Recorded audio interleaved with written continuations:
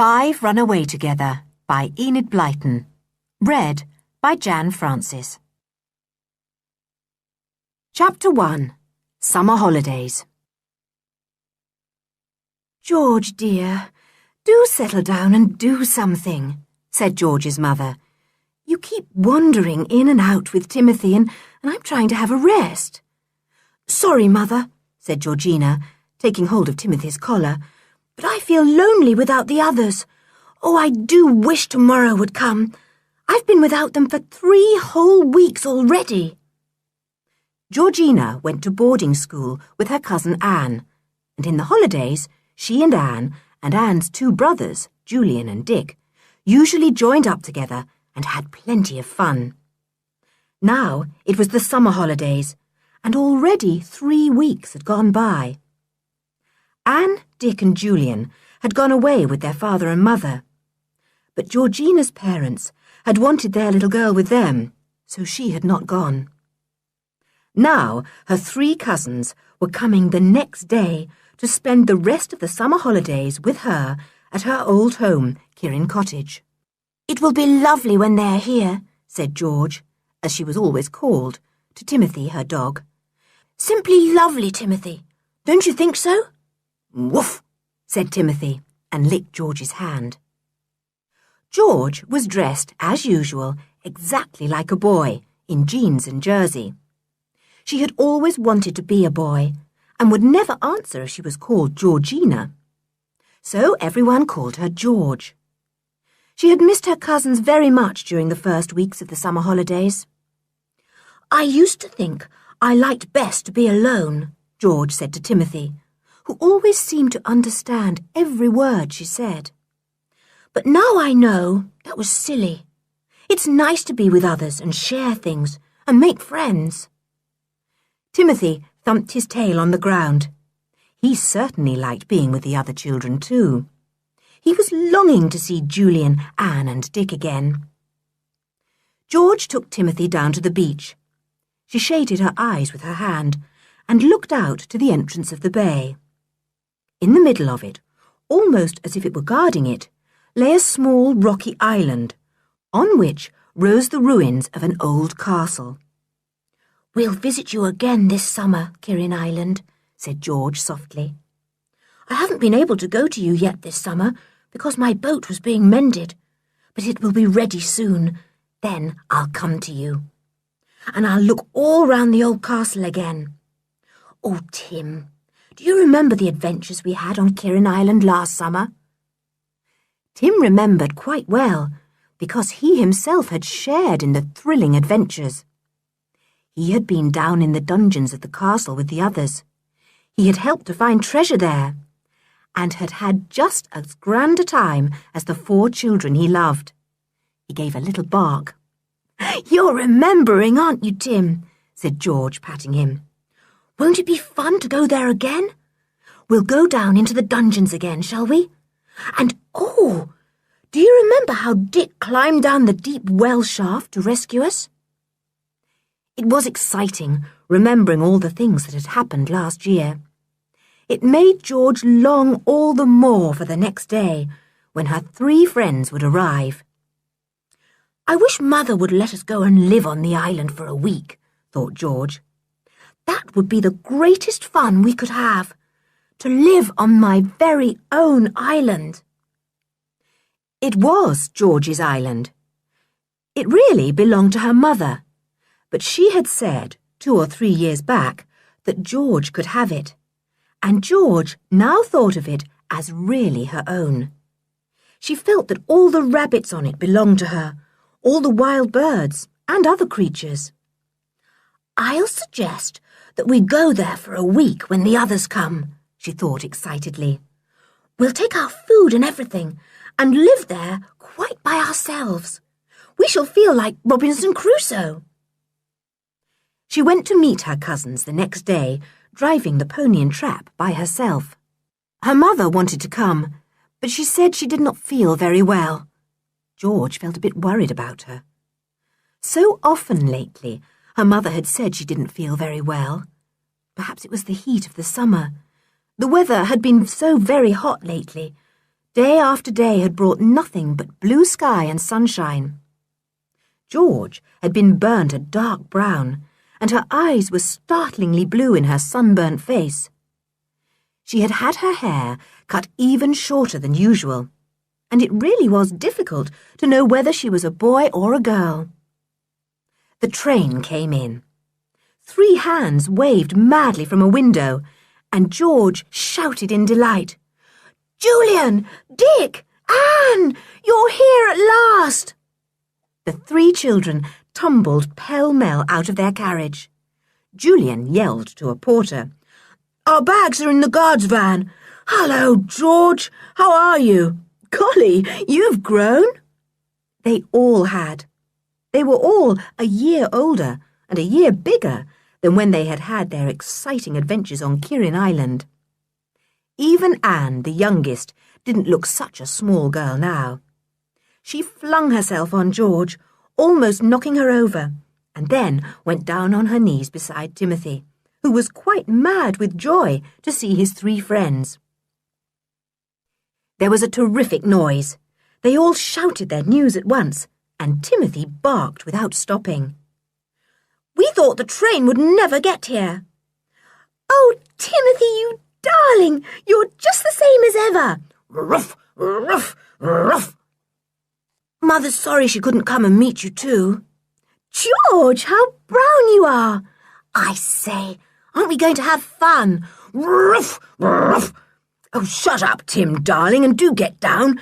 You've bitten my tie almost in half." "Oh, you dear old dog. It's grand to see you." "Ruff." The porter wheeled up their luggage, and soon it was in the pony cart. George clicked to the waiting pony, and it cantered off.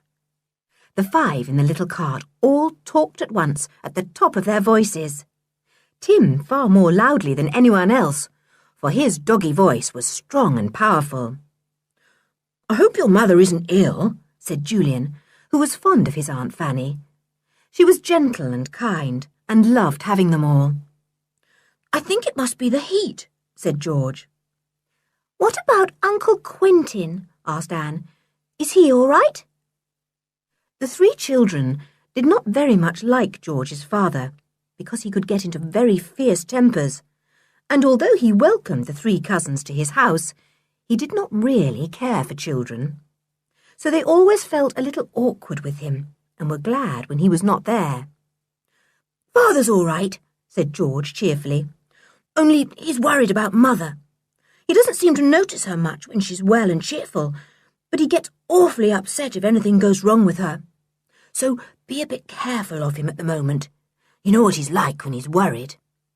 The children did know. Uncle Quentin was best avoided when things went wrong. But not even the thought of a cross uncle could damp them today. They were on holiday. They were going to Kirrin Cottage. They were by the sea, and there was dear old Timothy beside them, and fun of all kinds in store for them. "Shall we go to Kirrin Island, George?" asked Anne. "Oh, do let's. We hadn't been there since last summer. The weather was too bad in the winter and Easter holidays. Now it's gorgeous." "Of course we'll go," said George, her blue eyes shining. "Do you know what I thought? I thought it would be marvellous to go and stay there for a whole week by ourselves. We're older now, and I'm sure Mother would let us." "Go and stay on your island for a week?" cried Anne. "Oh, that would be too good to be true." "Our island," said George happily. "Don't you remember I said I would divide it into 4 and we'd all share it? Well, I meant it, you know. It's ours, not mine." "What about Timothy?" said Anne.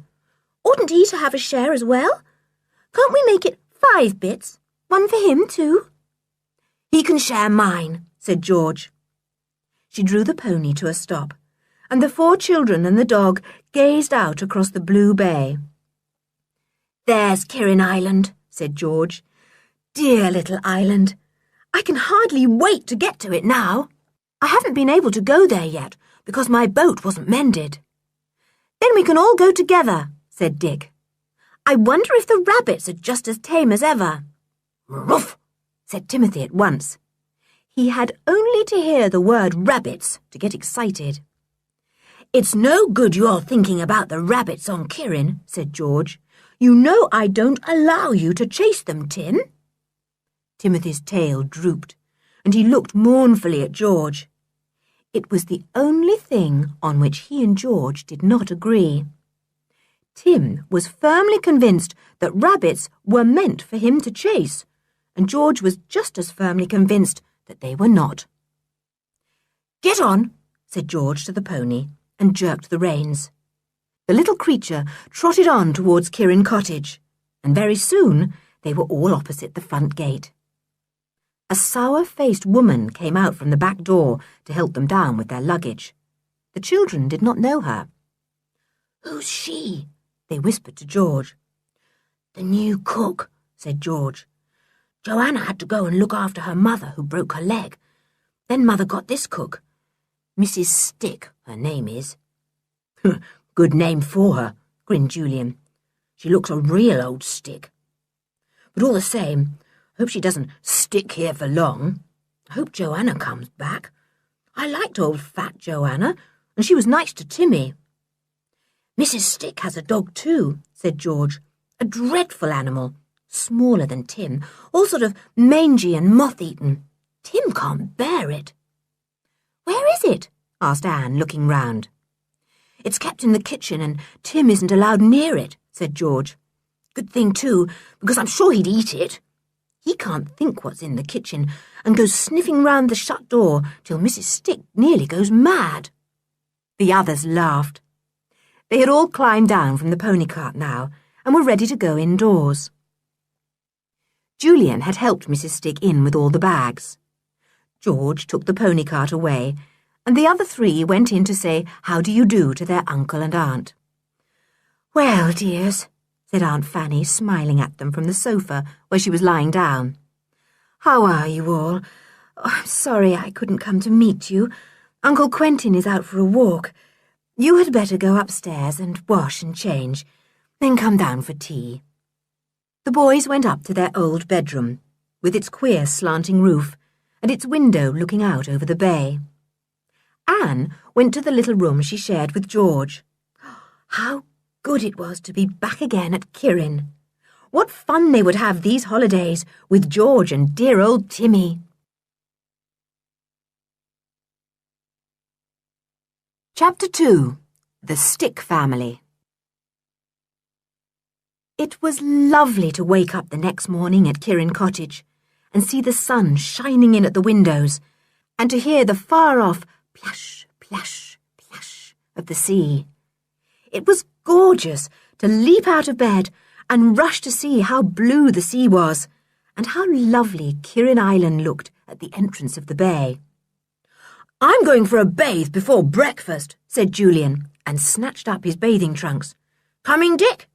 You bet, said Dick. Call the girls, we'll all go. So down they went, the four of them, with Tim galloping behind them, his tail wagging 19 to the dozen, and his long pink tongue hanging out of his mouth. He went into the waters with the others and swam all round them. They were all good swimmers, but Julian and George were the best. They put towels round themselves, rubbed their bodies dry, and pulled on jeans and jerseys.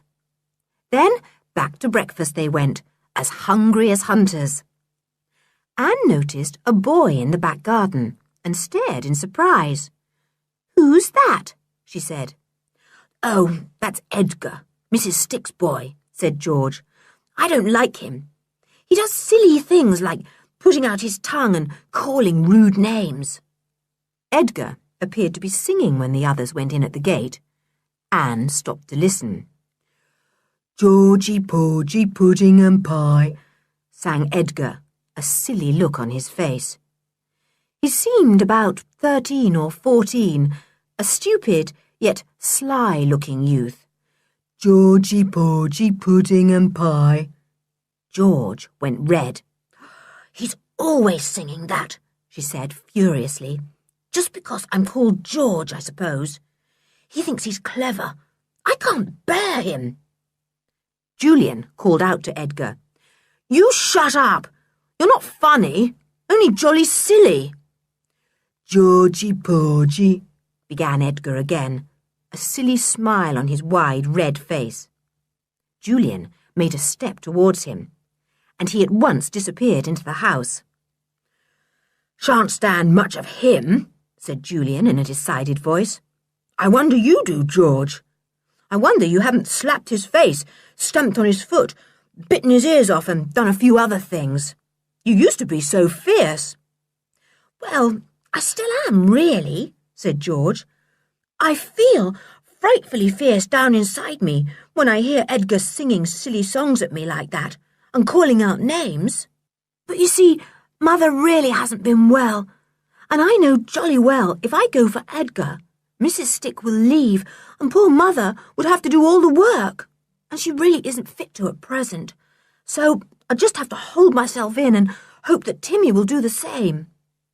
"Good for you, old thing," said Julian admiringly, for he knew how hard it was for George to keep her temper at times. "I think I'll just go up to Mother's room and see if she'd like breakfast in bed," said George. "Hang on to old Timmy for a moment, will you? If Edgar appears again, he might go for him." Julian hung on to Timmy's collar. Timmy had growled when Edgar had been in the garden. Now he stood stock still, his nose twitching as if he were trying to trace some smell. Suddenly, a mangy-looking dog appeared out of the kitchen door. It had a dirty white coat, out of which patches seemed to have been bitten, and its tail was well between its legs. "Ruff!" said Timmy joyfully, and leapt at the dog. He pulled Julian over, for he was a big dog, and the boy let go his hold of the dog's collar. Timmy pounced excitedly on the other dog, who gave a fearful whine and tried to go into the kitchen door again. "Timmy, come here, sir!" yelled Julian. But Timmy didn't hear. He was busy trying to snap off the other dog's ears, or at least that is what he appeared to be doing. The other dog yelled for help, and Mrs. Stick appeared at the kitchen door, a saucepan in her hand.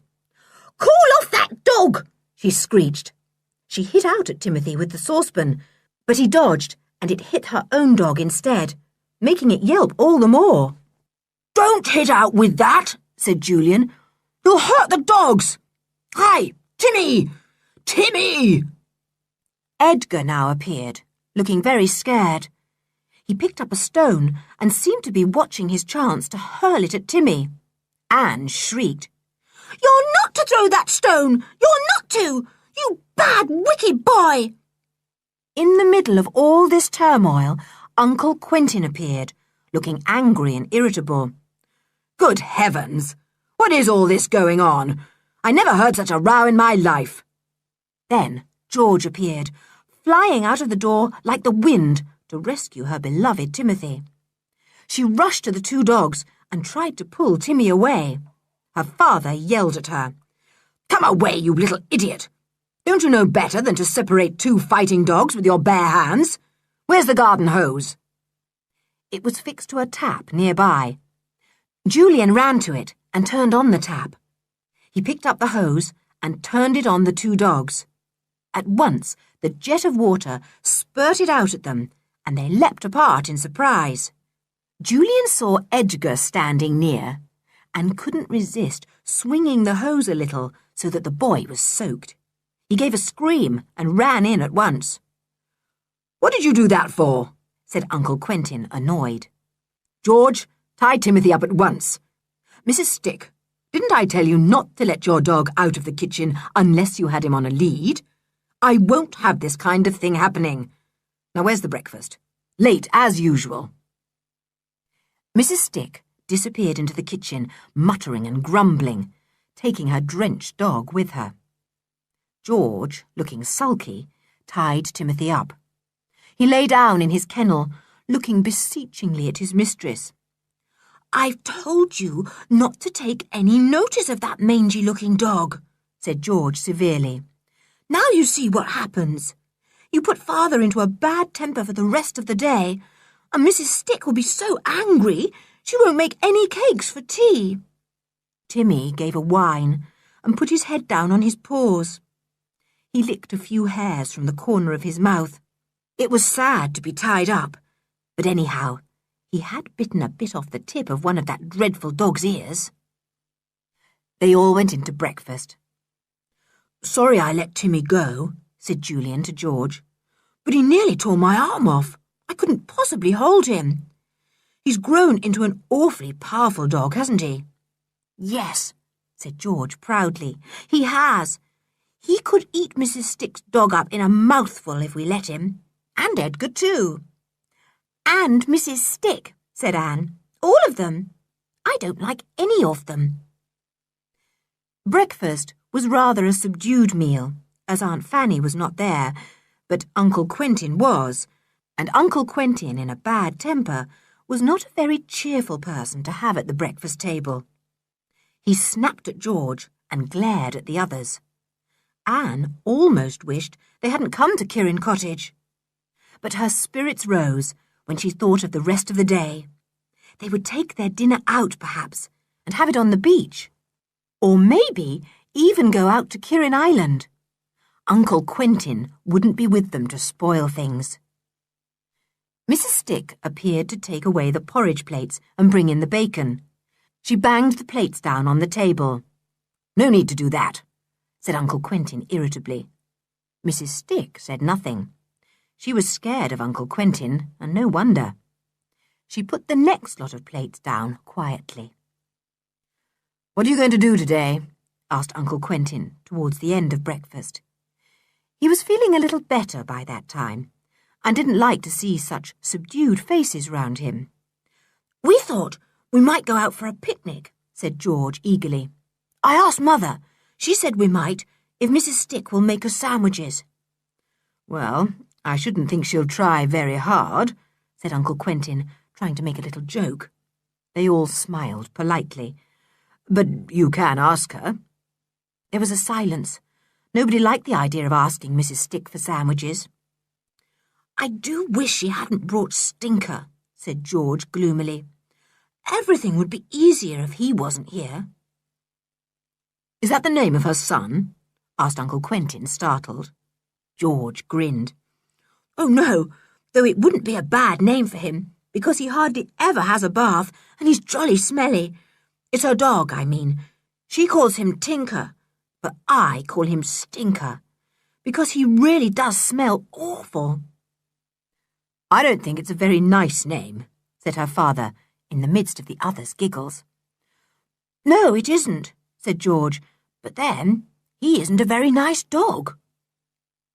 In the end, it was Aunt Fanny who saw Mrs. Stick and arranged about the sandwiches. Mrs. Stick went up to see Aunt Fanny, who was having breakfast in bed, and agreed to make sandwiches, though with a very bad grace. "I didn't bargain for 3 more children to come traipsing along," she said sulkily. "I told you they were coming, Mrs. Stick," said Aunt Fanny patiently. "I didn't know I should be feeling so ill myself when they came. If I had been well, I could have made their sandwiches and done many more things. I can only ask you to help as much as you can till I feel better. I may be all right tomorrow. Let the children have a good time for a week or so, and then, if I still feel ill, I am sure they will all turn to and help a bit. But let them have a good time first." The children took their packets of sandwiches and set off. On the way, they met Edgar, looking as stupid and sly as usual. "Why don't you let me come along with you?" he said. "Let's go to that island. I know a lot about it, I do." "No, you don't," said George in a flash. "You don't know anything about it. And I'd never take you. It's my island, see? Well, ours. It belongs to all 4 of us, and Timmy too. We should never allow you to go." "'Tisn't your island," said Edgar. "That's a lie, that is." "You don't know what you're talking about," said George scornfully. "Come on, you others. We can't waste time talking to Edgar." They left him, looking sulky and angry. As soon as they were at a safe distance, he lifted up his voice. Georgie, Porgy, pudding and pie, she knows how to tell a lie. Georgie, Porgy, pudding and pie. Julian made as if he would go back after the rude Edgar, but George pulled him on. He'll only go and tell tales to his mother, and she'll walk out, and there'll be no one to help Mother, she said. I'll just have to put up with it. We'll try and think of some way to get our own back, though. Nasty creature. I hate his pimply nose and screwed-up eyes. Ruff, said Timmy feelingly. Timmy says he hates Stinker's miserable tail and silly little ears, explained George, and they all laughed. That made them feel better. They were soon out of hearing of Edgar's silly song and forgot all about him. Let's go and see if your boat is ready, said Julian. Then, maybe, we could row out to the dear old island.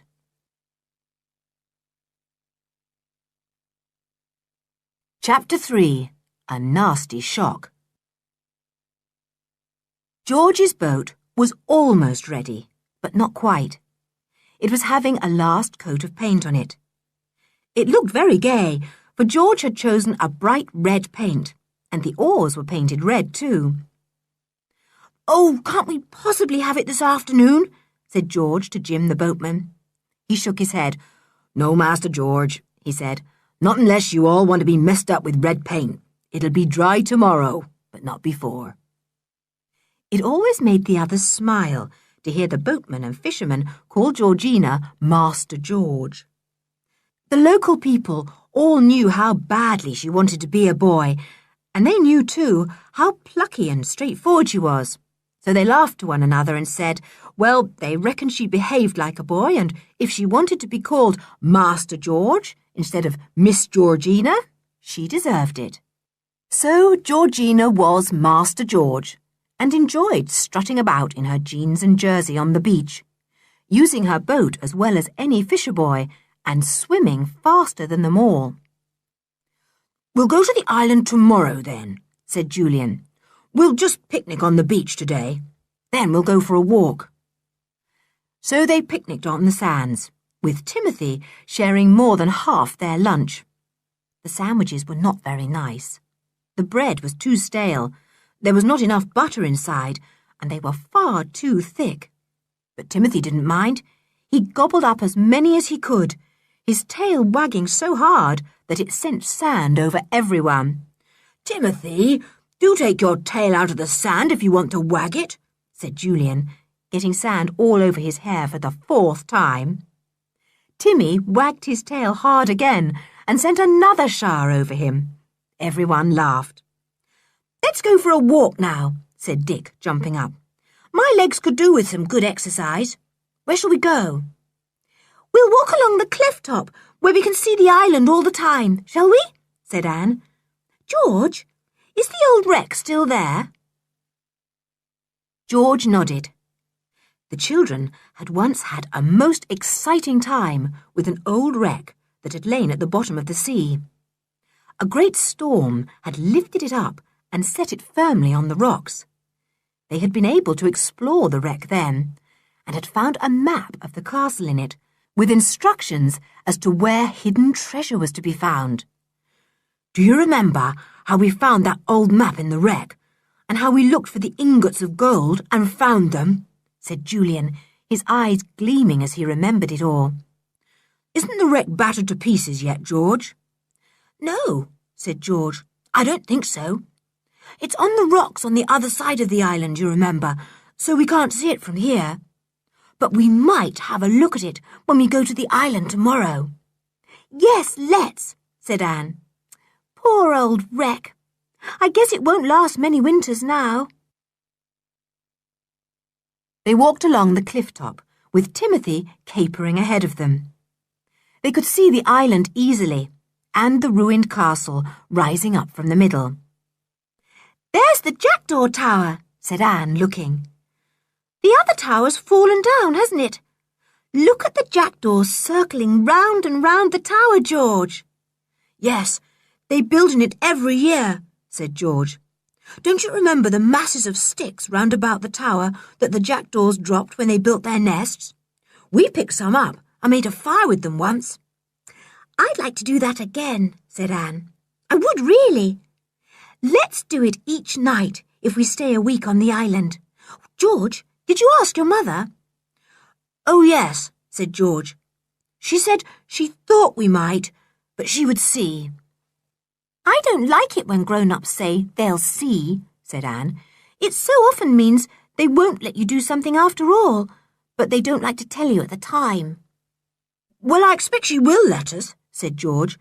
After all, we're much older than last year. Why, Julian is in his teens already. I soon shall be, and so will Dick. Only Anne is small. I'm not, said Anne indignantly. I'm as strong as you are. I can't help being younger. Shh, shh, baby, said Julian, patting his little sister on the back and laughing at her furious face. Hello, look, what's that over there on the island? He had caught sight of something as he was teasing Anne. Everyone swung round and gazed at Kirrin. George gave an exclamation. Golly, a spire of smoke. Surely it's smoke. Someone's on my island. On our island, corrected Dick. It can't be. That smoke must come from a steamer out beyond the island. We can't see it, that's all. But I bet the smoke comes from a steamer. We know no one can get to the island but us. They don't know the way. If anyone's on my island, began George, looking very fierce and angry. If anyone's on my island, I'll... You'll explode and go up in smoke, said Dick. There, it's gone now. I'm sure it was only a steamer letting off steam or smoking hard, whatever they do. They watched Kirrin Island for some time after that, but they could see no more smoke. If only my boat was ready, said George restlessly. I'd go over this afternoon. I've a good mind to go and get my boat, even if the paint is wet. Don't be an idiot, said Julian. You know what an awful row we get into if we go home with all our things bright red. Have a bit of sense, George. George gave up the idea. She watched for a steamer to appear at one side of the island or another, to come into the bay, but none came. Probably anchored out there, said Dick. Come on, are we going to stand rooted to this spot for the rest of the day? We'd better get back home, said Julian, looking at his wristwatch. It's almost tea time. I hope your mother is up, George. It's much nicer when she's at meals. Oh, I expect she will be, said George. Come on then, let's go back. They turned to go back. They watched Kirrin Island as they walked, but all they could see were jackdaws or gulls in the sky above it. No more spires of smoke appeared. It must have been a steamer. All the same, I'm going over tomorrow to have a look, said George firmly. If any trippers are visiting my island, I'll turn them off. Our island, said Dick. George, I wish you'd remember you said you'd share it with us. Well, I did share it out with you, said George, but I can't help feeling it's still my island. Oh, come on, I'm getting hungry. They came back at last to Kirrin Cottage. They went into the hall and then into the sitting room. To their great surprise, Edgar was there, reading one of Julian's books. What are you doing here? Said Julian. And who told you you could borrow my book? I'm not doing any harm, said Edgar. If I want to have a quiet read, why shouldn't I? You wait till my father comes in and finds you lolling about here, said George. My goodness, if you'd gone into his study, you'd have been sorry. I've been in there, said Edgar surprisingly. I've seen those funny instruments he's working with. How dare you, said George, going white with rage. Why, even we are not allowed to go into my father's study. As for touching his things, well... Julian eyed Edgar curiously. He could not imagine why the boy should suddenly be so insolent. "Where's your father, George?" he said. "I think we had better get him to deal with Edgar. He must be mad." "Call him if you like," said Edgar, still lolling in the chair and flicking over the pages of Julian's book in a most irritating way. "He won't come." "What do you mean?" said George, feeling suddenly scared. "Where's my mother?" "Call her too if you like," said the boy, looking sly. "Go on, call her." The children suddenly felt afraid. What did Edgar mean? George flew upstairs to her mother's room, shouting loudly, "Mother! Mother! Where are you?" But her mother's bed was empty. It had not been made, but it was empty. George flew into all the other bedrooms, shouting desperately, "Mother! Mother! Father! Where are you?" But there was no answer. George ran downstairs, her face very white. Edgar grinned up at her. "What did I tell you?" he said. "I said you could call all you liked, but they wouldn't come." "Where are they?" demanded George. "Tell me at once." "Find out yourself," said Edgar. There was a resounding slap, and Edgar leapt to his feet, holding his left cheek with his hand. George had flown at him and dealt him the hardest smack she could. Edgar lifted his hand to slap her back, but Julian stood in front. "You're not fighting George," he said. "She's a girl. If you want to fight, I'll take you on." "I won't be a girl. I'm a boy," shouted George, trying to push Julian away. "I'll fight Edgar, and I'll beat him. You see if I don't." But Julian kept her off. Edgar began to edge towards the doorway, but he found Dick there. "1 minute," said Dick. "Before you go, where are our uncle and aunt?" Suddenly said Timothy, in such a threatening voice that Edgar stared at him in fright. The dog had bared his great teeth and had put up the hackles on his neck. He looked very frightening. "Hold that dog," said Edgar, his voice trembling. "He looks as if he's going to spring at me." Julian put his hand on Tim's collar. "Quiet, Tim," he said. "Now, Edgar, tell us what we want to know, and tell us quickly, or you'll be sorry." "Well, there isn't much to tell," said Edgar, keeping his eye on Timothy. He shot a look at George and went on, "Your mother was suddenly taken very ill, with a terrible pain, here, and they got the doctor, and they've taken her away to hospital, and your father went with her. That's all." George sat down on the sofa, looking paler still and rather sick. "Oh," she said, "poor mother. Oh, I wish I hadn't gone out today. Oh, dear, how can we find out what's happened?" Edgar had slipped out of the room, shutting the door behind him so that Timmy should not follow. The kitchen door was slammed too. The children stared at one another, feeling sorry and dismayed. Poor George! Poor Aunt Fanny! "There must be a note somewhere," said Julian, and looked round the room. He saw a letter stuck into the rim of the big mirror there, addressed to George. He gave it to her. It was from George's father. "Read it quickly," said Anne. "Oh, dear, this is really a horrid beginning to our holidays here."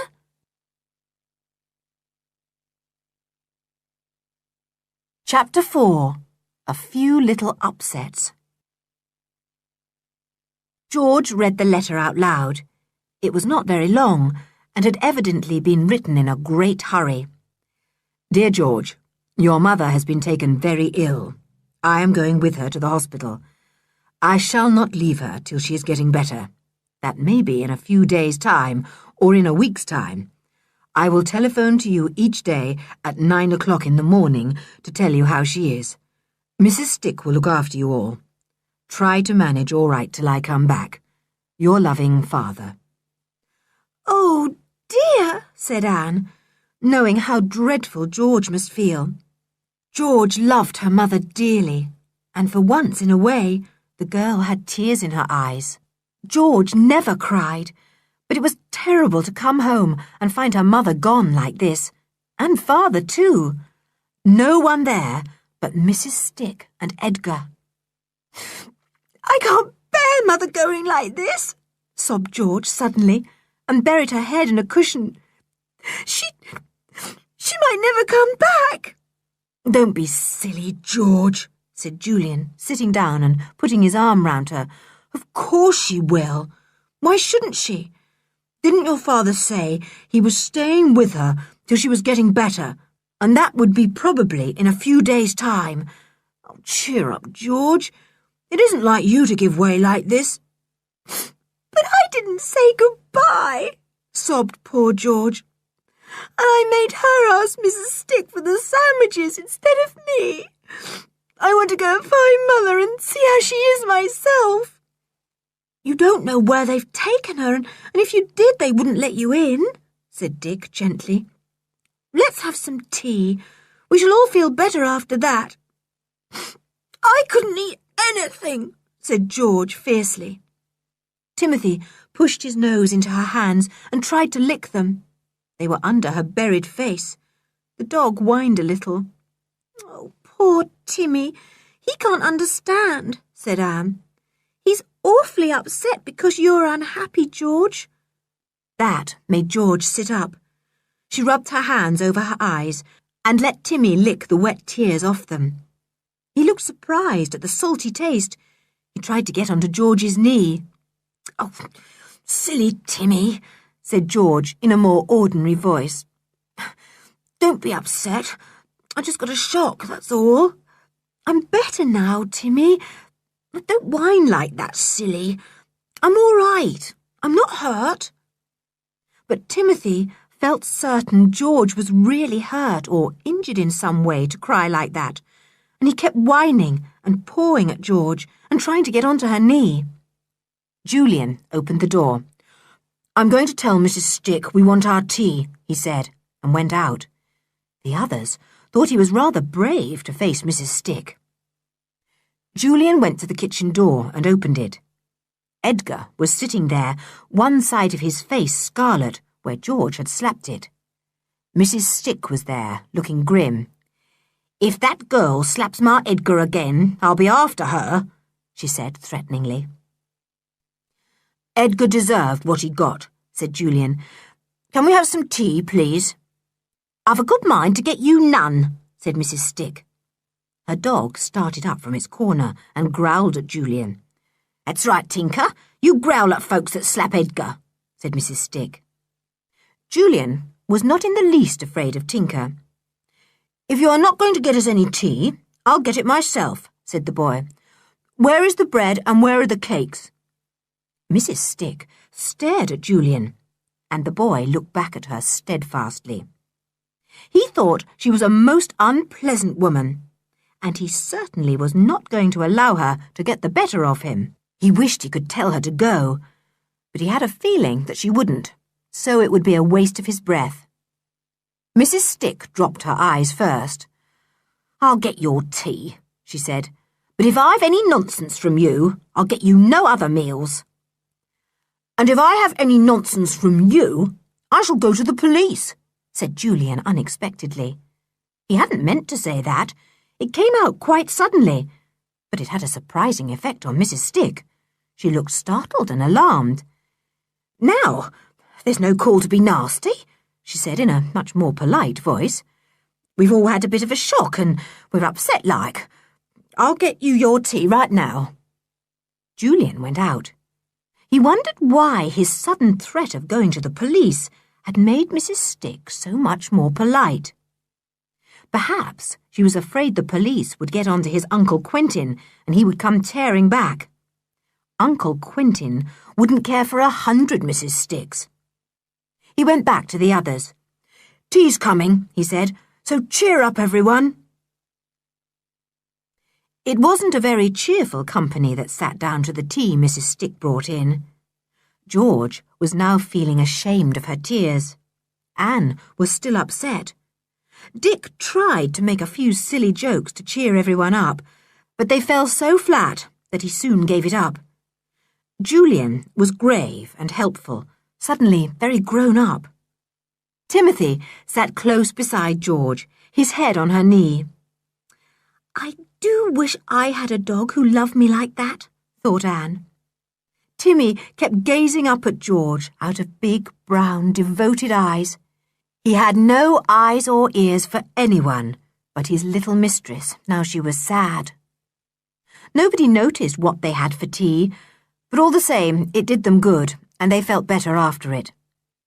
They didn't like to go out to the beach afterwards, in case the telephone bell rang, and there was news of George's mother.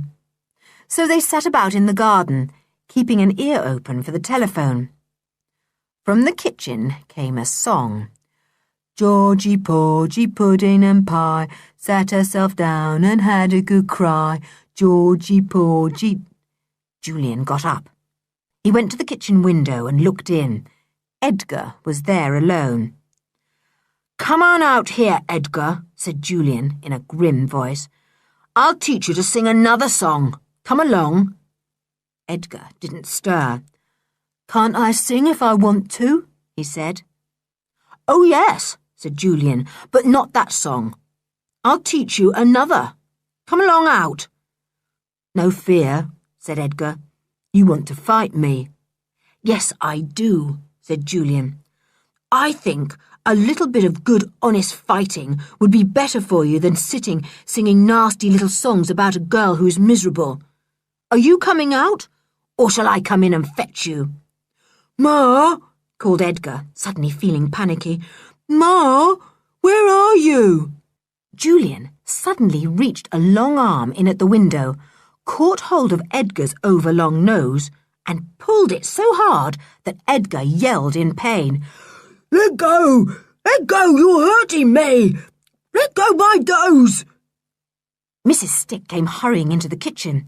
She gave a scream when she saw what Julian was doing. She flew at him. Julian withdrew his arm and stood outside the window. "How dare you!" yelled Mrs. Stick. "First that girl slaps Edgar, and then you pull his nose. What's the matter with you all?" "Nothing," said Julian pleasantly. "But there's an awful lot wrong with Edgar, Mrs. Stick. We feel we just must put it right. It should be your job, of course, but you don't seem to have done it." "You're downright insolent," said Mrs. Stick, outraged and furious. "Yes, I dare say I am," said Julian. "It's just the effect Edgar has on me. Stinker has the same effect." "Stinker?" cried Mrs. Stick, getting angrier still. "That's not my dog's name, and well you know it." "Well, it really ought to be," said Julian, strolling off. "Give him a bath, and maybe we'll call him Tinker instead." Leaving Mrs. Stick muttering in fury, he went back to the others. They stared at him curiously. He somehow seemed a different Julian, a grim and determined Julian, a very grown-up Julian, a rather frightening Julian. "I'm afraid the fat's in the fire now," said Julian, sitting down on the grass.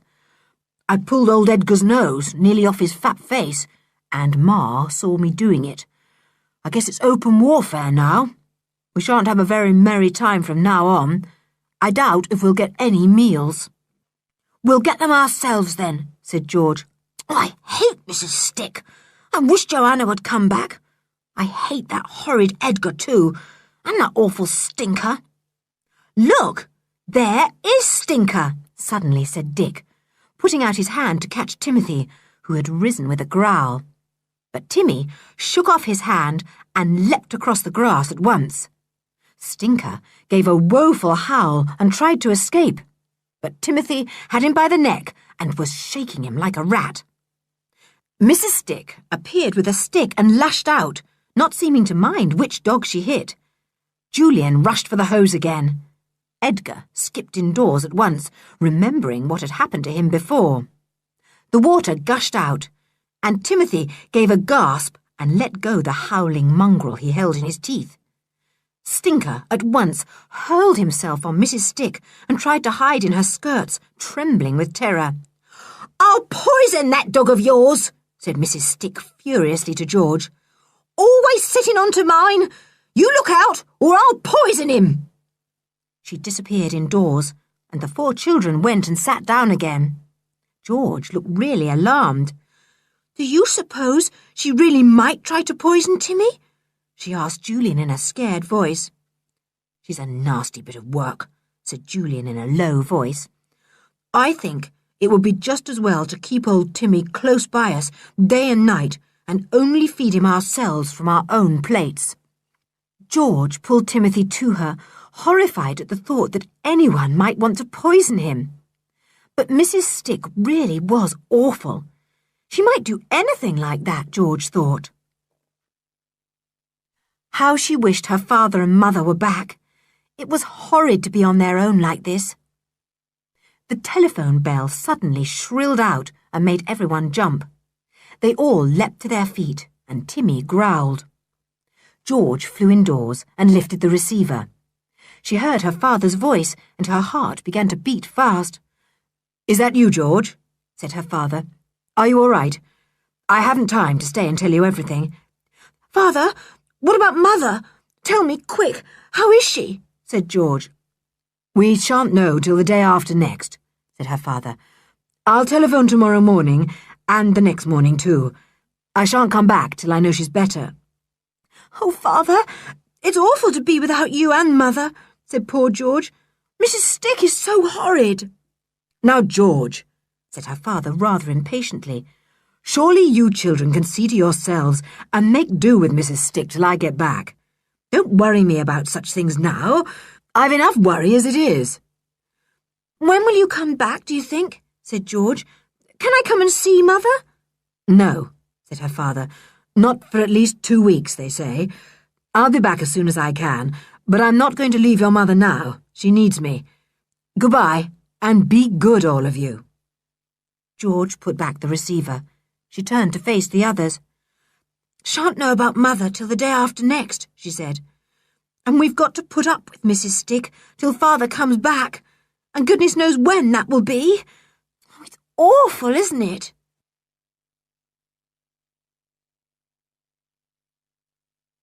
Chapter 5. In the Middle of the Night. Mrs. Stick was in such a bad temper that evening that there was no supper at all.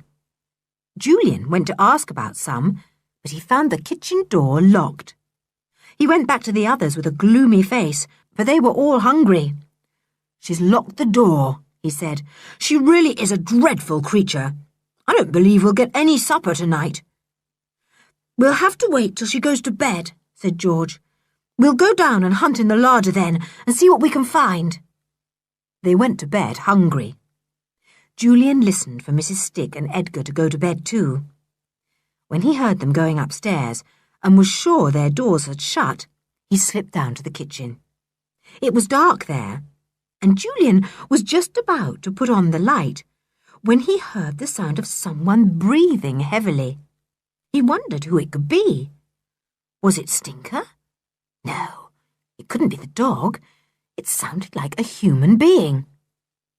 Julian stood there, his hand over the light switch, puzzled and a little scared. It couldn't be a burglar, because burglars don't go to sleep in the house they have come to rob. It couldn't be Mrs. Stick or Edgar. Then who was it? He snapped on the light. The kitchen was flooded with radiance, and Julian's eyes fastened on the figure of a small man lying on the sofa. He was fast asleep, his mouth wide open. He was not a very pleasant sight. He had not shaved for some days, and his cheeks and chin were bluish-black. He didn't seem to have washed for even longer than that, for his hands were black, and so were his fingernails. He had untidy hair, and a nose exactly like Edgar's. Must be dear Edgar's father, thought Julian to himself. What a sight! Well, poor Edgar hadn't much chance to be decent with a father and mother like his. The man snored. Julian wondered what to do. He badly wanted to go to the larder, but on the other hand, he didn't particularly want to wake up the man and have a row. He didn't see how he could turn him out, For all he knew, his aunt and uncle might have agreed to Mrs. Stick's husband coming there now and again, though he hardly thought so. Julian was very hungry. The thought of the good things in the larder made him snap off the light again and creep towards the larder door in the dark. He opened the door. He felt along the shelves. Good. That felt like a pie of some sort. He lifted it up and sniffed. It smelt of meat. A meat pie. Good. He felt along the shelf again and came to a plate on which were what he thought must be jam tarts, for they were round and flat and had something sticky in the middle. Well, a meat pie and jam tarts ought to be all right for 4 hungry children. Julian picked up the meat pie and dish of tarts and made his way carefully out of the larder. He pushed the door to with his foot. Then he turned to go out of the room. But in the dark he went the wrong way, and by bad luck walked straight into the sofa. The dish of tarts got a sudden jerk and one of them fell off. It landed on the open mouth of the sleeping man and woke him up with a start. "Blow," said Julian to himself, and began to back away quietly, hoping that the man would turn over and go to sleep again. But the sticky jam tart sliding down his chin had startled the man, and he sat up with a jerk. "Who's there? Is that you, Edgar?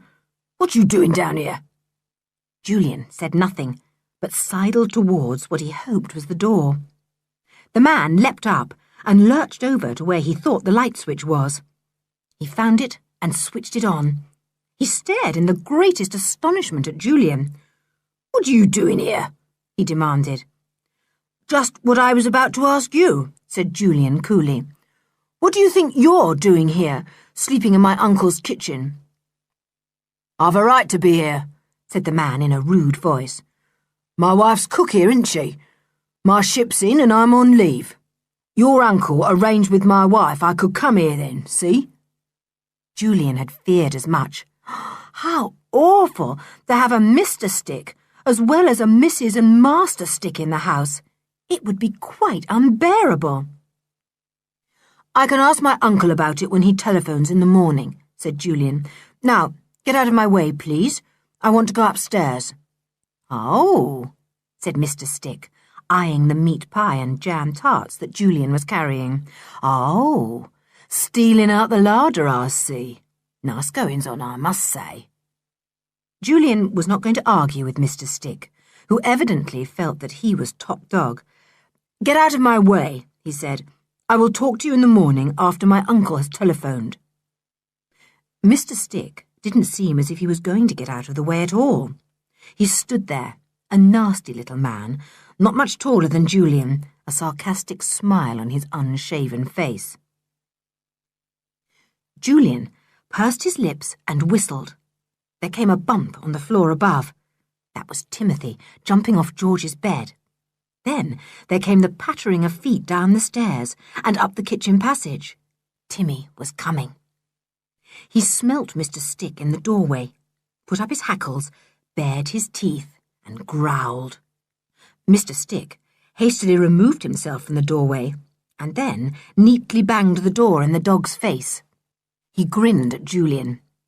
"Now what you gonna do?" he said. "Shall I tell you?" said Julian, his temper suddenly rising. "I'm going to hurl this nice, juicy meat pie straight into your grinning face." He raised his arm, and Mr. Stick ducked. "Now, don't you do that," he said. "I'm only pulling your leg, see? Don't you waste that nice meat pie. You can go upstairs if you want to." He moved away to the sofa. Julian opened the door and Timothy bounded in, growling. Mr. Stick eyed him uncomfortably. "Don't you let that nasty great dog come near me," he said. "I don't like dogs." "Then I wonder you don't get rid of Stinker," said Julian. "Come here, Timmy. Leave him alone. He's not worth growling at." Julian went upstairs with Timothy close at his heels. The others crowded round him, wondering what had happened, for they had heard the voices downstairs. They laughed when Julian told them how he had nearly thrown the meat pie at Mr. Stick. "It would have served him right," said Anne, "though it would have been a great pity, because we shouldn't have been able to eat it. Well, Mrs. Stick may be simply horrible, but she can cook. This pie is gorgeous." The children finished all the pie and the tarts too. Julian told them all about Mr. Stick coming on leave from his ship. "3 sticks are a lot too much," said Dick thoughtfully. "Pity we can't get rid of them all and manage for ourselves. George, can't you possibly persuade your father tomorrow to let us get rid of the sticks and look after ourselves?" "I'll try," said George, "but you know what he is. Awfully difficult to argue with, but I'll try. Golly, I'm sleepy now." "Come on, Timmy, let's get to bed. Lie on my feet. I'm hardly going to let you out of my sight now, in case those awful sticks poison you." Soon the 4 children, now no longer hungry, were sleeping peacefully. They did not fear the sticks coming up to their rooms, for they knew that Timmy would wake and warn them at once. Timmy was the best guard they could have. In the morning, Mrs. Stick actually produced some sort of breakfast, which surprised the children very much. "Guess she knows your father will telephone, George," said Julian, "and she wants to keep herself in the right. When did he say he would phone? 9 o'clock, was it? Well, it's 8:30 now. Let's go for a quick run down to the beach and back." So off they went, the 5 of them, ignoring Edgar, who stood in the back garden ready to make some of his silly faces at them. The children couldn't help thinking he must be a bit mad. He didn't behave at all like a boy of Julian's age. When they came back, it was about 10 minutes to 9.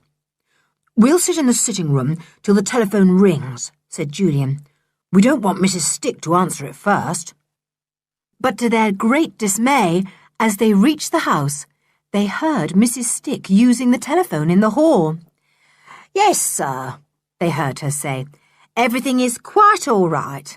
I can manage the children, sir, even if they do make things a bit difficult." "Yes, sir. Of course, sir." "Well, sir, it's lucky my husband is home on leave from his ship, sir, because he can help me round like, and it makes things easier. Don't you worry about nothing, sir, and don't you bother to come back till you're ready. I'll manage everything." George flew into the hall like a wild thing and snatched the receiver out of Mrs. Stick's hand. "Father, it's me, George. How's Mother? Tell me quick." "No worse, George," said her father's voice, "but we shan't know anything definite till tomorrow morning. I'm glad to hear from Mrs. Stick that everything is all right. I'm very upset and worried, and I'm glad to feel I can tell your mother that you are all right and everything is going smoothly at Kirrin Cottage." "But it isn't," said George wildly. "It isn't. It's all horrid. Can't the Sticks go and let us manage things by ourselves?" "Good gracious me, of course not," said her father's voice, surprised and annoyed. "What can you be thinking of?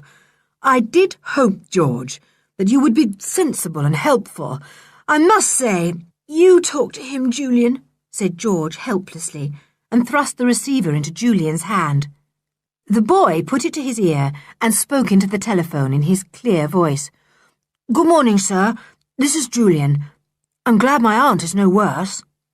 "Well, she will be if she thinks things are going wrong at Kirrin Cottage," said Uncle Quentin in an exasperated voice.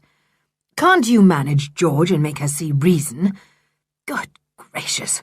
Can't she put up with the Sticks for a week or two? I tell you frankly, Julian, I am not going to sack the Sticks in my absence.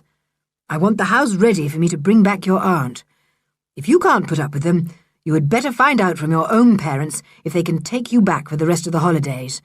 But George is not to go with you. She is to stay at Kirrin Cottage. That's my last word on the subject." "But, sir," began Julian, wondering how in the world he could deal properly with his hot-tempered uncle, "I must tell you that—" There was a click at the other end of the phone. Uncle Quentin had put down his receiver and gone.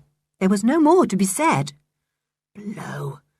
Julian pursed up his mouth and looked round at the others, frowning. He's gone, he said. Cut me off just as I was trying to reason with him. Serves you right, said Mrs. Stick's harsh voice from the end of the hall. Now you know where you stand. I'm here and I'm staying here on your uncle's orders. And you're all going to behave yourselves, or it'll be the worse for you. Chapter 6. Julian defeats the Sticks. There was a slam, the kitchen door shut, and Mrs. Stick could be heard telling the news triumphantly to Edgar and Mr. Stick. The children went into the sitting room, sat down, and stared at one another gloomily. "Father's awful," said George furiously. "He never will listen to anything." "Well, after all, he is very upset," said Dick reasonably.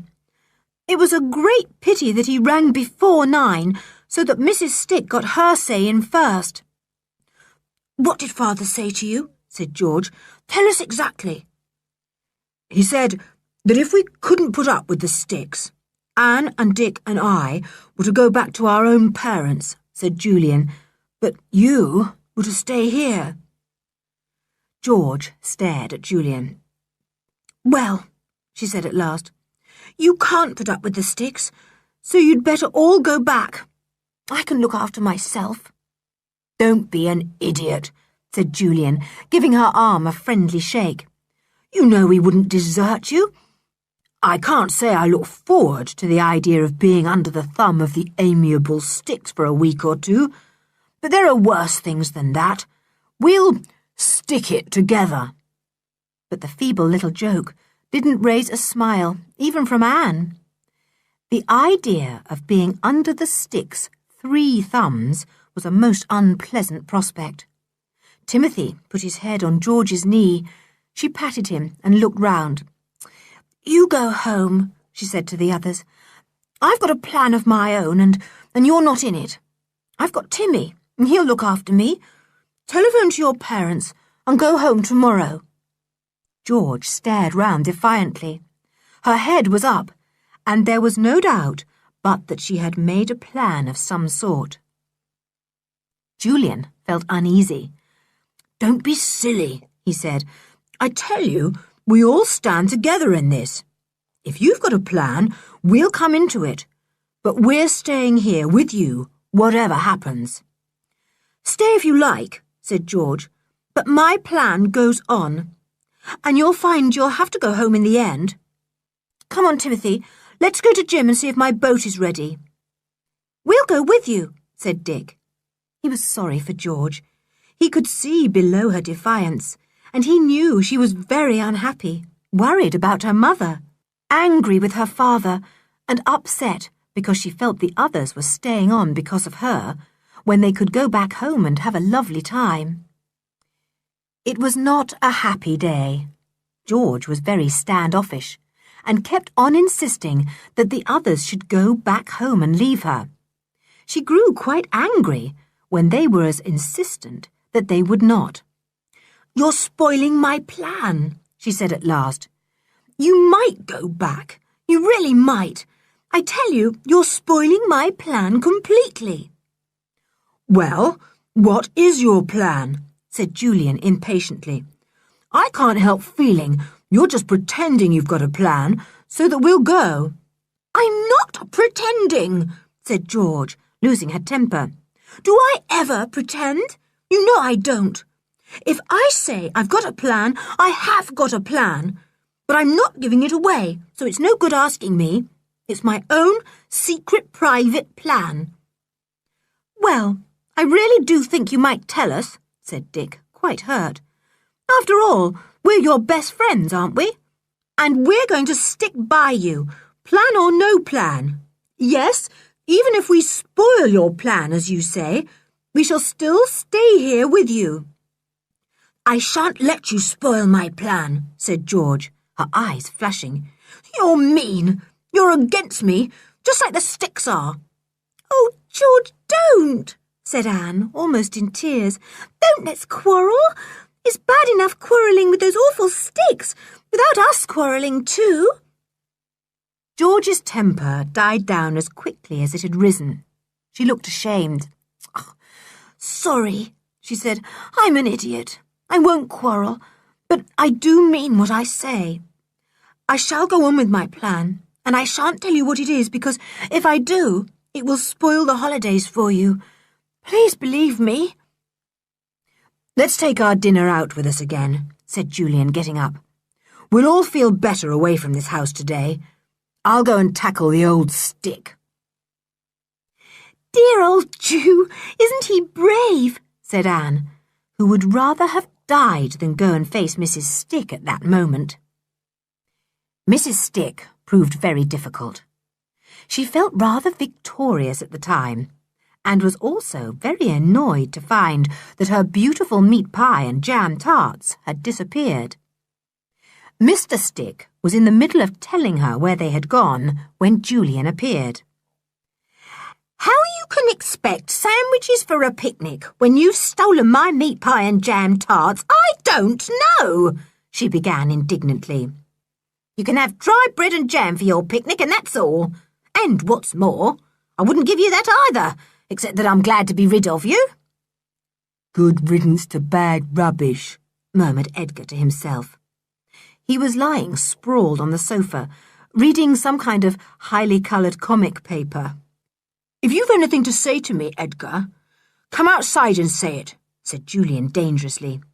You leave Edgar alone, said Mrs. Stick at once. There's nothing I should like better, said Julian scornfully. Who wants to be with him? Cowardly little spotty face. Now, look here, began Mr. Stick from his corner.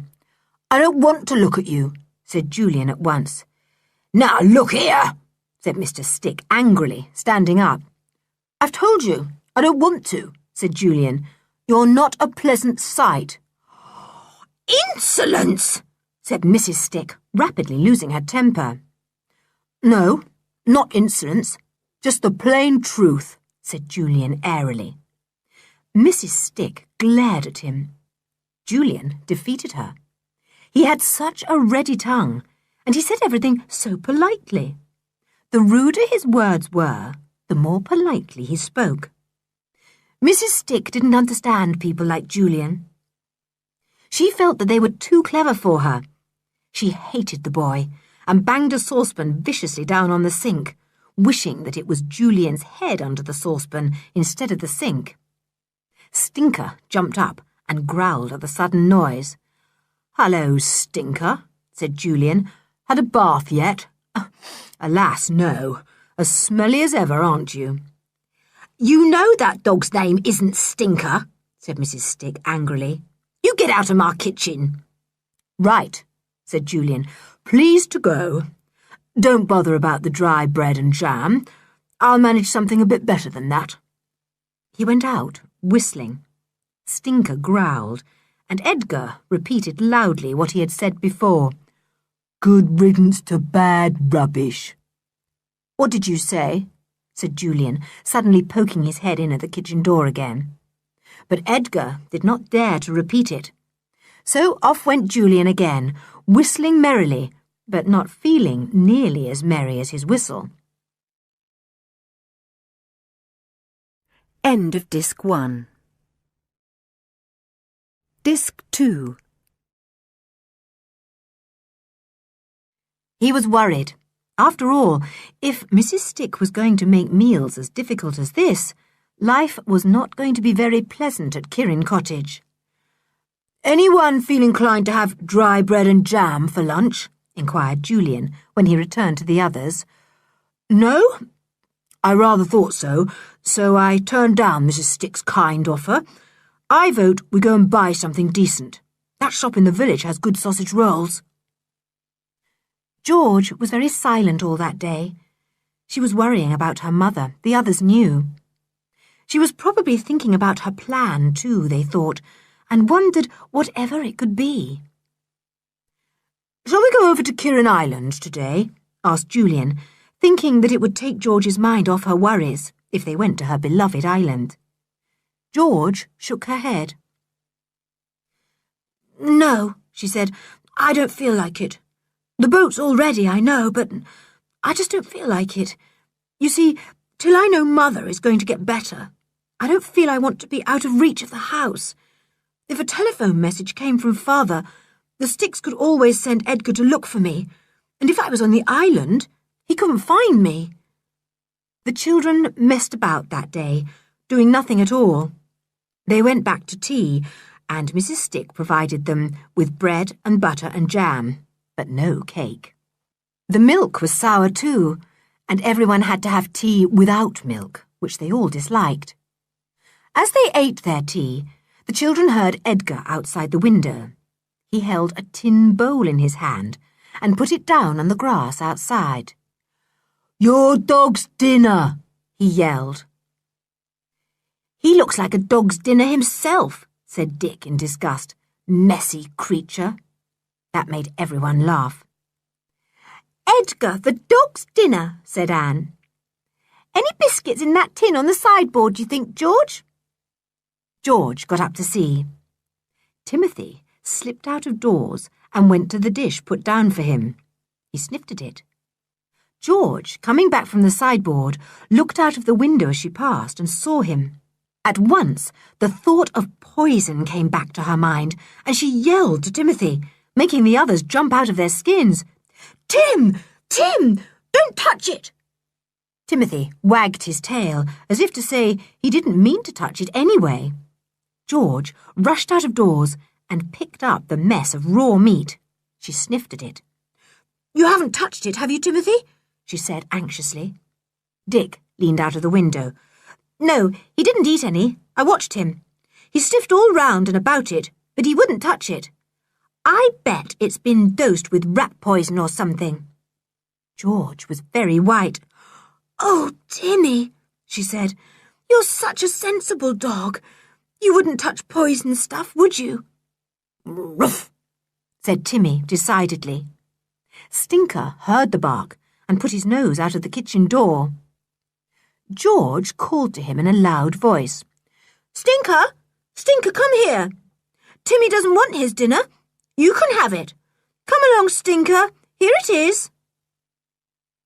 Edgar came rushing out behind Stinker. "Don't you give that to him," he said. "Why not?" asked George. "Go on, Edgar. Tell me why not." "He don't eat raw meat," said Edgar after a pause. "He only eats dog biscuits." "That's a lie," said George, flaming up. "I saw him eating meat yesterday. Here, Stinker, you come and eat this." Edgar snatched the bowl from George, almost snarling at her, and ran indoors at top speed. George was about to go after him, but Julian, who had jumped out of the window when Edgar came up, stopped her. "No good, old thing," he said. "You won't get anything out of him. The meat's probably at the back of the kitchen fire by now. From now on, we feed Timothy ourselves, with meat bought from the butcher with our own money. Don't be afraid that he'll eat poison stuff. He's too wise a dog for that." "He might, if he was terribly, awfully hungry, Julian," said George, looking rather green now. She felt sick inside. "I wasn't going to let Stinker eat that poison stuff, of course, but I guessed that if it was poisoned, one of the Sticks would come rushing out and stop Stinker eating it. And Edgar did. So it proves it was poison, doesn't it?" "I rather think it does," said Julian. "But don't worry, George. Timmy won't be poisoned." "But he might, said George, putting her hand on the big dog's head. "Oh, I can't bear the thought of it, Julian. I can't. I really can't." "Don't think about it then," said Julian, taking her indoors again. "Here, have a biscuit." "You don't think the Sticks would poison us, do you?" said Anne, looking suddenly scared and gazing at her biscuit as if it might bite her. "No, idiot. They only want to get Timmy out of the way because he guards us so well," said Julian, Don't look so scared. All this will settle down in a day or two, and we'll have a grand time after all. You'll see." But Julian only said this to comfort his little sister. Secretly, he was very worried. He wished he could take Anne, Dick and George back to his own home. But he knew George wouldn't come. And how could they leave her to the Sticks? It was quite impossible. Friends must stick together, and somehow they must face things until Aunt Fanny and Uncle Quentin came back. Chapter 7. Better News. "Do you think we'd better slip down after the Sticks have gone to bed and get some food out of the larder again?" said Dick, when no supper appeared that evening. Julian didn't feel inclined to sneak down and confront Mr. Stick again. Not that he was afraid of him, but the whole thing was so unpleasant. This was their house. The food was theirs. So why should they have to beg for it or take it on the sly? It was ridiculous. "Come here, Timothy," said Julian. The dog left George's side and went to Julian, looking up at the boy inquiringly. "You're going to come with me and persuade dear, kind Mrs. Stick to give us the best things out of the larder," said Julian with a grin. The others laughed, cheering up at once. "Good idea," said Dick. "Can we all come and see the fun?" "Better not," said Julian. "I can manage fine by myself." He went down the passage to the kitchen. The radio was going inside, so no one in the kitchen heard Julian till he was actually standing inside the door. Then Edgar looked up and saw Timothy as well as Julian. Edgar was scared of the big dog, who was now growling fiercely. He went behind the kitchen sofa and stayed there, eyeing Timmy fearfully. "What do you want?" said Mrs. Stick, turning off the radio. "Supper," said Julian pleasantly. "Supper. The best things out of the larder, bought with my uncle's money, cooked on my aunt's stove, with gas she pays for. Yes, supper. Open the larder door and let's see what there is in there." "Well, of all the nerve," began Mr. Stick in amazement. "You can have a loaf of bread and some cheese," said Mrs. Stick, "and that's my last word." "Well, it isn't my last word," said Julian, and he went to the larder door. "Timmy, keep to heel. Growl all you like, but don't bite anybody.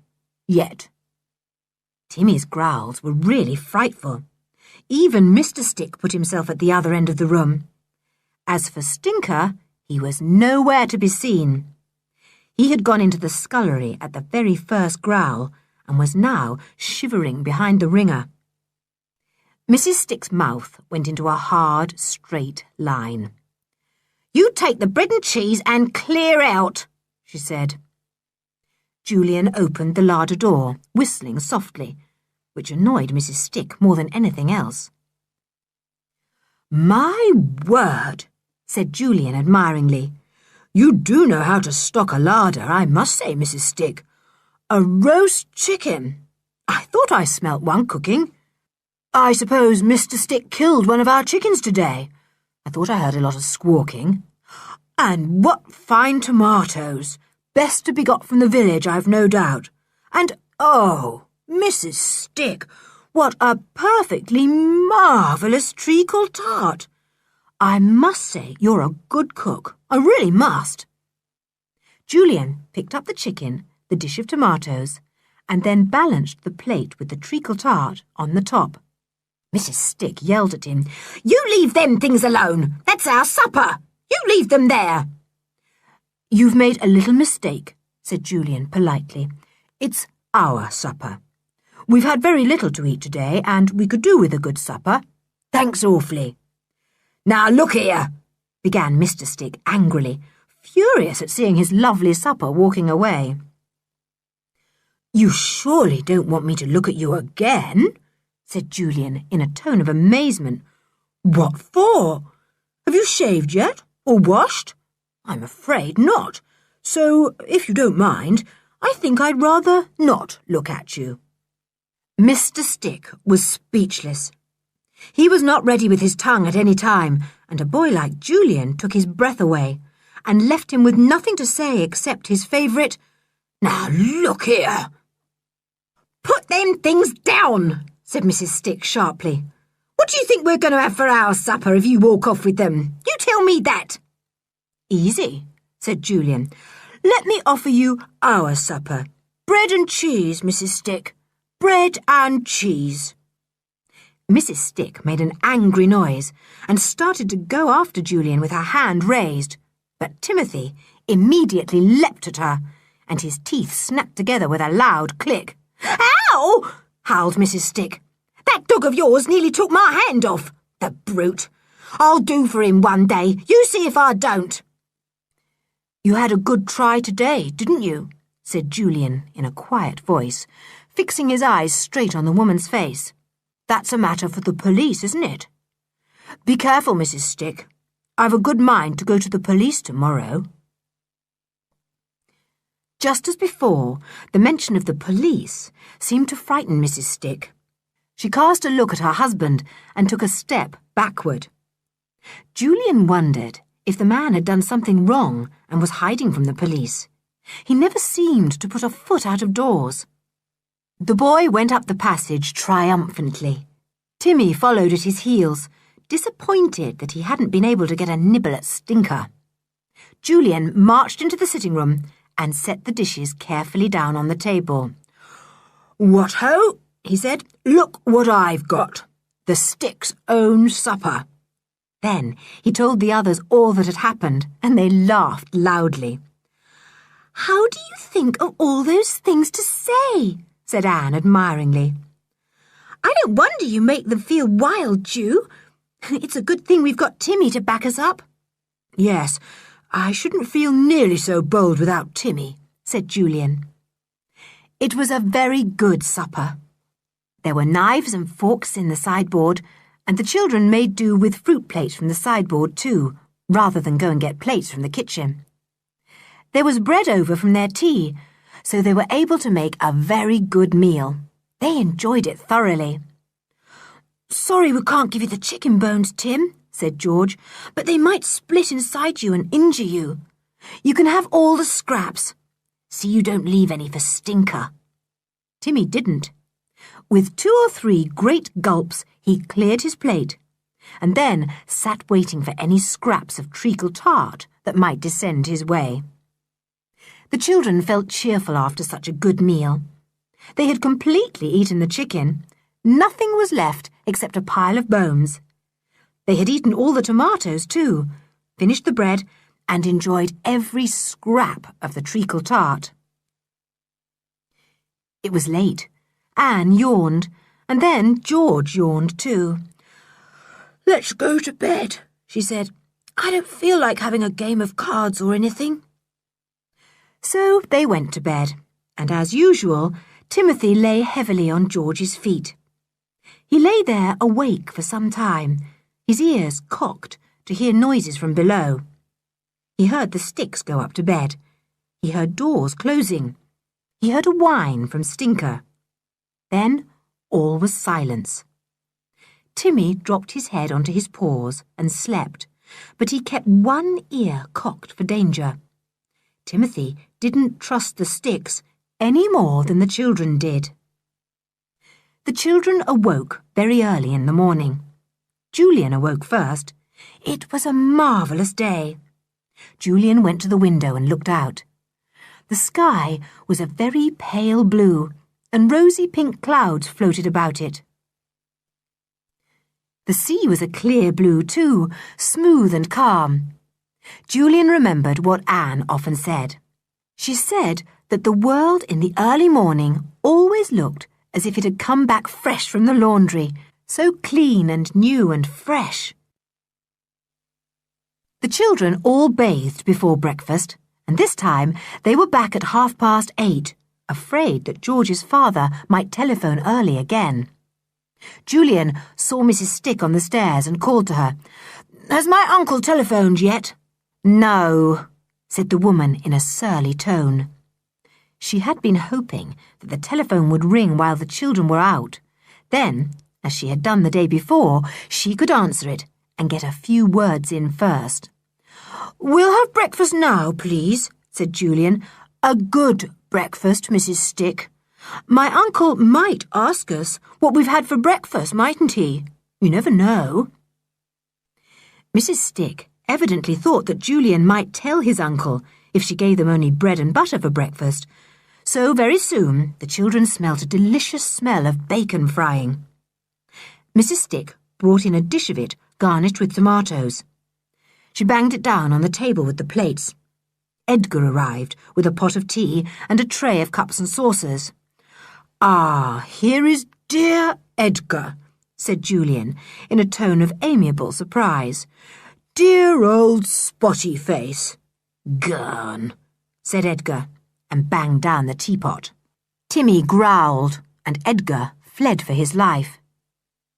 George didn't want any breakfast. Julian put hers back in the warm dish and put a plate over it. He knew that she was waiting for news. If only the telephone would ring. Then she would know if her mother was really better or not. It did ring as they were halfway through the meal. George was there before the bell had stopped pealing. She put the receiver to her ear. "Father? Yes, it's George. How's Mother?" There was a pause as George listened. All the children stopped eating and listened in silence, waiting for George to speak. They would know by her next words if the news was good or not. Oh, I'm so glad," they heard George say. "Did she have the operation yesterday? Oh, you never told me. But it's all right now, is it? Oh, poor Mother. Give her my love. I do want to see her. Oh, Father, can't I come?" Evidently, the answer was no. George listened for a while, then spoke a few more words and said goodbye. She ran into the sitting room. "You heard, didn't you?" she said joyfully. "Mother's better. She'll get all right now, and we'll be back home soon, in about 10 days. Father won't come back till he brings her home. It's good news about Mother, but I'm afraid we can't get rid of the sticks." Chapter 8. George's Plan. Mrs. Stick had overheard the conversation on the telephone. At least, she had heard George's side of it. She knew that George's mother was better and that her father would not return till her mother could be brought home. That would be in about 10 days. The Sticks could have a fine time till then, no doubt about that. George suddenly found that her appetite had come back. She ate her bacon hungrily and scraped the dish round with a piece of bread. She had 3 cups of tea and then sat back contentedly. "I feel better," she said. Anne slipped her hand in hers. She was very glad that her aunt was going to be all right. If it wasn't for those awful sticks, they could have a lovely time. Then George said something that made Julian cross. "Well, now that I know Mother is going to be better, I can stand up to the sticks all right by myself with Timmy. So I want you 3 to go back home and finish the holes without me. I shall be all right." "Shut up, George," said Julian. "We've argued this all out before. I've made up my mind, and I don't change it any more than you do when I've made it up. Oh, you make me cross." "Well," said George, "I told you I got a plan, and you don't come into it, I'm afraid, and you'll find you'll have to go back home whether you mean to or not." "Don't be so mysterious, George," said Julian impatiently. "What is this strange plan? You'd better tell us, even if we're not in it. Can't you trust us?"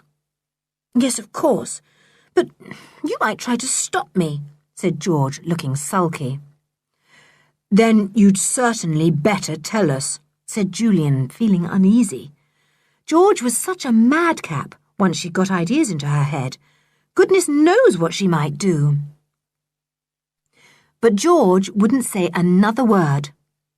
Julian gave it up at last, but secretly made up his mind not to let George out of his sight that day.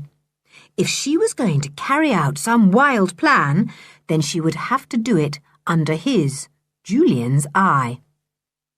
But George didn't seem to be carrying out any wild plan. She bathed again with the others, went out for a walk with them, went for a row on the sea.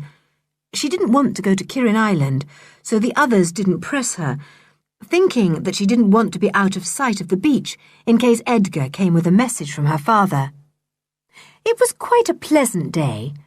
The children bought sausage rolls again and fruit and picnicked on the beach. Timmy had a large and juicy bone from the butcher's. "I've got a bit of shopping to do," said George about tea time.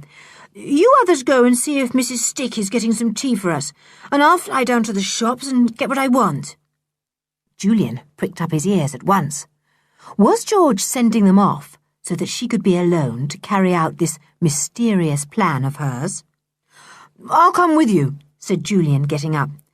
"Dick can tackle Mrs. Stick for once, and take Timmy with him."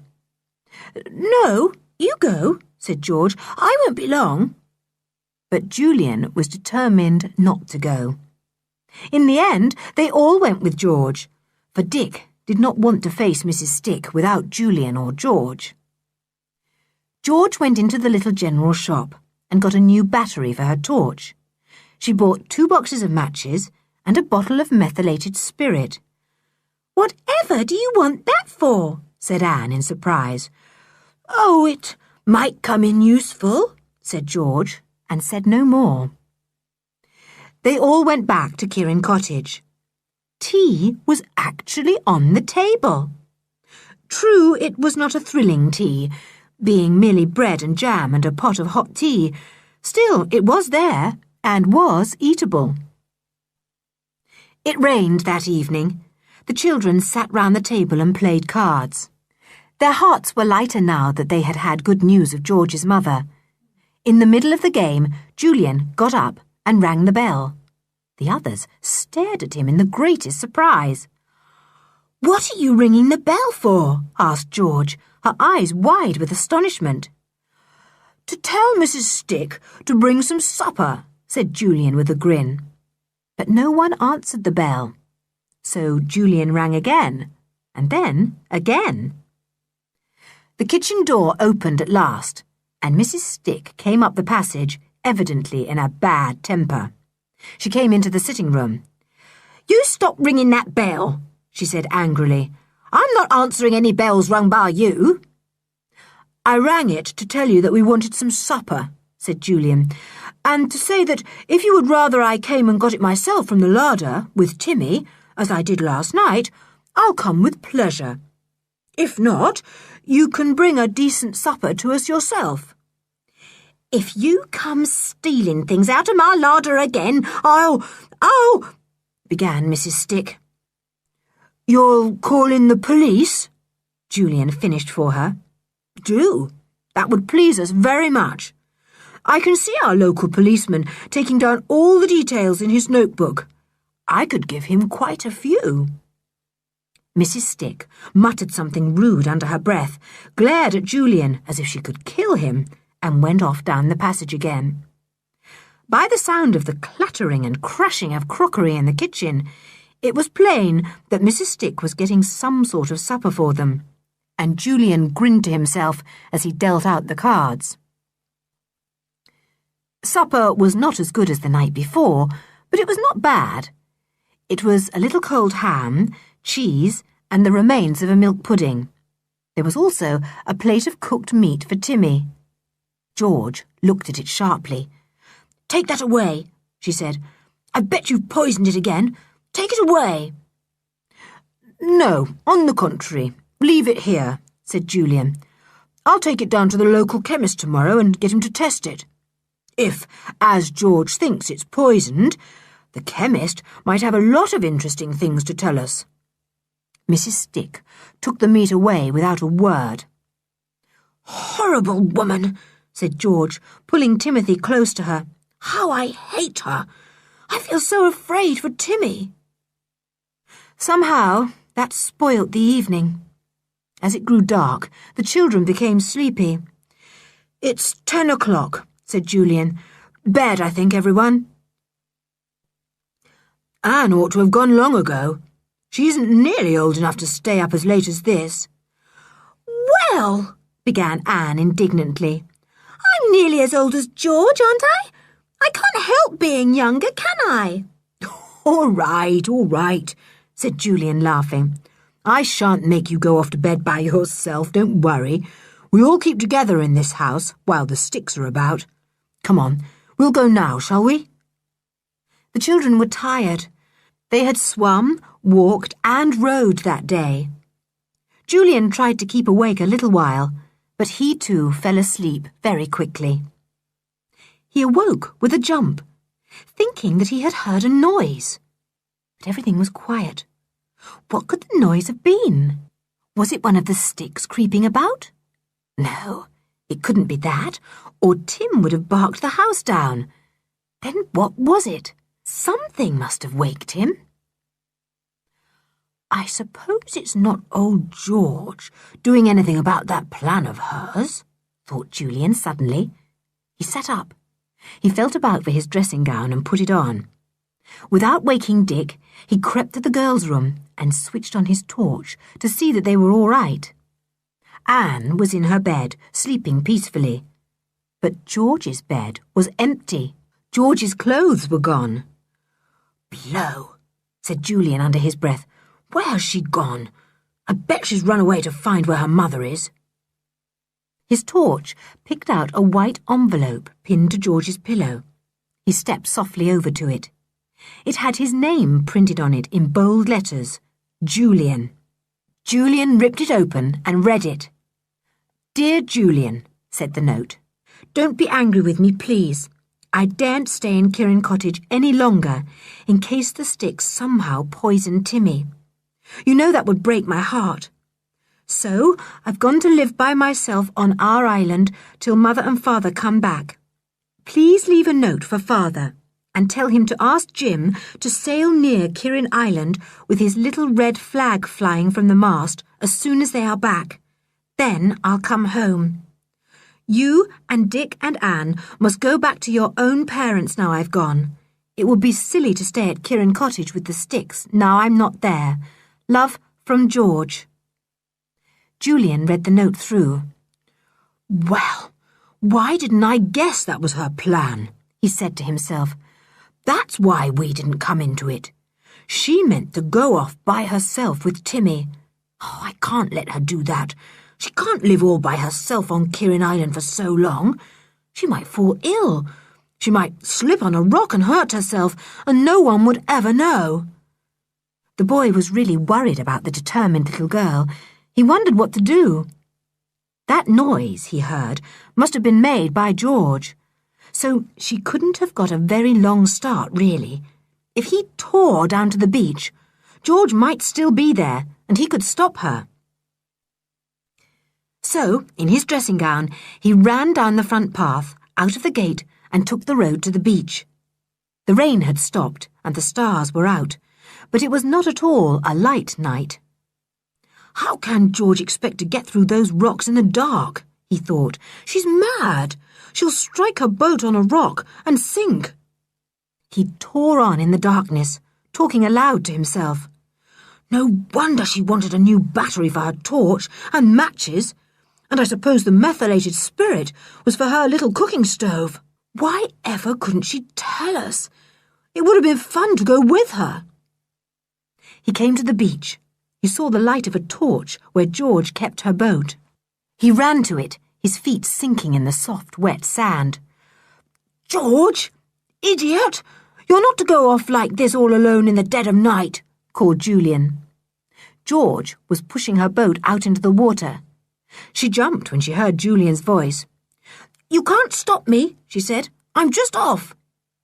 But Julian caught hold of the boat as he waded up to his waist in the water. "George, listen to me. You can't go like this. You'll strike a rock. Come back." "No," said George, getting cross. "You can go back to your own home, Julian. I shall be all right.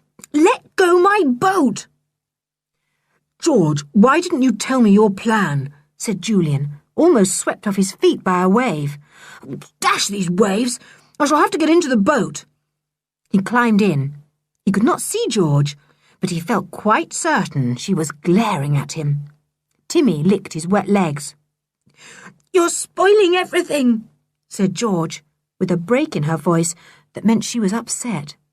I'm not, silly, said Julian in a gentle voice. Listen, you come back to Kirrin Cottage with me now, George, and I'll faithfully promise you something. Tomorrow, we'll all go to the island with you. See? The whole lot of us. Why shouldn't we? Your mother said we could spend a week there anyway, didn't she? We shall be out of the reach of those horrible sticks. We shall enjoy ourselves and have a marvellous time. So will you come back now, George, and let us go together tomorrow? Chapter 9. An Exciting Night. There was a silence, except for the waves splashing round the boat. Then George's voice came out of the darkness, lifted joyfully. Oh, Julian, do you really mean it? Will you really come with me? I was afraid I'd get into trouble for doing this because Father said I must stay at Kirrin Cottage till he came back, and you know how he hates disobedience. But I knew if I stayed there, you would too, and I didn't want you to be miserable with those horrid sticks, so I thought I'd come away. I didn't think you'd come too, because of getting into trouble. I never even thought of asking you. You're a very stupid person sometimes, aren't you, George? Said Julian. As if we'd care about getting into trouble, so long as we were all together, sticking by one another. Of course we'll come with you, and I'll take all the responsibility for this escape, and tell your father it's my fault. Oh, no, you won't, said George quickly. I shall say it was my idea. If I do wrong, I'm not afraid to own up to it. You know that? Well, we won't argue that now, said Julian. We shall have at least a week or 10 days on Kirrin Island to do all the arguing we want to. The thing is, let's get back now, wake up the others for a bit, and have a nice quiet talk in the dead of night about this plan of yours. I must say, it's a very, very good idea. George was overjoyed. I feel as if I could hug you, Julian, she said. Where are the oars? Oh, here they are. The boat's floated quite a long way out. She rowed strongly back to the shore. Julian jumped out and pulled the boat up the beach, with George's help. He shone his torch into the boat and gave an exclamation. You've quite a nice little store of things here, he said. Bread and ham and butter and stuff. How did you manage to get them without old Mr. Stick seeing you tonight? I suppose you slipped down and got them out of the larder. Yes, I did, said George, but there was no one in the kitchen tonight. Perhaps Mr. Stick has gone to sleep upstairs, or maybe he has gone back to his ship. Anyway, there was no one there when I crept down, not even Stinker. We'd better leave them here, said Julian. Stuff them into that locker and shut down the lid. No one will guess there's anything there. We'll have to bring down a lot more stuff if we're all going to live on the island. Golly, this is going to be fun. The children made their way back to the house, feeling thrilled and excited. Julian's wet dressing gown flapped round his legs, and he pulled it up high to be out of the way. Timothy gambolled round, not seeming at all surprised at the night's doings. When they got back to the house, they woke the other two, who listened in astonishment to what had happened that night. Anne was so excited to think that they were all going to live on the island that she raised her voice in joy. Oh, that's the loveliest thing that could happen! Oh, I do think— Shut up, said 3 furious voices in loud whispers. You'll wake the Sticks. Sorry, whispered Anne, but oh, it's so terribly, awfully exciting. They began to discuss their plans. If we go for a week or 10 days, we must take plenty of stores, said Julian. The thing is, can we possibly find food enough for so long? Even if we entirely empty the larder, I doubt that it would be enough for a week or so. We all seem such hungry people somehow. Julian, said George, suddenly remembering something, I know what we'll do. Mother has a store cupboard in her room. She keeps dozens and dozens of tins of food there in case we ever get snowed up in the winter and can't go to the village. That's happened once or twice, you know. And I know where Mother keeps the key. Can't we open the cupboard and get out some tins? Of course, said Julian, delighted. I know Aunt Fanny wouldn't mind. And anyway, we can make a list of what we take and replace them for her if she does mind. It will be my birthday soon, and I'm sure to get money then. Where's the key? Whispered Dick. Let's go into Mother's room, and I'll show you where she keeps it, said George. I only hope she hasn't taken it with her. But George's mother had felt far too ill when she left home to think of cupboard keys. George fumbled at the back of a drawer in the dressing table and brought out 2 or 3 keys tied together with thin string. She fitted first one and then another into a cupboard set in the wall. The second one opened the door. Julian shone his torch into the cupboard. It was filled with tins of food of all kinds, neatly arranged on the shelves. Golly, said Dick, his eyes gleaming. Soup, tins of meat, tins of fruit, tinned milk, sardines, tinned butter, biscuits, tinned vegetables. There's everything we want here. Yes, said Julian, pleased. It's fine. We'll take all we can carry. Is there a sack or 2 anywhere about, George, do you know? Soon the tins were quietly packed into 2 sacks. The cupboard door was shut and locked again. The children stole to their own rooms once more. Well, that's the biggest problem solved, food, said Julian. We'll raid the larder too, and take what bread there is and cake. What about water, George? Is there any on the island?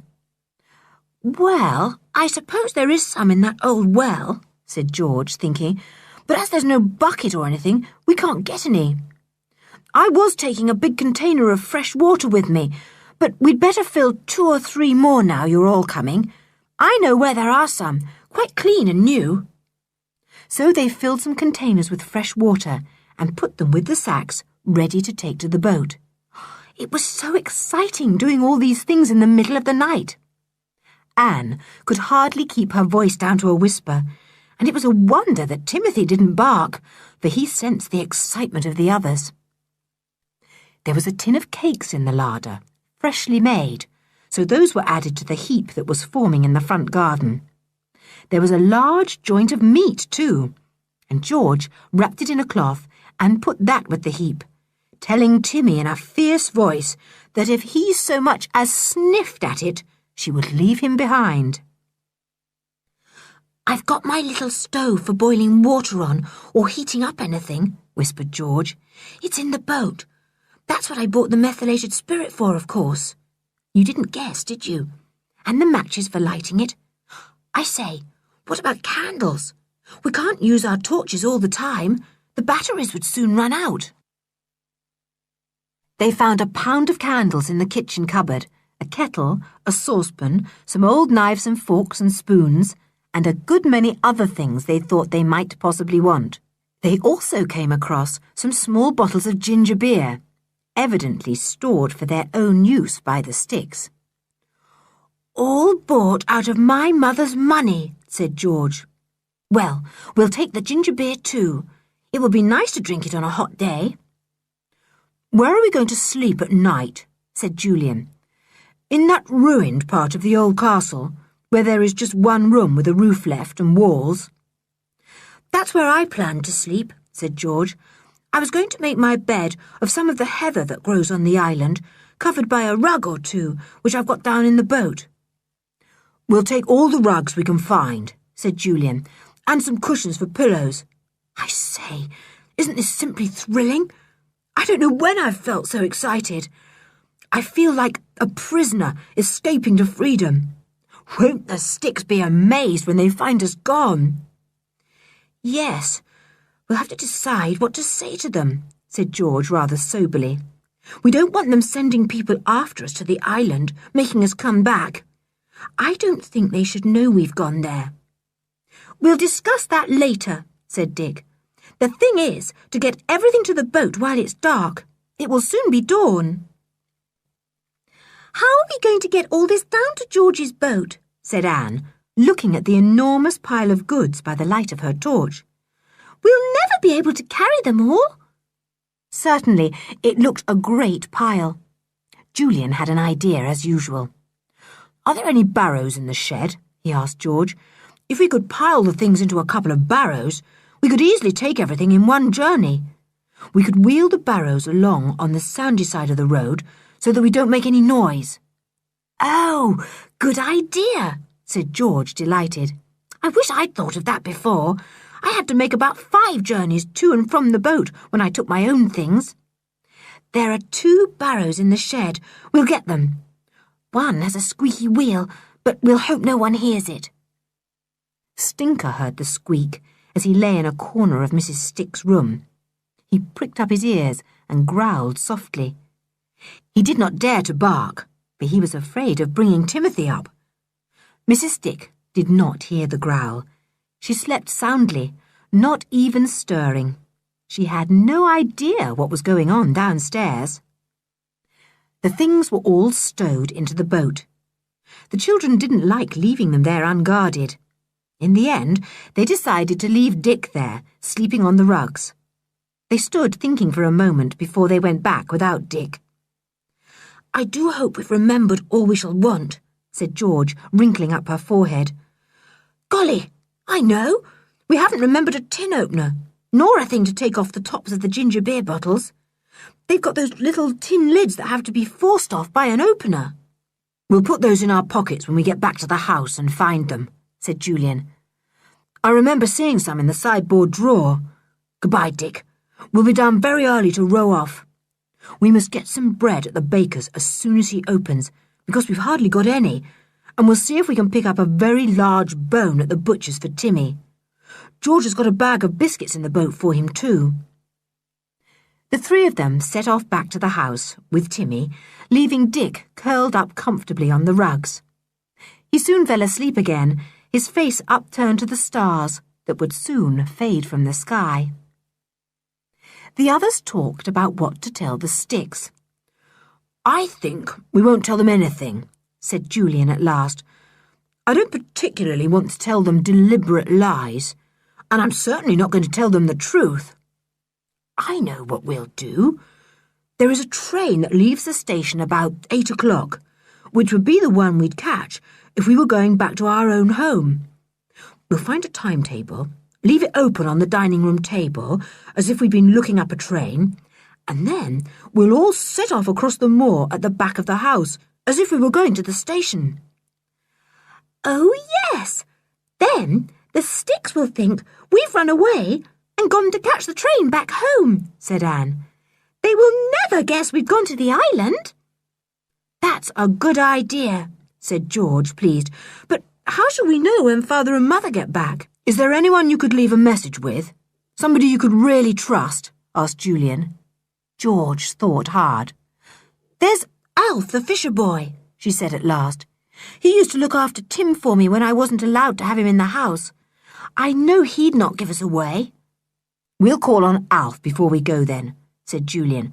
"Now, let's look for that timetable and lay it open on the table at the right place."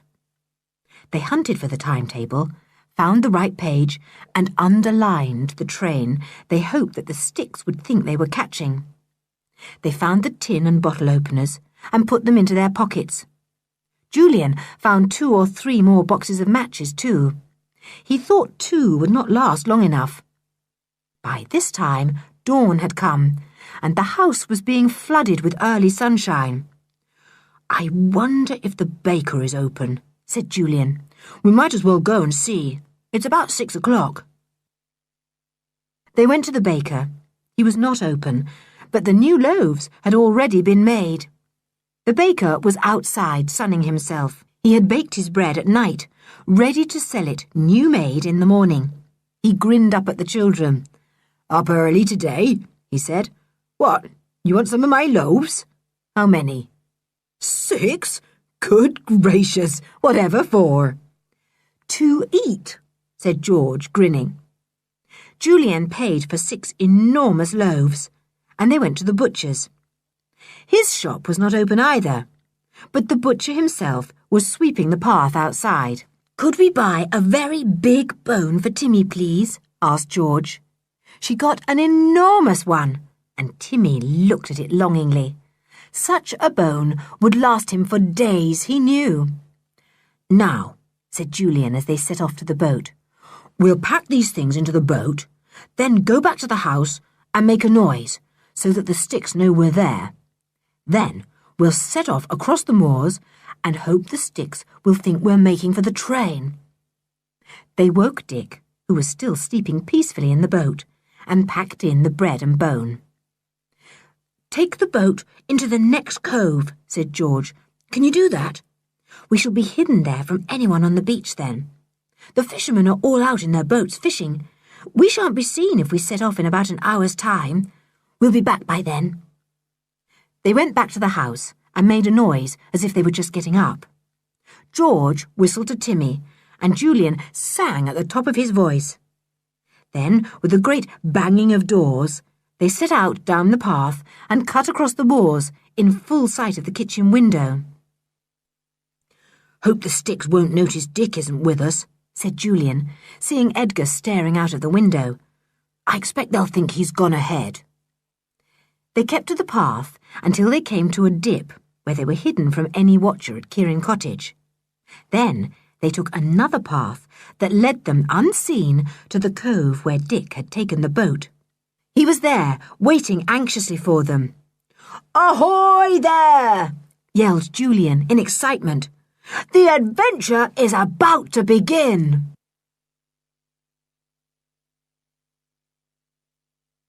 Chapter 10. Kirrin Island once more. They all clambered into the boat. Timothy leapt in lightly and ran to the prow where he always stood. His tongue hung out in excitement.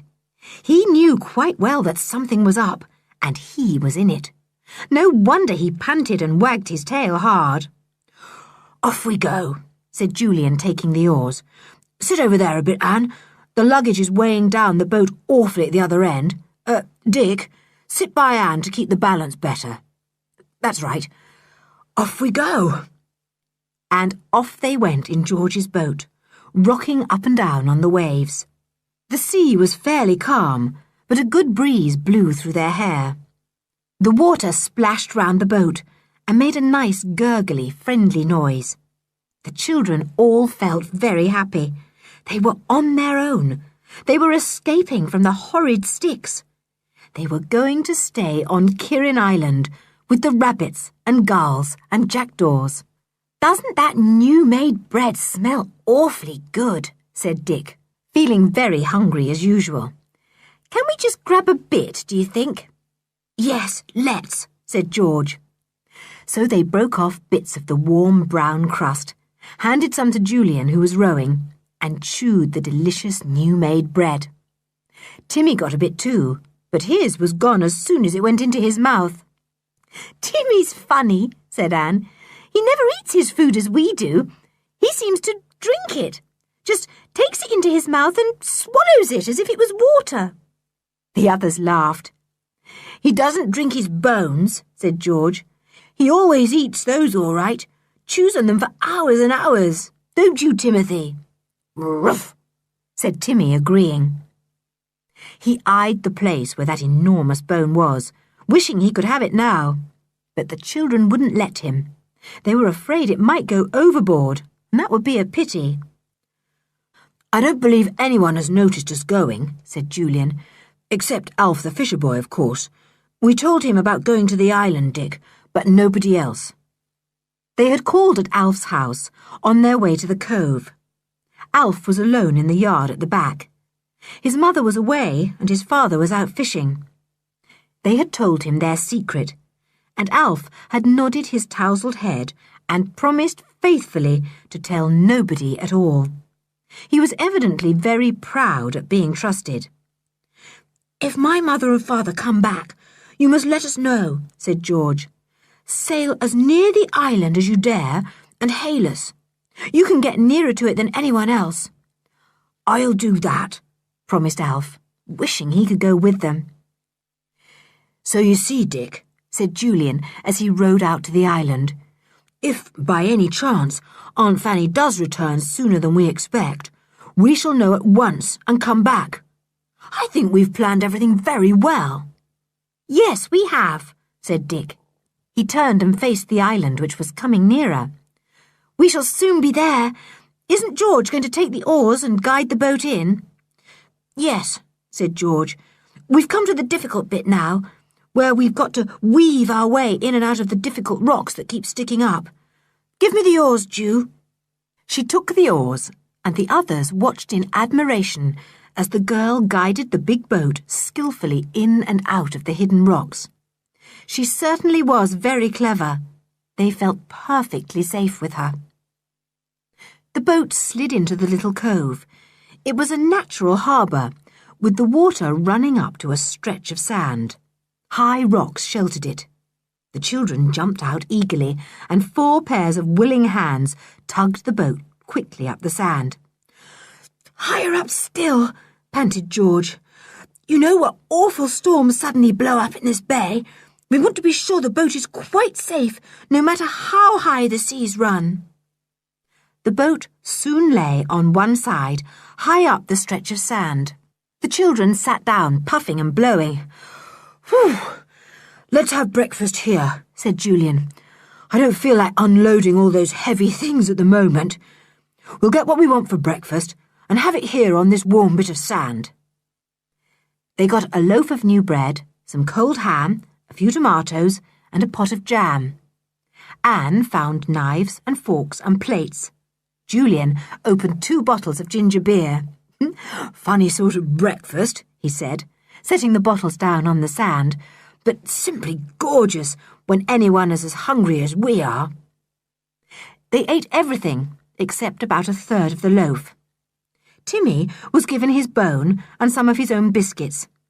He crunched up the biscuits at once, and then sat down contentedly to gnaw the fine bone.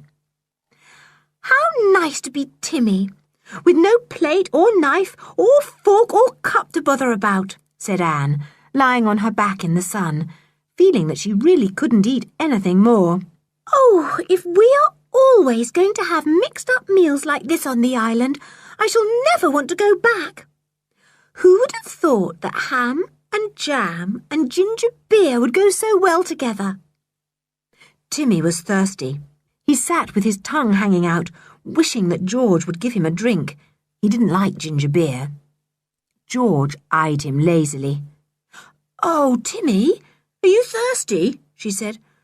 "Oh, dear, I feel as if I really can't get up. You'll have to wait a few minutes. Then I'll go to the boat and empty out some water for you." But Timothy couldn't wait.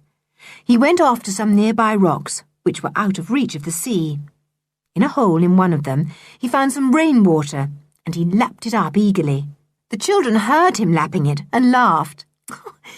"Isn't Timmy clever?" murmured Anne. "I should never have thought of that." The children had been up half the night, and now they were full of good things and were very sleepy. One by one, they fell asleep on the warm sand. Timothy eyed them in astonishment. It wasn't night time, yet here were all the children sleeping tightly. Well, well, a dog could always go to sleep too at any time. So Timothy threw himself down beside George, put his head right on her middle, and closed his eyes. The sun was high when the little company awoke. Julian awoke first, then Dick, feeling very hot indeed, for the sun was blazing down. They sat up, yawning.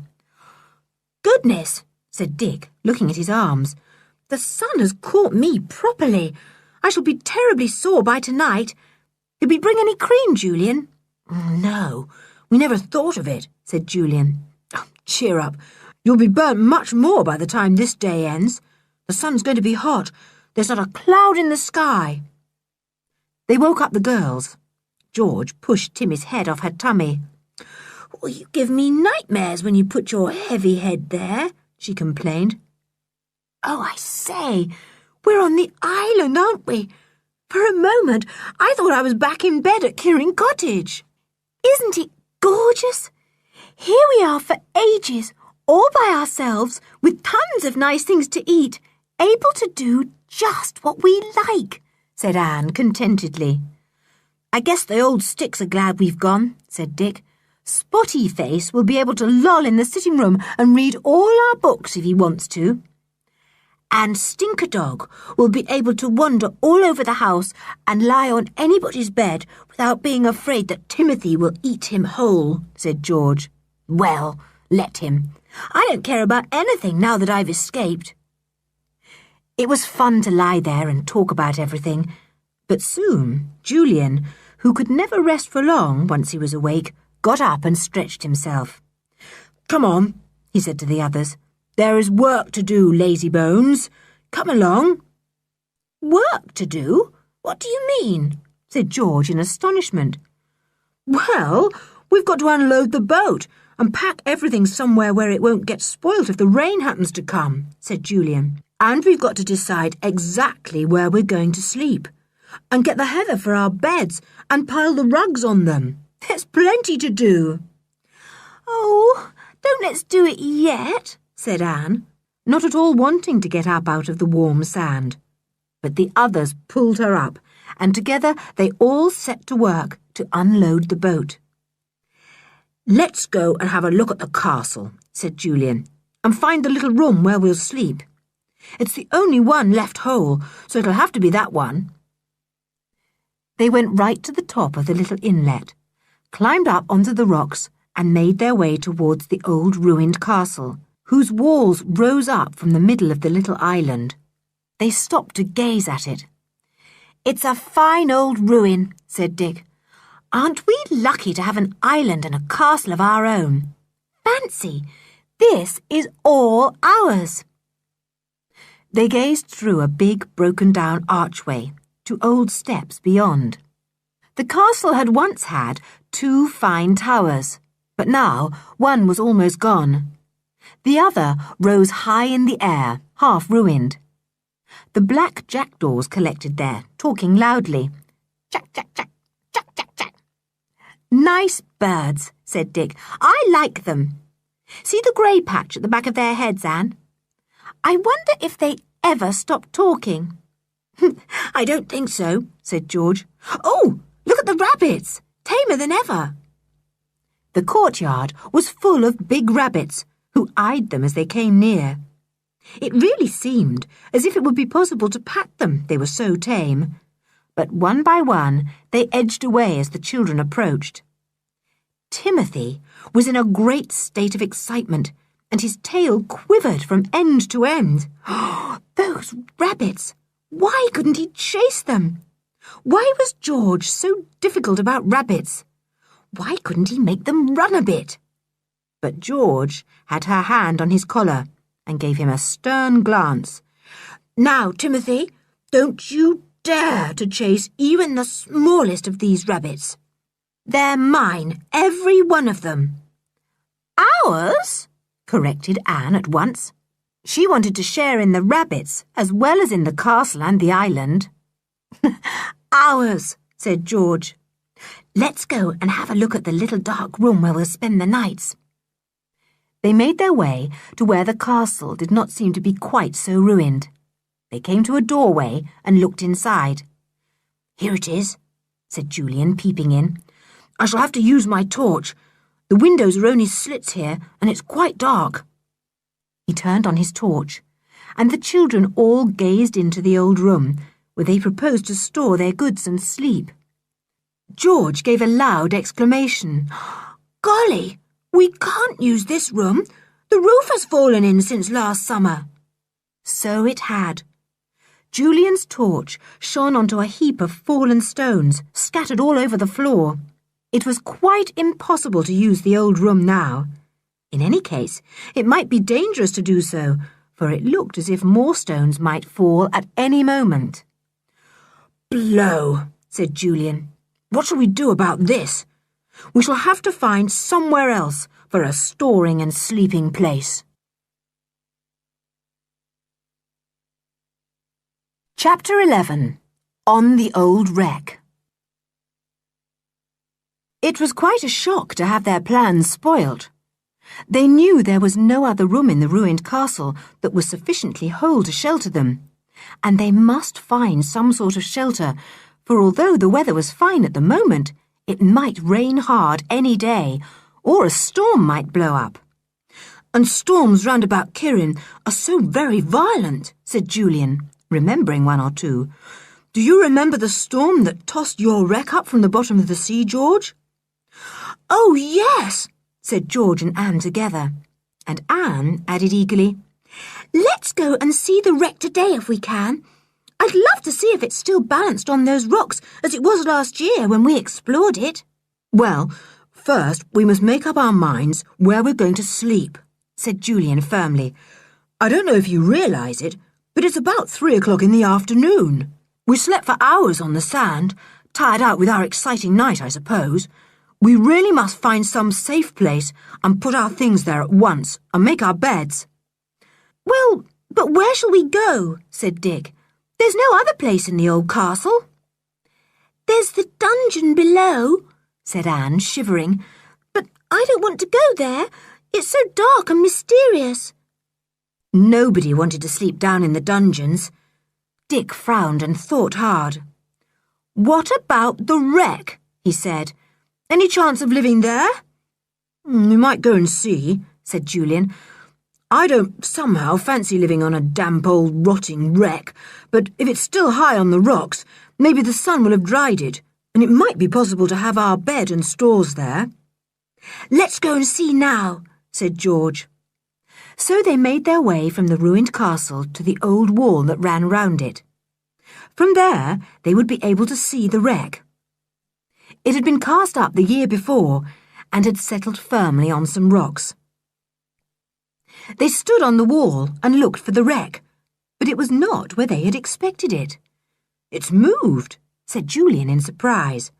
"Oh, there it is. Look, on those rocks. Nearer to the shore than it was before. Oh, poor old wreck. It's been battered about a good bit this last winter, hasn't it? It looks much more of a real wreck than it did last summer." "I don't believe we shall be able to sleep there," said Dick. "It's dreadfully battered. We might be able to store food there, though. Do you know, I believe we could get to it from those rocks that run out from the island." "Yes, I believe we could," said George. "We could only reach it safely by boat last summer, but when the tide is down, I think we could climb out over the line of rocks right to the wreck itself." "We'll try in about an hour," said Julian, feeling excited. "The tide will be off the rocks by then." "Let's go and have a look at the old well," said Dick, and they made their way back to the courtyard of the castle. Here, the summer before, they had found the entrance to the well shaft that ran deep down through the rock, past the dungeons below, lower than the level of the sea, to fresh water. The children looked about for the well and came to the old wooden cover. They drew it back. "There are the rungs of the old iron ladder I went down last year," said Dick, peering in. "Now let's find the entrance to the dungeon. The steps down into it are somewhere near here." They found the entrance, but to their surprise, some enormous stones had been pulled across it. "Who did that?" said George, frowning. "We didn't. Someone has been here." "Trippers, I suppose," said Julian. "Do you remember that we thought we saw a spire of smoke here the other day? I bet it was trippers. You know the story of Kirrin Island and its old castle and dungeons, and the treasure we found in it last year was in all the newspapers.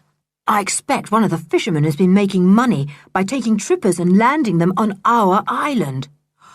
"How dare they?" said George, looking very fierce. I shall put up a board that says, 'Trespassers will be sent to prison. I won't have strangers on our island.'" "Well, don't worry about the stones pulled across the dungeon entrance," said Julian. "I don't think any of us want to go down there. Look at poor old Timmy. He's gazing at those rabbits most unhappily. Isn't he funny?" Timothy was sitting down behind the children, looking most mournfully at the ring of rabbits all round the weed-grown courtyard. He looked at the rabbits, and then he looked at George. Then he looked back at the rabbits. "It's no good, Timmy," said George firmly. "I'm not going to change my mind about rabbits. You're not to chase them on our island." "I expect he thinks you're most unfair to him," said Anne. "After all, you said he might share your quarter of the island with you, and so he thinks he ought to have his share of your rabbits too." Everyone laughed. Timmy wagged his tail and looked hopefully at George. They all walked across the courtyard, and then Julian suddenly came to a stop. "Look," he said in surprise, pointing to something on the ground. "Look! Someone has been here. This is where they built a fire." Everyone gazed at the ground. There was a heap of wood ash there, quite evidently left from a fire. Stamped into the ground was a cigarette end, too. There was absolutely no doubt about it. Someone had been on the island. "If trippers come here, I'll set Timmy onto them," cried George in a fury. "This is our own place. It doesn't belong to anybody else at all. Timothy, you mustn't chase rabbits here, but you can chase anybody on 2 legs, except us. See?" Timmy wagged his tail at once. "Ruff," he said, quite agreeing. He looked all round as if he hoped to see somebody appearing that he could chase, but there was no one. "I should think the tide is about off those rocks by now," said Julian. "Let's go and see.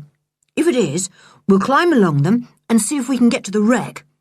Anne had better not come. She might slip and fall, and the sea is raging all round the rocks."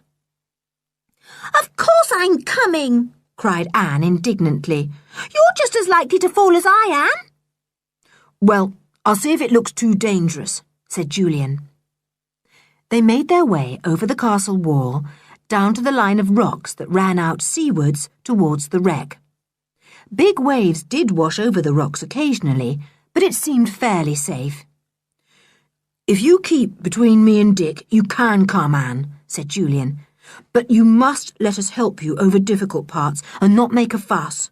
We don't want you to fall in and get washed away." They began to make their way along the line of rugged, slippery rocks. The tide went down even farther as they got nearer to the wreck, and soon there was very little danger of being washed off the rocks. It was possible now to get right to the wreck across the rocks, a thing they had not been able to do the summer before. "Oh, here we are," said Julian at last, and he put his hand on the side of the old wreck. She was a big ship now that they were near to her. She towered above them, thick with shellfish and seaweed, smelling musty and old. The water washed round the bottom part of her, but the top part was right out of the water, even when the tide was at its highest.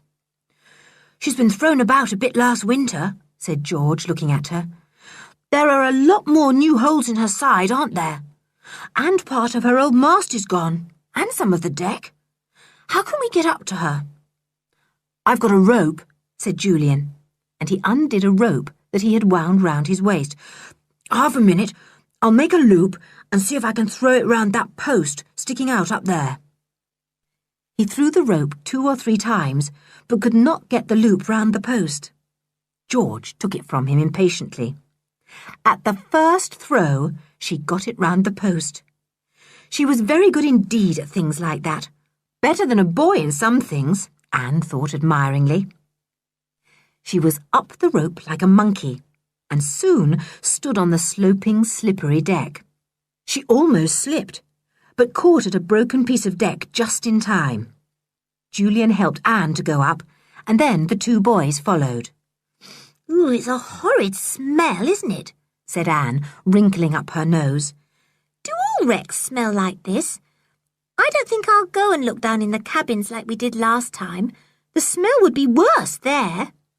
So the others left Anne up on the half-rotten deck while they went to explore a bit. They went down to the smelly, seaweed-hung cabins and into the captain's old cabin, the biggest of the lot. But it was quite plain that not only could they not sleep there, but they could certainly not hope to store anything there either. The whole place was damp and rotten. Julian was half afraid his foot would go through the planking at any moment. "Let's go up to the deck," he said. "It's nasty down here. Awfully dark, too." They were just going up when they heard a shout from Anne. I say, come here quick. I found something. They hurried up as fast as they could, slipping and sliding on the sloping deck. Anne was standing where they had left her, her eyes shining brightly. She was pointing to something on the opposite side of the ship. "What is it?" said George. "What's the matter?" Look, that wasn't here when we came here before, surely, said Anne, still pointing. The others looked where she pointed. They saw an open locker at the other side of the deck, and stuffed into it was a small black trunk. How extraordinary! "A little black trunk," said Julian in surprise. "No, that wasn't there before. And it's not been there long either. It's quite dry and new. Whoever does it belong to? And why should it be here?" End of Disc 2. Disc 3. Chapter 12. The Cave in the Cliff. Cautiously, the children made their way down the slippery deck towards the locker. The door of this had evidently been shut on the trunk, but had come open, so that the trunk was not hidden, as had been intended. Julian pulled out the little black trunk. All the children were amazed. Why should anyone put a trunk there? "Smugglers, do you think?" said Dick, his eyes gleaming. "Yes, it might be," said Julian thoughtfully, trying to undo the straps of the trunk. "This would be a very good place for smugglers. Ships that knew the way could put in, cast off a boat with smuggled goods, leave them here, and go on their way, knowing that people could come and collect their goods at their leisure." Do you think there are smuggled goods inside the trunk? asked Anne in excitement. What would there be? Diamonds? Silks? "Anything that has a duty to be paid on it before it can get into the country," said Julian. "Oh, blow these straps. I can't undo them." "Let me try," said Anne, who had very deft little fingers. She began to work at the buckles, and in a short time had the straps undone. But a further disappointment awaited them. The trunk was well and truly locked. There were 2 good locks and no keys. "Blow," said George. "How sickening. How can we get the trunk open now?" "We can't," said Julian, "and we mustn't smash it open, because it would warn whoever it belongs to that the goods have been found. We don't want to warn the smugglers that we have discovered their little game. We want to try and catch them." "Oh!" said Anne, going red with excitement. "Catch the smugglers? Oh, Julian, do you really think we could?" "Why not?" said Julian. "No one knows we're here. If we hid whenever we saw a ship approaching the island, we might see a boat coming to it, and we could watch and find out what is happening. I should think that the smugglers are using this island as a sort of dropping place for goods. I wonder who comes and fetches them.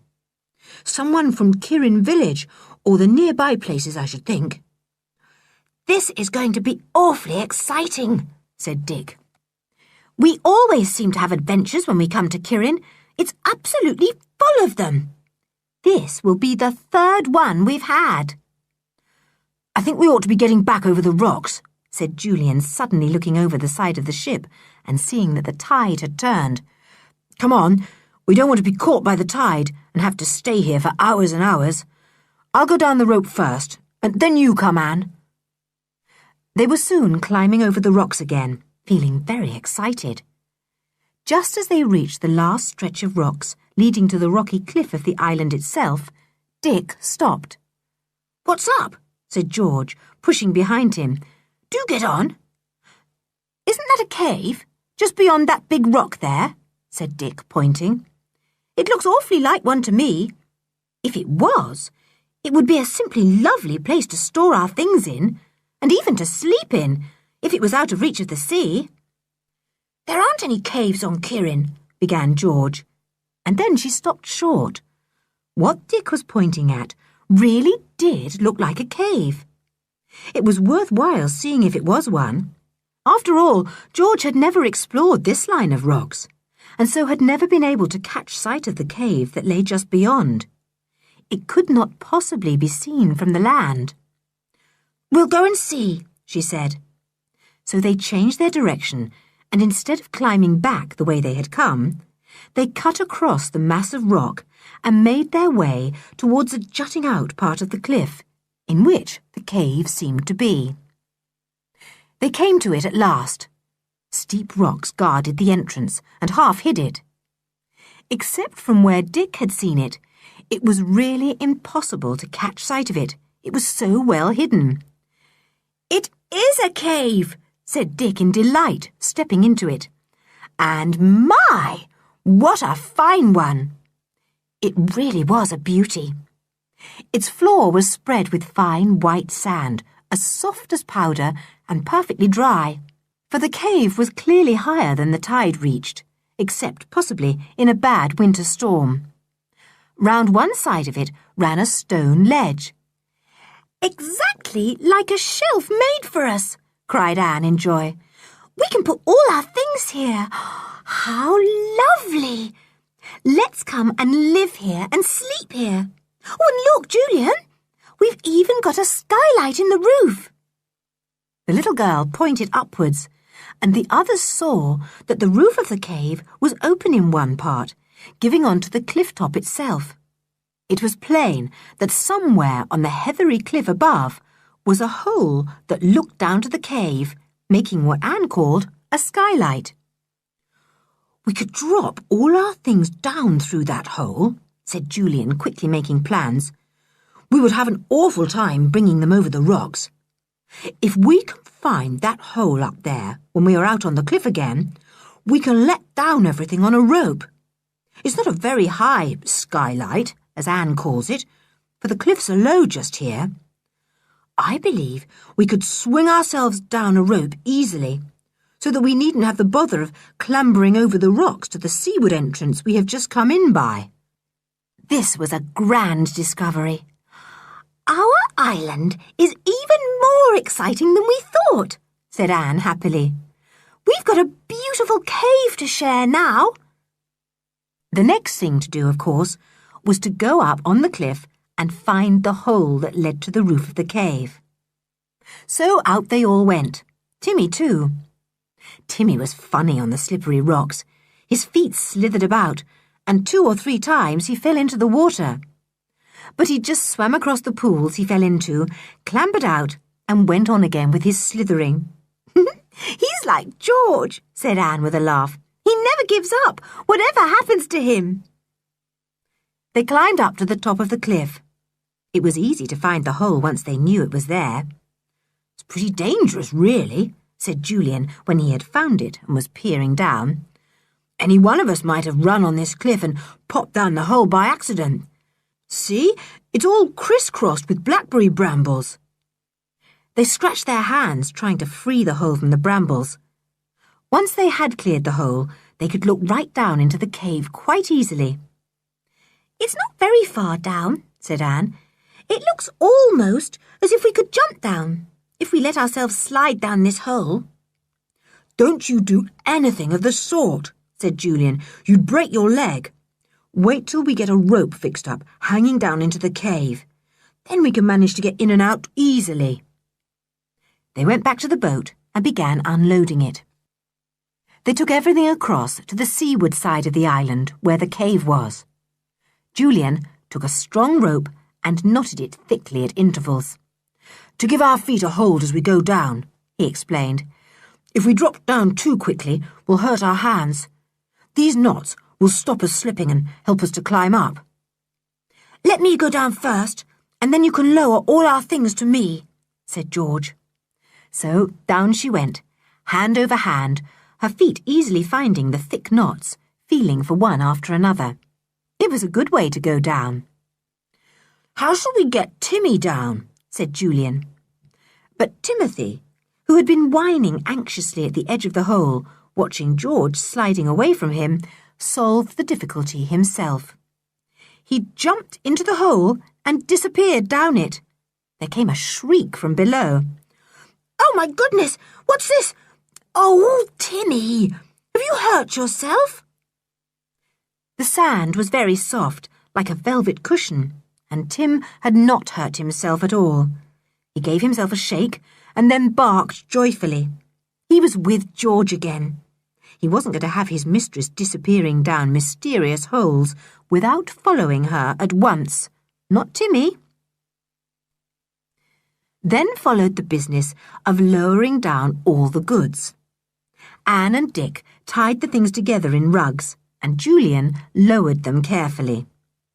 George untied the rope as soon as it reached her, took out the goods, and then back went the rope again to be tied round another bundle.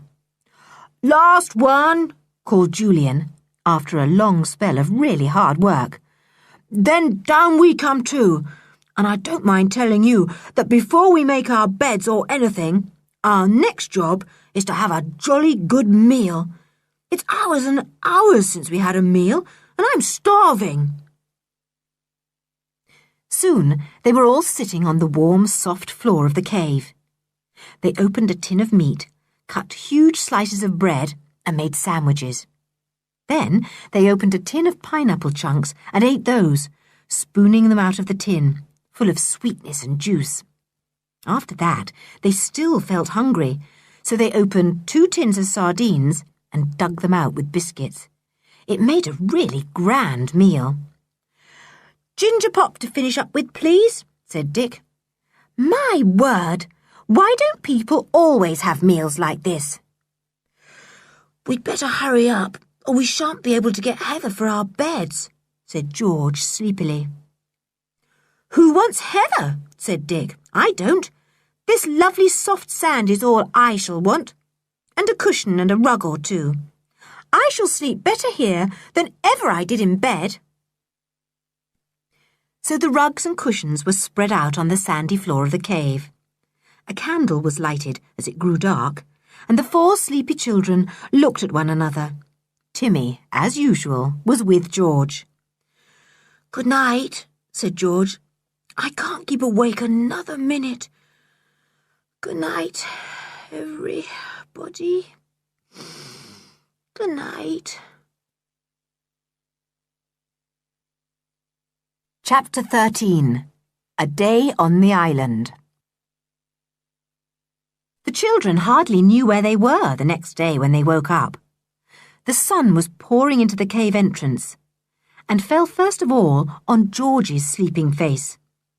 It awoke her, and she lay half dozing, wondering why her bed felt rather less soft than usual. But I'm not in my bed. I'm on Kirrin Island, of course, she thought suddenly to herself. She sat up and gave Anne a punch. Wake up, sleepyhead. We're on the island. Soon they were all awake, rubbing the sleep from their eyes. I think I'm going to get Heather today for my bed after all, said Anne. The sand feels soft at first, but it gets hard after a bit. The others agreed that they would all get Heather for their beds, set on the sand, with rugs for covering. Then they would have really fine beds. It's fun to live in a cave, said Dick. Fancy having a fine cave like this on our island, as well as a castle and dungeons. We are really very lucky. Oh, I feel sticky and dirty, said Julian. Let's go and have a bathe before we have breakfast. Then, cold ham, bread, pickles and marmalade for me. We shall be cold after our bathe, said George. "We'd better light my little stove and put the kettle on to boil while we're bathing.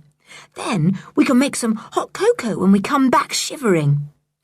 "Oh, yes," said Anne, who had never boiled anything on such a tiny stove before. "Do let's. I'll fill the kettle with water from one of the containers. What shall we do for milk?" "There's a tin of milk somewhere in the pile," said Julian. "We can open that. Where's the tin opener?" It was not to be found, which was most exasperating. But at last Julian discovered it in his pocket, so all was well. The little stove was filled with methylated spirit and lighted. The kettle was filled and set on top. Then the children went off to bathe. "Look, there's a simply marvellous pool in the middle of those rocks over there," called Julian, pointing. "We've never spotted it before. Golly, it's like a small swimming pool made specially for us." "Kirrin's swimming pool, 20 pence a dip," said Dick. "Free to the owners, though. Come on, it looks gorgeous. And see how the waves keep washing over the tops of the rocks and splashing into the pool. Oh, couldn't be better." It really was a lovely rock pool, deep, clear, and not too cold. The children enjoyed themselves thoroughly, splashing about and swimming and floating. George tried a dive off one of the rocks and went in beautifully. "George can do anything in the water," said Anne admiringly. "I wish I could dive and swim like George, but I never shall." "We can see the old wreck nicely from here," said Julian, coming out of the water. "Oh, blow! We didn't bring any towels." "We'll use one of the rugs. Turn and turn about," said Dick. "I'll go and fetch the thinnest one. I say, do you remember that trunk we saw in the wreck yesterday? Odd, wasn't it?" "Yes, very odd," said Julian. "I don't understand it. We'll have to keep a watch on the wreck and see who comes to collect the trunk." "I suppose the smugglers, if they are smugglers, will come slinking round this side of the island and quietly send off a boat to the wreck," said George, drying herself vigorously. "Well, we'd better keep a strict lookout and see if anything appears on the sea out there in the way of a small steamer, boat or ship." "Yes, we don't want them to spot us," said Dick. "We shan't find out anything if they see us and are warned. They'd at once give up coming to the island. I vote we each of us take turns at keeping a lookout so that we can spot anything at once and get under cover." "Good idea," said Julian. "Well, I'm dry but not very warm. Let's race to the cave and get that hot drink. And breakfast. Golly, I could eat a whole chicken and probably a duck as well, to say nothing of a turkey." The others laughed. They all felt the same. They raced off to the cave, running over the sand and climbing over a few rocks, then down to the cave beach and into the big entrance, still splashed with sunshine. The kettle was boiling away merrily, sending a cloud of steam up from its tin spout. "Get the ham out, and a loaf of bread, and that jar of pickles we brought," ordered Julian. "I'll open the tin of milk. George, you take the tin of cocoa and that jug, and make enough for all of us." "I'm so terribly happy," said Anne, as she sat at the entrance to the cave, eating her breakfast. "It's a lovely feeling. It's simply gorgeous being on our island like this, all by ourselves, able to do what we like." They all felt the same. It was such a lovely day, too, and the sky and sea were so blue. They sat eating and drinking, gazing out to sea, watching the waves break into spray over the rocks beyond the old wreck. It certainly was a very rocky coast. "Let's arrange everything very nicely in the cave," said Anne, who was the tidiest of the four and always liked to play at houses if she could. "This shall be our house, our home. We'll make 4 proper beds, and we'll each have our own place to sit in. And we'll arrange everything tidily on that big stone shelf there. It might have been made for us." "We'll leave Anne to play houses by herself," said George, who was longing to stretch her legs again. "We'll go and get some heather for beds, and, oh, what about one of us keeping a watch on the old wreck to see who comes there?" "Yes, that's important," said Julian at once. "I'll take first watch. The best place would be up on the cliff just above this cave. I can find a gorse bush that will hide me all right from anyone out at sea. You others get the heather. We will take 2 hourly watches. We can read if we like, so long as we keep on looking up." Dick and George went to get the heather. Julian climbed up the knotted rope that still hung down through the hole, tied firmly to the great old root of an enormous gorse bush. He pulled himself out on the cliff and lay on the heather, panting. He could see nothing out to sea at all, except for some big steamer miles out on the skyline. He lay down in the sun, enjoying the warmth that poured into every inch of his body. This lookout job was going to be very nice. He could hear Anne singing down in the cave as she tidied up her house. Her voice came up through the cave roof hole, rather muffled. Julian smiled. He knew Anne was enjoying herself thoroughly. So she was. She had washed the few bits of crockery they had used for breakfast in a most convenient little rain pool outside the cave. Timmy used it for drinking water too, but he didn't seem to mind Anne using it for washing up water, though she apologised to him for doing so. "I'm sorry if I spoil your drinking water, Timmy, darling," she said, "but you are such a sensible dog that I know that if it suddenly tastes nasty to you, you'll go off and find another rain pool." "Ruff," said Timmy, and ran off to meet George, who was just arriving back with Dick, armed with masses of soft, sweet-smelling heather for beds. "Put the heather outside the cave, please, George," said Anne. "I'll make the beds inside when I'm ready." "Right," said George.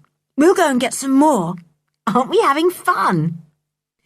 "Julian's gone up the rope to the top of the cliff," said Anne.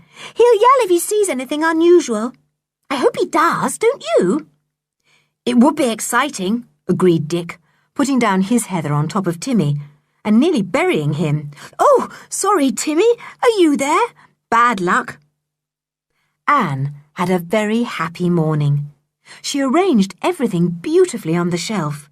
Crockery and knives and forks and spoons in one place, saucepan and kettle in another, tins of meat next, tins of soup together, tins of fruit neatly piled on top of one another. It really was a splendid larder and dresser. She wrapped all the bread up in an old tablecloth they had brought and put it at the back of the cave in the coolest place she could find. The containers of water went there too, and so did all the bottles of drink. Then the little girl set to work to make the beds. She decided to make 2 nice big ones, one on each side of the cave. "George and I and Tim will have the one this side," she thought, busy patting down the heather into the shape of a bed, "and Julian and Dick can have the other side. I shall want lots more heather. Oh, is that you, Dick? You're just in time. I want more heather." Soon the beds were made beautifully, and each had an old rug for an underblanket and 2 better rugs for covers. Cushions made pillows. "What a pity we didn't bring night things," thought Anne. "I could have folded them neatly and put them under the cushions. Ah, there. It all looks lovely. We've got a beautiful house." Julian came sliding down the rope from the cliff to the cave. He looked round admiringly. "My word, Anne, the cave does look fine. Everything in order and looking so tidy. You are a good little girl." Anne was pleased to hear Julian's praise, though she didn't like him calling her a little girl. "Yes, it does look nice, doesn't it?" she said.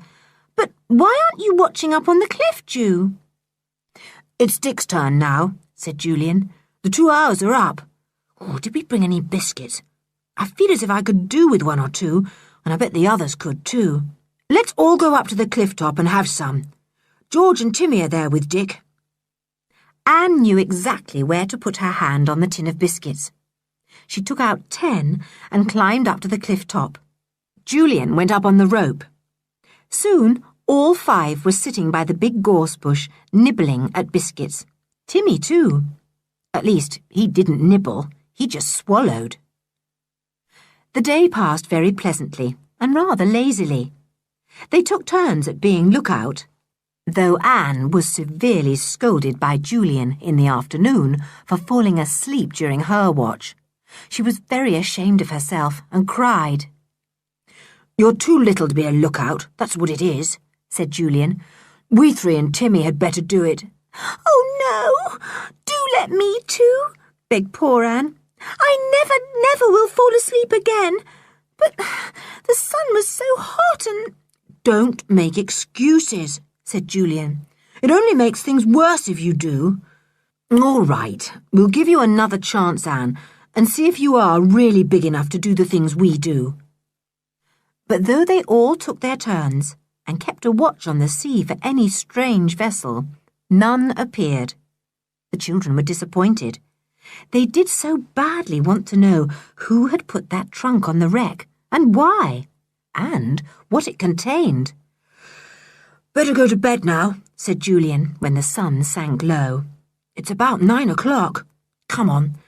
I'm really looking forward to a sleep on those lovely heathery beds that Anne has made so nicely." Chapter 14. Disturbance in the Night. It was dark in the cave, not really quite dark enough to light a candle, but the cave looked so nice by candlelight that it was fun to light one. So Anne took down the candlestick and lighted the candle. At once, queer shadows jumped all round the cave, and it became a rather exciting place, not at all like the cave they knew by daylight. "I wish we could have a fire," said Anne. "We'd be far too hot," said Julian, "and it would smoke us out. You can't have a fire in a cave like this. There's no chimney." "Yes, there is," said Anne, pointing to the hole in the roof. "If we lighted a fire just under that hole, it would act as a chimney, wouldn't it?" "It might," said Dick thoughtfully, "but I don't think so. We'd simply get the cave full of stifling smoke, and we wouldn't be able to sleep for choking."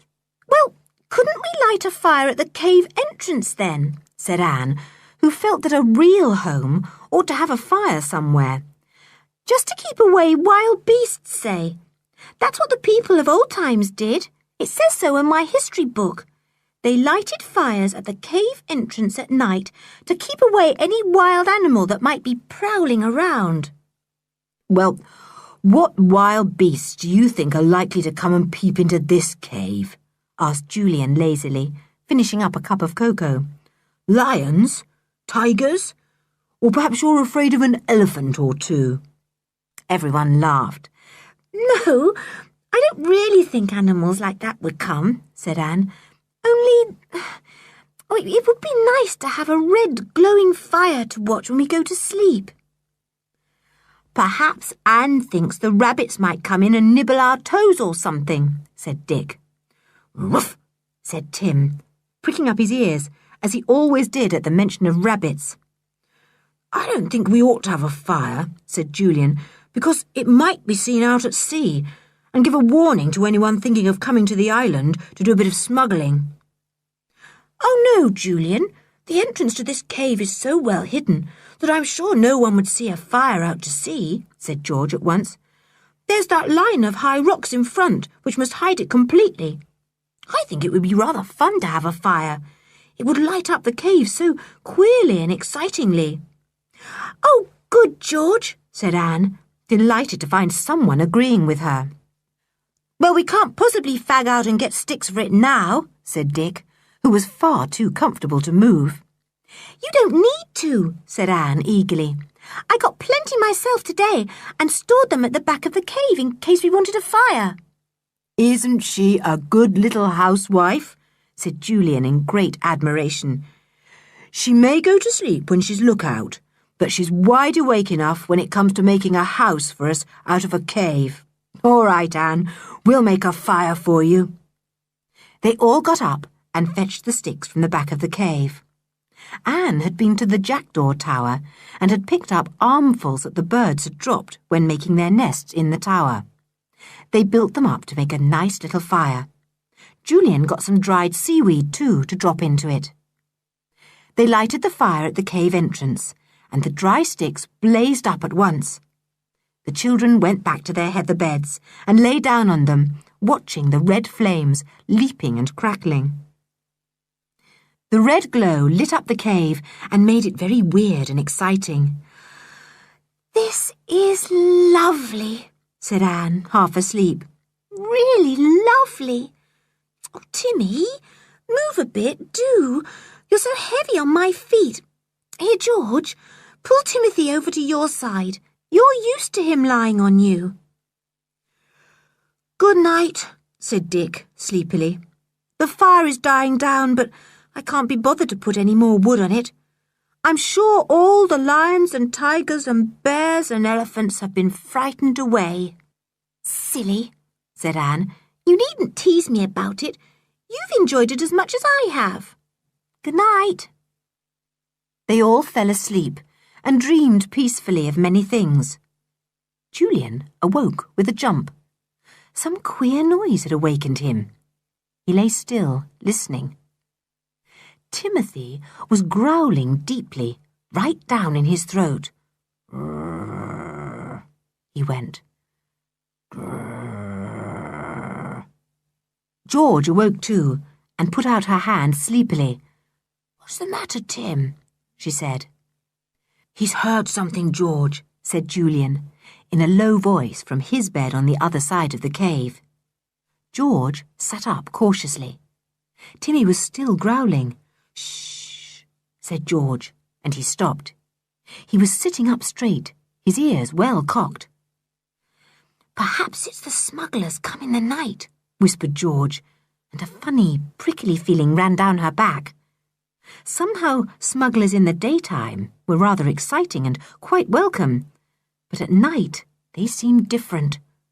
George didn't at all want to meet any just then. "I'm going out to see if I can spy anything," said Julian, getting off his bed quietly so as not to wake Dick. "I'll go up the rope to the top of the cliff. I can see better from there." "Take my torch," said George, but Julian didn't want it. "No, thanks. I can feel the way up that knotted rope quite well, whether I can see or not," he said. He went up the rope in the dark, his body twisting round as the rope turned. He climbed up onto the cliff and looked out to sea. It was a very dark night, and he could see no ship at all, not even the wreck. It was far too dark. "Pity there's no moon," thought Julian. "I might be able to see something then." He watched for a few minutes, and then George's voice came through the hole in the roof, coming out queerly at his feet. "Julian, is there anything to see? Shall I come up?" "Nothing at all," said Julian. "Is Timmy still growling?" "Yes, when I take my hand off his collar," said George. "I can't imagine what's upset him." Suddenly, Julian caught sight of something. It was a light, a good way beyond the line of rocks. He watched in excitement. That would be just about where the wreck was. Yes, it must be someone on the wreck with a lantern. "George, come up," he said, putting his head inside the hole. George came up, hand over hand, like a monkey, leaving Timothy growling below. She sat by Julian on the cliff top. "See the wreck? Look, over there," said Julian. "At least, you can't see the wreck itself, it's too dark, but you can see a lantern that someone has put there." "Yes, that's someone on our wreck with a lantern," said George, feeling excited. "Oh, I wonder if it's the smugglers coming to bring more things." "Or somebody fetching that trunk," said Julian. "Well, we'll know tomorrow, for we'll go and see. Look, whoever is there is moving off now. The light of the lantern is going lower. They must be getting into a boat by the side of the wreck. And now the light's gone out." The children strained their ears to hear if they could discover the splash of oars or the sound of voices over the water. They both thought they could hear voices. "The boat must have gone off to join a ship or something," said Julian. "I believe I can see a faint light right out there. Out to sea, look. Maybe the boat is going to it."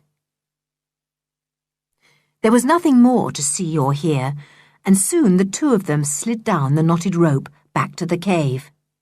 They didn't wake the others, who were still sleeping peacefully. Timothy leapt up and licked Julian and George, whining joyfully. He did not growl any more. "You're a good dog, aren't you?" said Julian, patting him. "Nothing ever escapes your sharp ears, does it?" Timothy settled down on George's feet again. It was plain that whatever it was that had disturbed him had gone. It must have been the presence of the stranger or strangers on the old wreck. Well, they would go there in the morning and see if they could discover what had been taken away or brought there in the night. Anne and Dick were most indignant the next morning when they heard Julian's tale. "You might have waked us," said Dick crossly. "We would have, if there had been anything much to see," said George. "But there was only just the light from a lantern, and nothing else except that we thought we heard the sound of voices." When the tide was low enough, the children and Timothy set off over the rocks to the wreck. They clambered up and stood on the slanting, slippery deck. They looked towards the locker where the little trunk had stood. The door of the locker was shut this time. Julian slid down towards it and tried to pull it open. Someone had stuffed a piece of wood in to keep the locker from swinging open. Julian pulled it out. Then the door opened easily. "Anything else in there?" said George, stepping carefully over the slimy deck to Julian. "Yes," said Julian. "Look, tins of food, and cups and plates and things. Just as if someone was going to come and live on the island too. Isn't it funny? The trunk is still here too, locked as before. And here are some candles, and a little lamp, and a bundle of rags. Whatever are they here for?" It really was a puzzle. Julian frowned for a few minutes, trying to think it out. "It looks as if someone is going to come and stay on the island for a bit. Probably to wait there and take in whatever goods are going to be smuggled. Well, we shall be on the lookout for them, day or night." They left the wreck feeling excited. They had a fine hiding place in their cave. No one could possibly find them there. And from their hiding place, they could watch anyone coming to and from the wreck, and from the wreck to the island. "What about our cove, where we put our boat?" said George suddenly. "They might use that cove, you know, if they came in a boat. It's rather dangerous to reach the island from the wreck if anyone tried to get to the rocky beach nearby." "Well, if anyone came to our cove, they'd see our boat," said Dick in alarm. "We'd better hide it, hadn't we?" "How?" said Anne, thinking that it would be a difficult thing to hide a boat as big as theirs. "Don't know," said Julian. "We'll go and have a look." All four and Timmy went off to the cove into which they had rowed their boat. The boat was pulled high up, out of reach of the waves. George explored the cove well, and then had an idea. "Do you think we could pull the boat round this big rock? It would just about hide it, though anyone going round the rock would see it at once." The others thought it would be worthwhile trying anyway. So, with much panting and puffing, they hauled the boat round the rock, which almost completely hid her. "Good," said George, going down into the cove to see if very much of the boat showed. "A bit of her does show still. Let's drape it with seaweed." So they draped the prow of the boat with all the seaweed they could find at hand, and after that, unless anyone went deliberately round the big rock, the boat really was not noticeable at all. "Good," said Julian, looking at his watch. "I say, It's long past tea time. And, you know, while we've been doing all this with the boat, we quite forgot to have someone on the lookout post on the cliff top. What idiots we are.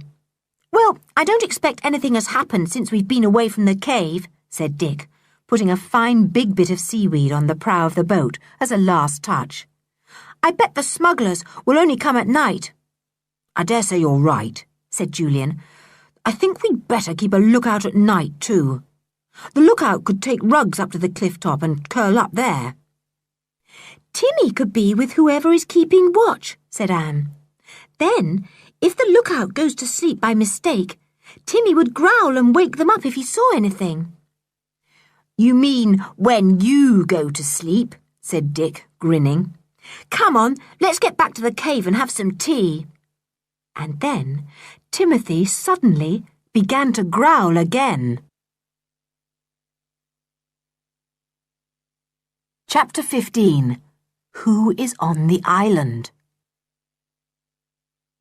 Shh, said Julian at once. Get down behind this bush. Quick, everyone. They had left the cove and were walking towards the castle when Timmy growled. Now they all crouched behind a mass of brambles, their hearts beating fast. Don't growl, Timmy, said George in Timothy's nearest ear. He stopped at once, but he stood stiff and quivering on the watch. Julian peeped through the bush, parting the brambles and scratching his hands. He could just see somebody in the courtyard. 1 person, 2 persons, maybe 3. He strained his eyes to try and see, but even as he looked, they disappeared. I believe they've moved those big stones over the entrance to the dungeons and have gone down there, he whispered. Stay here, and I'll creep out a bit and see. I won't let anyone spot me. He came back and nodded. Yes, they've gone down the dungeons. Do you think they can be the smugglers? Do you suppose they are storing their smuggled goods down there? It would be a marvellous place, of course. Let's get back to the cave while they're underground, said George. I'm so afraid Timmy will give the game away by barking. He's just bursting himself trying not to make some sort of noise. Come on, then, said Julian. Don't go across the courtyard. Make for the shore, and we'll scramble round it till we get to the cave. Then one of us can pop up through the hole and hide behind that big gorse bush there to see who the smugglers are. They must have come in by boat, either from the wreck or by rowing cleverly through the rocks offshore. They got to the cave at last and went in. But no sooner had Julian shinned up the rope, helped by the others, than Timothy disappeared. He ran out of the cave while the others' backs were turned, and when George turned round, there was no Timmy to be seen. Timmy, she called in a low voice. Timmy, where are you? But no answer came. Timmy had gone off on his own. If only the smugglers didn't see him. What a bad dog he was to do that. But Timmy had smelt something exciting. He had smelt a smell he knew, a dog smell, and he meant to find the owner of it and bite off his ears and tail. Grrr. Timmy was not going to allow dogs on his island. Julian sat close beside the gorse bush, watching all round. There was nothing to be seen on the wreck, and there was no ship out to sea. Probably the boat that had brought the strangers to the island was hidden down below among the rocks. Julian looked behind him towards the castle, and even as he looked, he saw an astonishing sight. A dog was sniffing about the bushes not far away, and creeping up behind him, all his hackles up, was Timothy. Timothy was stalking the dog as if he were a cat stalking a rabbit. The other dog suddenly heard him and leapt round facing Timothy. Timmy flung himself on the dog with a blood-curdling howl, and the dog howled in fright. Julian watched in horror, not knowing what to do. The 2 dogs made a fearful noise, especially the other dog, whose howls of terror and yelps of rage resounded everywhere. "This will bring the smugglers up, and they will see Timmy and know there's someone on the island," thought Julian. "Oh, blow you, Timmy! Why didn't you stay with George and keep quiet?" From the walls of the ruined castle came 3 figures, running pell-mell to see what was happening to their dog, and Julian stared at them in the very greatest amazement, for the 3 people were no other than Mr. Stick, Mrs. Stick, and Edgar. "Golly," said Julian, crawling round the bush to get to the hole quickly. "They've come after us. They've guessed we've gone here, and they've come to look for us, the beasts, and to make us go back. Well, they won't find us. But oh, what a pity Timmy's given the show away." There came a shrill whistle from down below him. It was George, who, hearing the row from the dogs, was feeling worried, and had sent out her piercing whistle for Timmy. It was a whistle the dog always obeyed, and he let go his hold on the dog and shot off to the cliff top at once, just as the 3 Sticks arrived on the scene and picked up their bleeding, whining mongrel. Edgar tore after Timmy up to the cliff top. Julian dropped down to the cave when he spotted Edgar appearing. Timmy ran to the hole and dropped bodily down, landing almost on top of Julian. He flung himself on George. Shut up, said George in an urgent whisper to the excited dog. "Do you want to give our hiding place away, you idiot?" Edgar, panting and puffing, arrived on the cliff top and was completely amazed to see Timothy apparently disappear into the solid earth. He hunted about for a bit, but it was clear that the dog was no longer on the cliff. Mr. and Mrs. Stick came up too. "Where did that dog go?" shouted Mrs. Stick. "What was he like?" "He looked awfully like that horrible dog of the children's," said Edgar. His voice could clearly be heard by everyone down in the cave.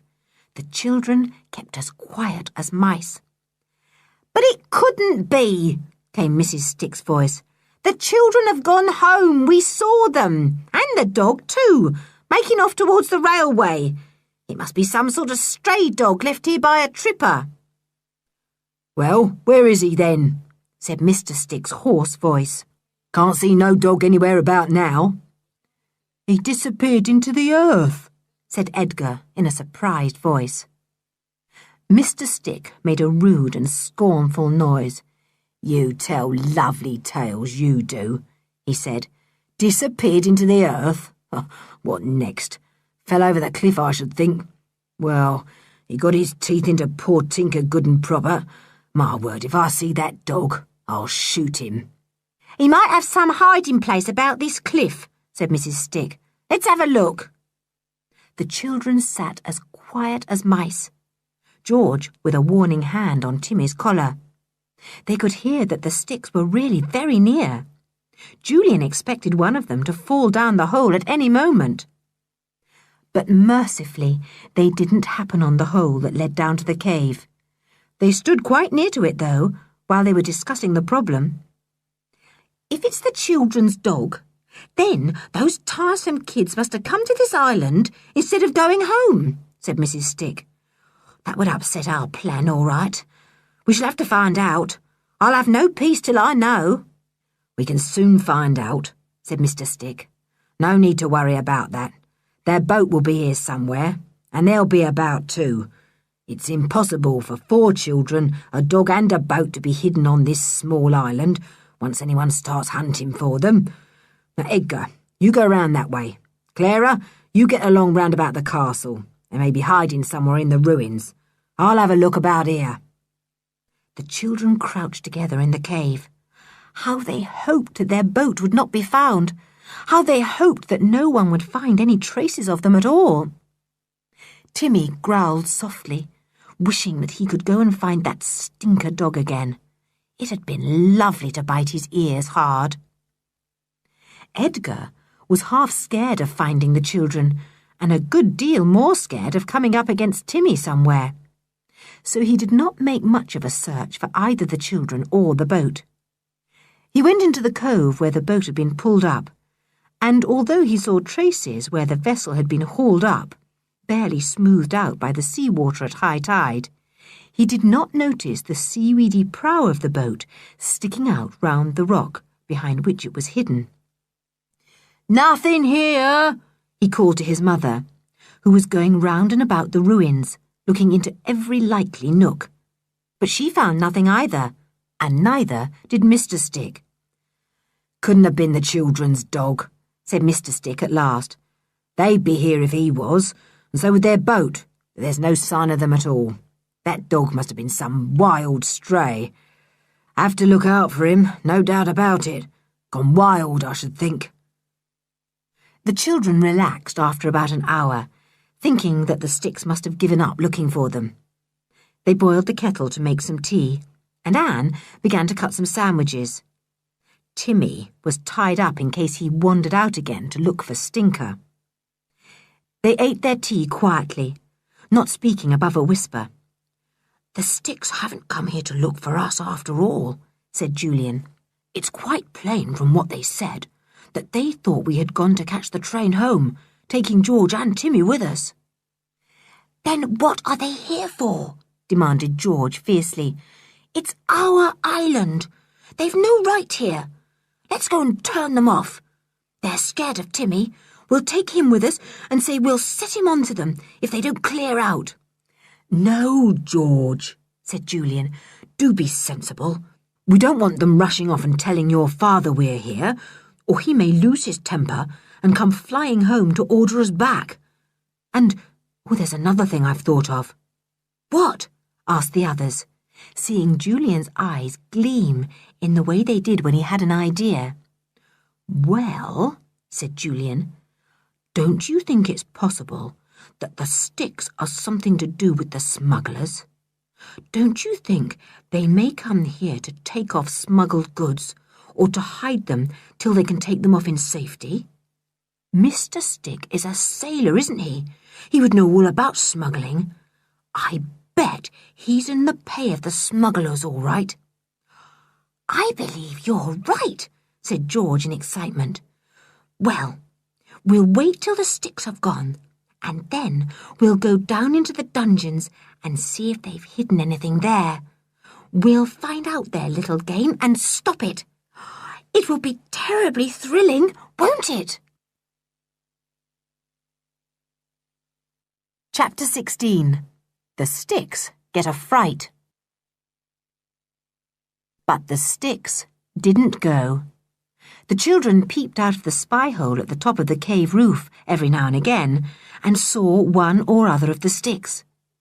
The evening went on and it began to be dark. Still the Sticks didn't go.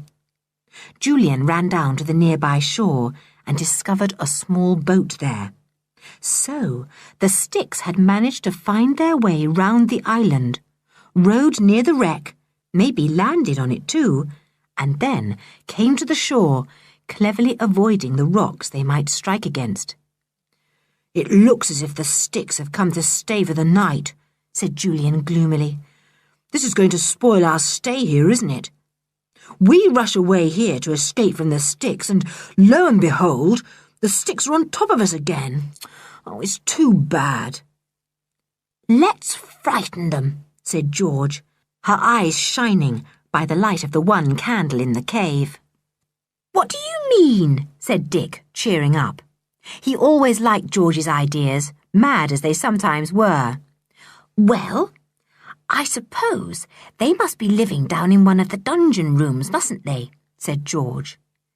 "There is no place in the ruins to live in proper shelter, or we'd be there ourselves, and the only other place is down in the dungeons. I wouldn't care to sleep there myself, but I don't suppose the Sticks would mind." "Well, what about it?" said Dick. "What's your idea?"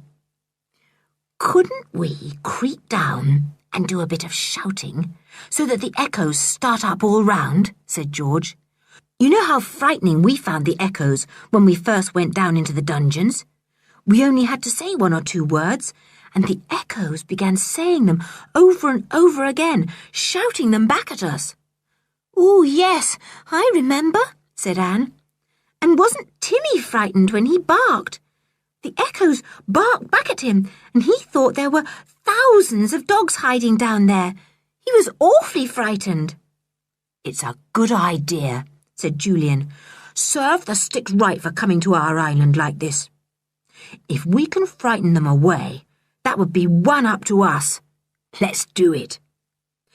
"What about Timothy?" said Anne. "Hadn't we better leave him behind?" "No, he can come and stand at the dungeon entrance to guard it for us," said George. "Then, if any of the real smugglers happen to come, Timmy could give us a warning. I'm not going to leave him behind." "Come on then, let's go now," said Julian.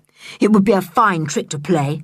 It's quite dark, but I've got my torch, and as soon as we are certain that the sticks are down in the dungeons, we can start to play our joke." There was no sign or sound of the sticks anywhere about. No light of fire or candle was to be seen, no sound of voices to be heard. Either they had gone, or they were below in the dungeons. The stones had been taken from the entrance, so the children felt sure they were down there. "Now, Timmy, you stay quite still and quiet here," whispered George to Timmy. "Bark if anyone comes, but not unless. We're going down into the dungeons." "I think perhaps I'll stay up here with Timothy," said Anne suddenly.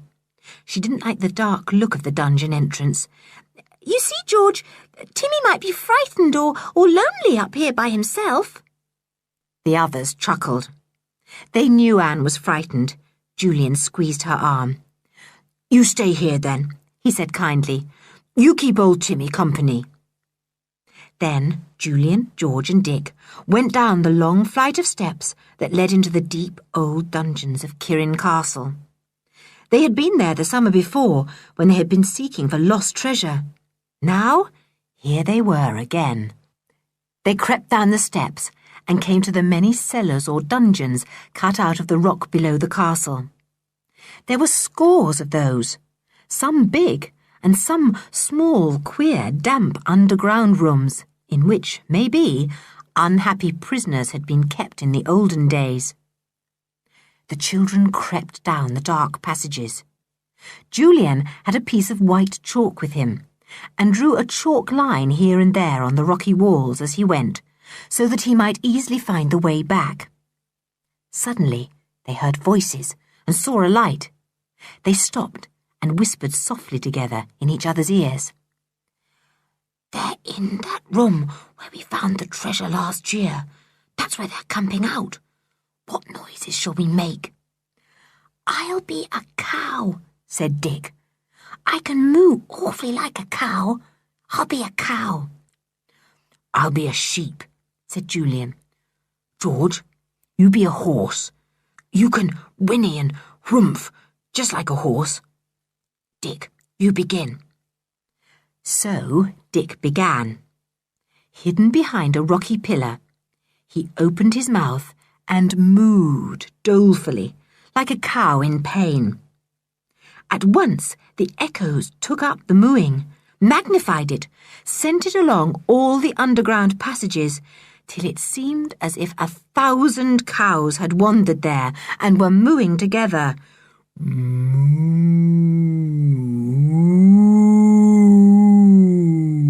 moo. The sticks listened in amazement and fright at the sudden awful noise. "What is it, Ma?" said Edgar, almost in tears. Stinker crouched at the back of the cave, terrified. "It's cows," said Mr. Stick, amazed. "Then there's cows. Can't you hear the moos? But how did cows get to be here?" "Nonsense," said Mrs. Stick, recovering herself a little. "Cows down these caves? You're mad. You'll be telling me there's sheep next."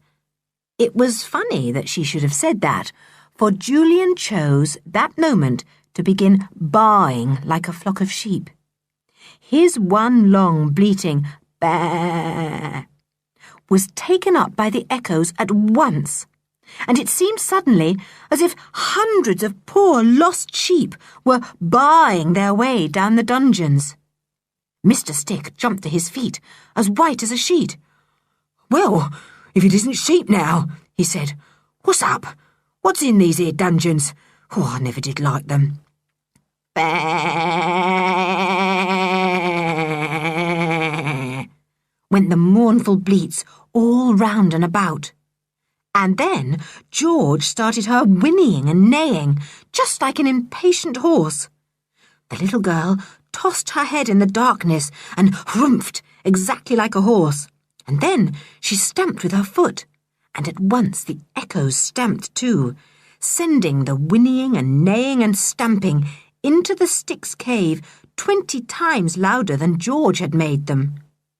Poor Stinker began to whine pitifully. He was frightened almost out of his life.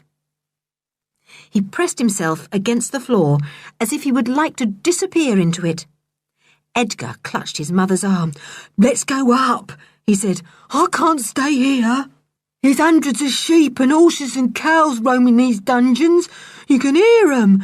They're not real, but they've got voices and hooves, and I'm scared of them." Mr. Stick went to the door of the room they were in and shouted loudly, "Get out, you! Clear out, whoever you are!" George giggled. Then she shouted out in a very deep, hoarse voice, "Beware!" And the echoes thundered out all round, "Where? Where? Where?" Mr. Stick went back quickly into the cave room and lighted another candle. He shut the big wooden door that led into the room. His hands were shaking. "Queer goings on," he said. "Shan't stay here much longer if we get this kind of thing happening every night." Julian, Dick and George were now in such a state of giggle that they could not imitate any more cows, horses or sheep. George did begin to be a pig, and gave such a realistic snort and grunt that Dick nearly died of laughing. The snorts and grunts were echoed everywhere. Oh, come out," gasped Julian at last. "I shall burst with trying not to laugh. Come out." "Come out," whispered the echoes. "Come out, out, out." They stumbled out, stuffing hankies into their mouths as they went, following Julian's chalk marks easily by the light of his torch. It was impossible to take the wrong passage if they followed his guiding lines. They sat on the dungeon steps with Anne and Timmy, and choked with laughter as they related all they had done. "We heard old Stick yelling to us to clear out," said George, "and he sounded scared stiff. As for Stinker, we never even heard the smallest growl from him. I bet the Sticks will clear off tomorrow after this. It must have given them a most terrible fright." Oh, that was grand," said Julian.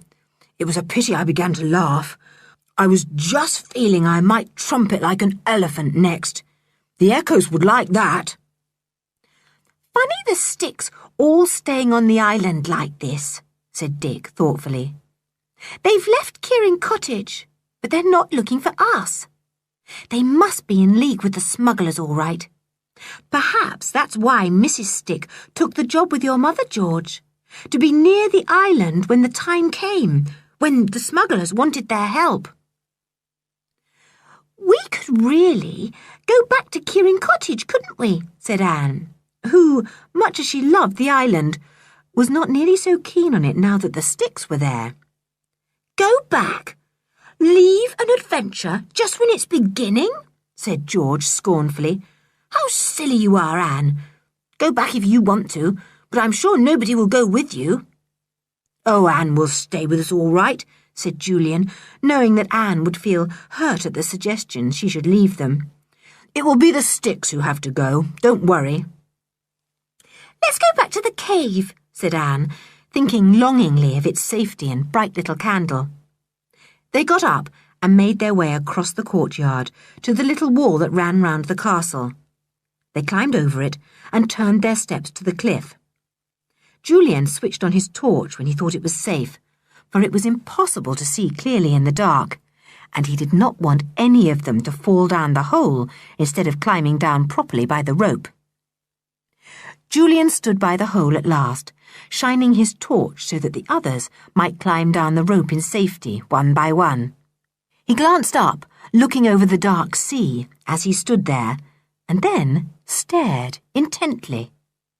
There was a light out to sea, and it was signalling. It must have seen his torchlight.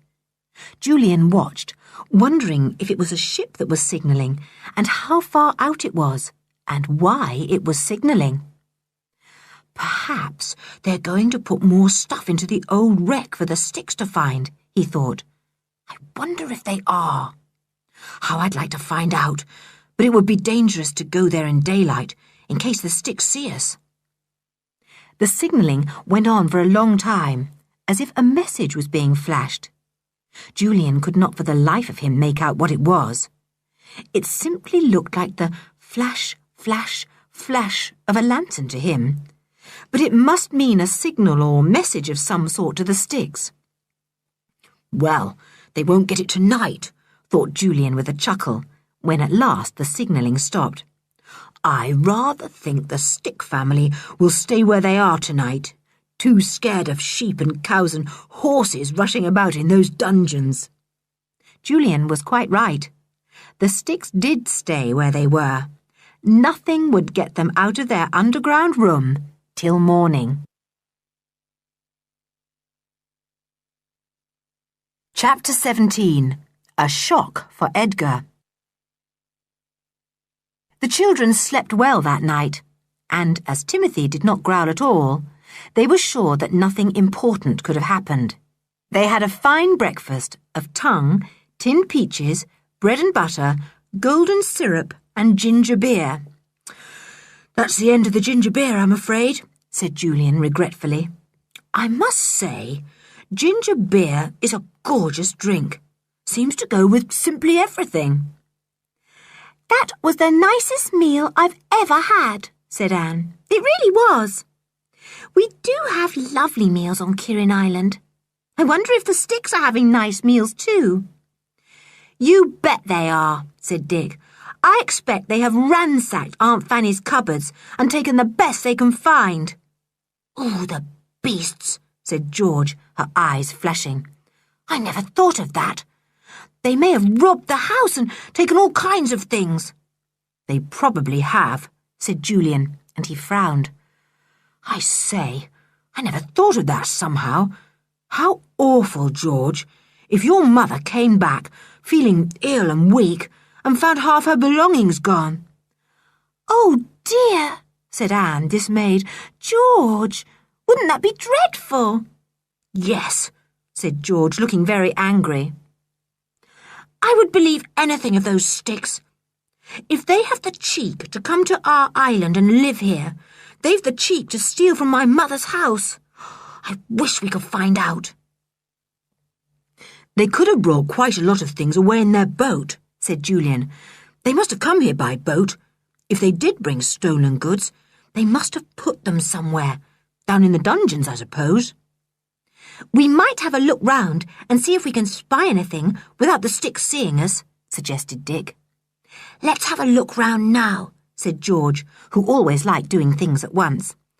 Anne, you do the washing up and tidy our cave house for us, will you? Anne was torn between wanting to go with the others and longing to play house again. She did so love arranging everything and making the beds and tidying up the cave. In the end, she said she would stay and the others could go. So up the rope they went. Timothy stayed with Anne because they were afraid he might bark. Anne tied him up and he whined a little but did not make a terrible noise. The other three lay flat on the cliff top, looking down on the ruined castle. There seemed to be no one about, but even as they watched, the 3 Sticks appeared, apparently coming up from the dungeons. They seemed to be glad to be in the sunshine, and the children were not surprised, for the dungeons were so cold and dark. The Sticks looked all round. Stinker kept close to Mrs. Stick, his tail well down. "They're looking for the cows and sheep and horses they heard down in the dungeons last night," whispered Dick to Julian.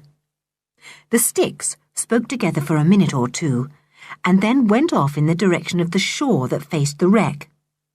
Edgar went to the room in which the children had first planned to sleep, the one whose roof had fallen in. "I'm going to stalk the two Sticks," whispered Julian to the others. "You two see what Edgar is up to." Julian disappeared, keeping behind the bushes as he watched where the Sticks went, and followed them. George and Dick went cautiously and quietly over the cliff to the castle in the middle of the little island. They could hear Edgar whistling. Stinker was running about the courtyard of the castle. Edgar appeared out of the ruined room, carrying a pile of cushions, which had evidently been stored there. George went red with rage and clutched Dick's arm fiercely. "Mother's best cushions!" she whispered. "Oh, the beasts!" Dick felt angry too. It was quite plain that the Sticks had helped themselves to anything handy when they had left Kirrin Cottage. He picked up a clod of earth, took careful aim, and flung it into the air. It fell between Edgar and Stinker, breaking into a shower of earth. Edgar dropped the cushions and looked up into the air in fright. It was plain that he thought something had fallen from the sky. George picked up another clod, took aim, and flung it high into the air. It fell all over Stinker, and the dog gave a yelp and scuttled down the hole that led into the dungeons. Edgar looked up into the sky, and then all round and about him, his mouth wide open. What could be happening? Dick waited until he was looking in the opposite direction, and then once more sent a big clod into the air. It fell into bits and scattered itself all over the startled Edgar. Then Dick gave one of his realistic moos, exactly like a cow in pain, and Edgar stood rooted to the spot, almost frightened out of his skin. Those cows again! Where were they? Dick mooed again, and Edgar gave a yell, found his feet, and almost fell down the dungeon steps. He disappeared with a dismal howl, leaving behind all the cushions on the ground. "Quick," said Dick, jumping to his feet. "He won't be back for a few minutes anyhow. He'll be too scared. Let's grab the cushions and bring them here. I don't see why the Sticks should use them down in those awful old dungeons." The two children raced to the courtyard, picked up the cushions, and raced back to their hiding place. Dick looked across to the room where Edgar had brought them from. "What about slipping across there and seeing what else they've stored away?" he said. "I don't see why they should be allowed to have anything that isn't theirs." "I'll go across, and you keep watch by the dungeon entrance," said George. "You've only got to moo again if you see Edgar, and he'll run for miles." "Right," said Dick with a grin, and went swiftly to the flight of steps that led underground to the dungeons. There was no sign of Edgar at all, nor of Stinker. George went to the ruined room and gazed round in anger. Yes, the Sticks certainly had helped themselves to her mother's things, no doubt about that. There were blankets and silver and all kinds of food. Mrs. Stick must have gone into the big cupboard under the stairs and taken out various things stored there for weekly use. George ran to Dick. "There are heaps of our things," she said in a fierce whisper. "Come and help me to get them. We'll see if we can take them all before Edgar appears or the Sticks come back." End of Disc 3. Disc 4. Just as they were whispering together, they heard a low whistle. They looked round and saw Julian coming along. He joined them. "The Sticks have rowed off to the wreck," he said. "They've got an old boat somewhere down among those rocks. Old Pa Stick must be a good sailor to be able to take the boat in and out of those awful hidden rocks. Oh, then we've got time to do what we want to do, said Dick, pleased. He hurriedly told Julian of the things George had seen in the ruined room. Awful thieves, said Julian indignantly. They don't mean to go back to Kirrin Cottage, that's plain. They've got some business on with the smugglers here, and when that is done, they'll go off with all their stolen goods, join a ship somewhere, and get off scot-free. No, they won't, said George at once. We are going to get everything and take it to the cave. Dick's going to keep watch for Edgar at the cave entrance. And you and I, Julian, can quickly carry the things away. We can drop them down the hole into the cave. Hurry then, said Julian. We must do it before the Sticks return, and I don't expect they'll be long. They've probably gone to fetch the trunk and anything else in the wreck. You know, I saw a light out to sea last night. Maybe that's a signal that the smugglers were leaving something in the wreck for the Sticks to fetch. George and Julian ran to the ruined room, piled their arms with the goods there, and then ran to hide them on the cliff, ready to take them to the hole when they had time. It looked as if the Sticks had just taken whatever was easiest to lay their hands on. They had even got the kitchen clock. Edgar did not appear at all, so Dick had nothing to do but sit by the steps of the dungeon and watch the others. After some time, Julian and George gave a sigh of relief and beckoned to Dick. He left his place and went to join them. We've got everything now, said Julian. I'm just going to the cliff edge to see if the Sticks are returning yet. If they're not, we'll carry all the things to the hole in the roof of the cave. He soon returned. I can see their boat tied to the wreck, he said. We're safe for some while yet. Come on, let's get the things to safety. This really is a bit of luck. They carried the things to the hole and called down it to Anne. Anne, we've got tons of things to put down the hole. Stand by to catch. Soon, all kinds of things came down the hole into the cave. Anne was most astonished. The silver and anything that might be hurt by a fall was first wrapped up in the blankets and then let down by rope. My goodness, said Anne. This cave will really look like a house soon when I've arranged all these things too. Just as they were finishing their job, the children heard voices in the distance. The Sticks are back, said Julian, and looked cautiously over the cliff top. He was right. They had returned to their boat and were even now on their way back to the castle, carrying the trunk from the wreck. Let's follow them and see what happens when they find everything gone, grinned Julian. Come on, everyone. They wriggled over the cliff on their tummies and came to a clump of bushes behind which they could hide and watch. The Sticks put the trunk down and looked round for Edgar, but Edgar was nowhere to be seen. Where's that boy? Said Mrs. Stick impatiently. He's had plenty of time to do everything. Edgar? Edgar!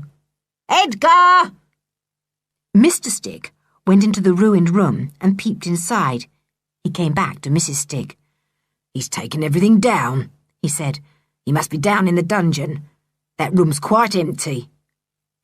I told him to come up and sit in the sun when he'd finished, said Mrs. Stick.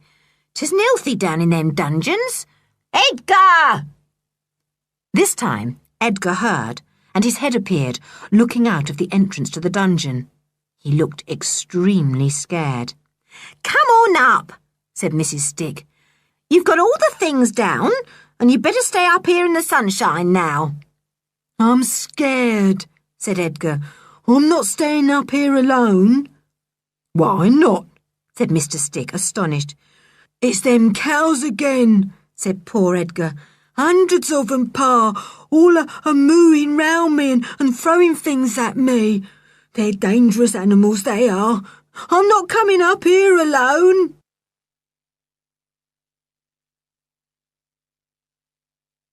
Chapter 18. An Unexpected Prisoner. The Sticks stared at Edgar as if he was mad. Cows throwing things? said Mrs. Stick at last. "What do you mean by that? Cows don't throw anything." "These ones did," said Edgar, and then began to exaggerate in order to make his parents sympathise with him. "They were dreadful cows, they were. Hundreds of them, with horns as long as reindeer and awful mooing voices. And they threw things at me.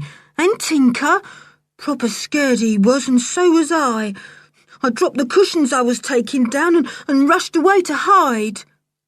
"Where are the cushions?" said Mr. Stick, looking round. "I can't see no cushions. I suppose you'll tell us the cows ate them." "Didn't you take everything down into the dungeons?" demanded Mrs. Stick. "Because that room's empty now. There's not a thing in it." "I didn't take nothing down at all," said Edgar, coming cautiously out of the dungeon entrance. "I dropped the cushions just about where you're standing. What's happened to them?" "Look here," said Mr. Stick in amazement. "Who's been here since we've been gone? Someone's taken them cushions and everything else too. Where have they put them?" "Pa, it was them cows," said Edgar, looking all round as if he expected to see cows walking off with cushions and silver and blankets. "Shut up about them cows," said Mrs. Stick, suddenly losing her temper. "For one thing, there aren't any cows on this island, and that we do know, for we looked all over it this morning. What we heard last night must have been queer sort of echoes rumbling round. No, my boy, there's something funny about all this. Looks as if there is somebody on the island." A dismal howl came echoing up from below the ground. It was Stinker, terrified at being alone below and not daring to come up. "Poor lamb," said Mrs. Stick, who seemed much fonder of Stinker than of anyone else. "What's up with him?" Stinker let out an even more doleful howl, and Mrs. Stick hurried down the steps to go to him. Mr. Stick followed her, and Edgar lost no time in going after them. "Quick," said Julian, standing up. "Come with me, Dick. We may just have time to get that trunk. Run!" The two boys ran quickly down to the courtyard of the ruined castle. Each took a handle of the small trunk and lifted it between them. They staggered back to George with it.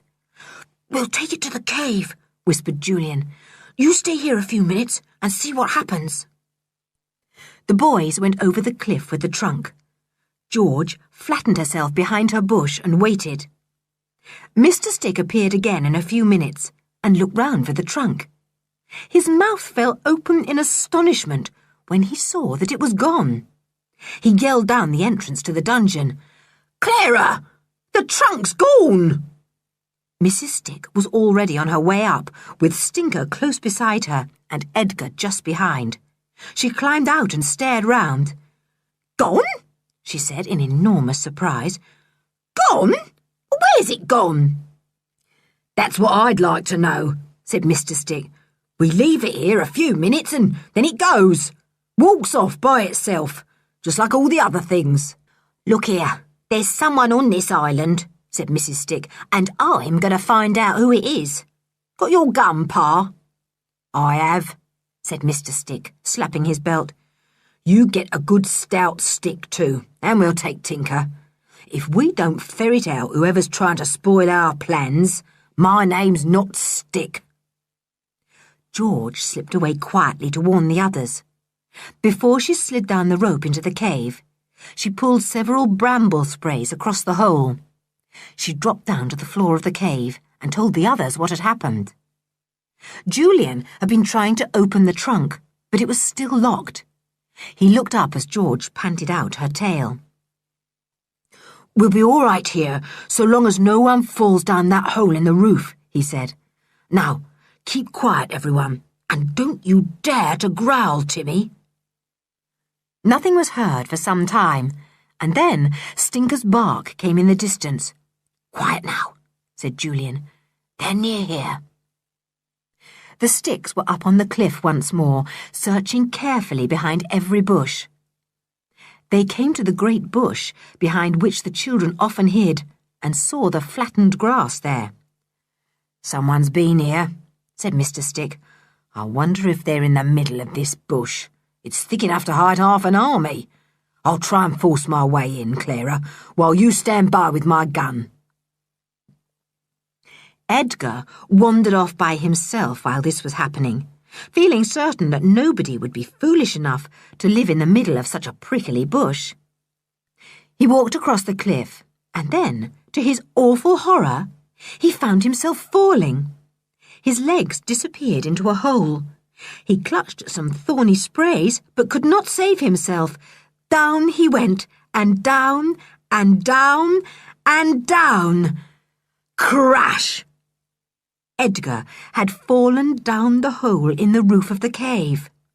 He suddenly appeared before the children's startled eyes and landed in a heap on the soft sand. Timmy at once pounced on him with a fearsome growl, but George pulled him off just in time. Edgar was half stunned with fright and his fall. He lay on the floor of the cave, groaning, his eyes shut. The children stared at him, and then at one another. For a few moments they were completely taken aback and didn't know what to do or say. Timmy growled ferociously, so ferociously that Edgar opened his eyes in fright. He stared round at the four children and their dog in the utmost surprise and horror. He opened his mouth to yell for help, but at once found Julian's large hand over it. "Yell just once, and Timmy shall have a bite out of any part of you he likes," said Julian, in a voice as ferocious as Timothy's growl. "See? Like to try it? Timmy's waiting to bite." "I shan't yell," said Edgar, speaking in such a low whisper that the others could hardly hear him. "Keep that dog off. I shan't yell." George spoke to Timothy. "Now, you listen, Timothy. If this boy shouts, you just go for him. Lie here by him and show him your big teeth. Bite him wherever you like if he yells." "Ruff," said Timmy, looking really pleased. He lay down by Edgar, and the boy tried to move away. But Timmy came nearer every time he moved. Edgar looked round at the children. "What are you doing on this island?" he said. "We thought you'd gone home." "It's our island," said George, in a very fierce voice.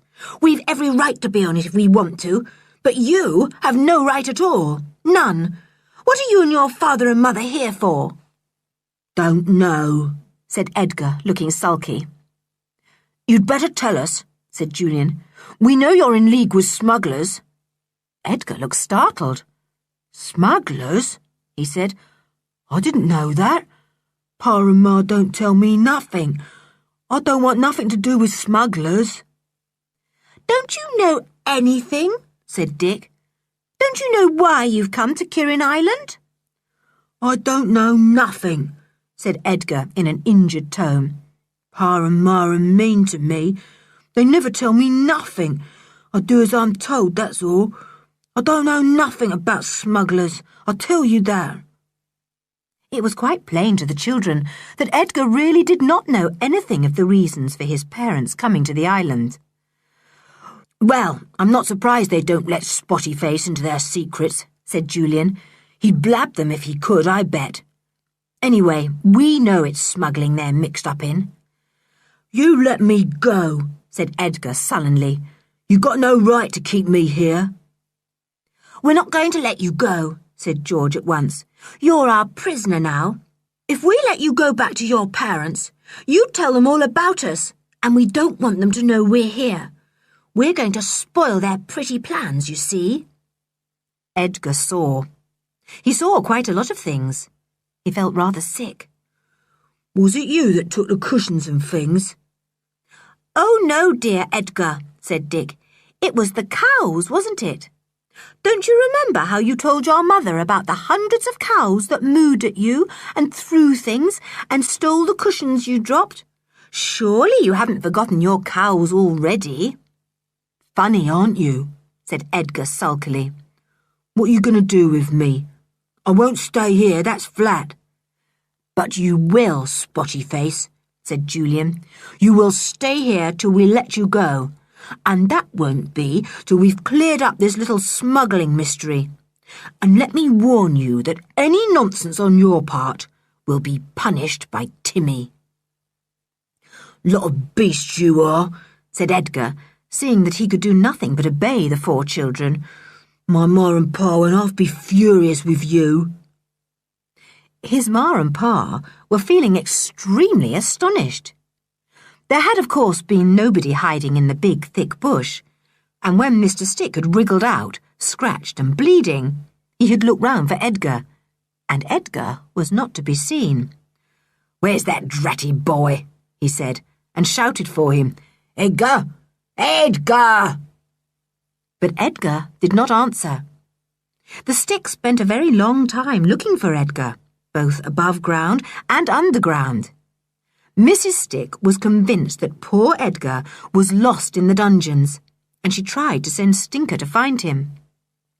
But Stinker only went as far as the first cave. He remembered the peculiar noises of the night before, and was not at all keen on exploring the dungeons. Julian turned his attention to the little trunk, once Edgar had been dealt with.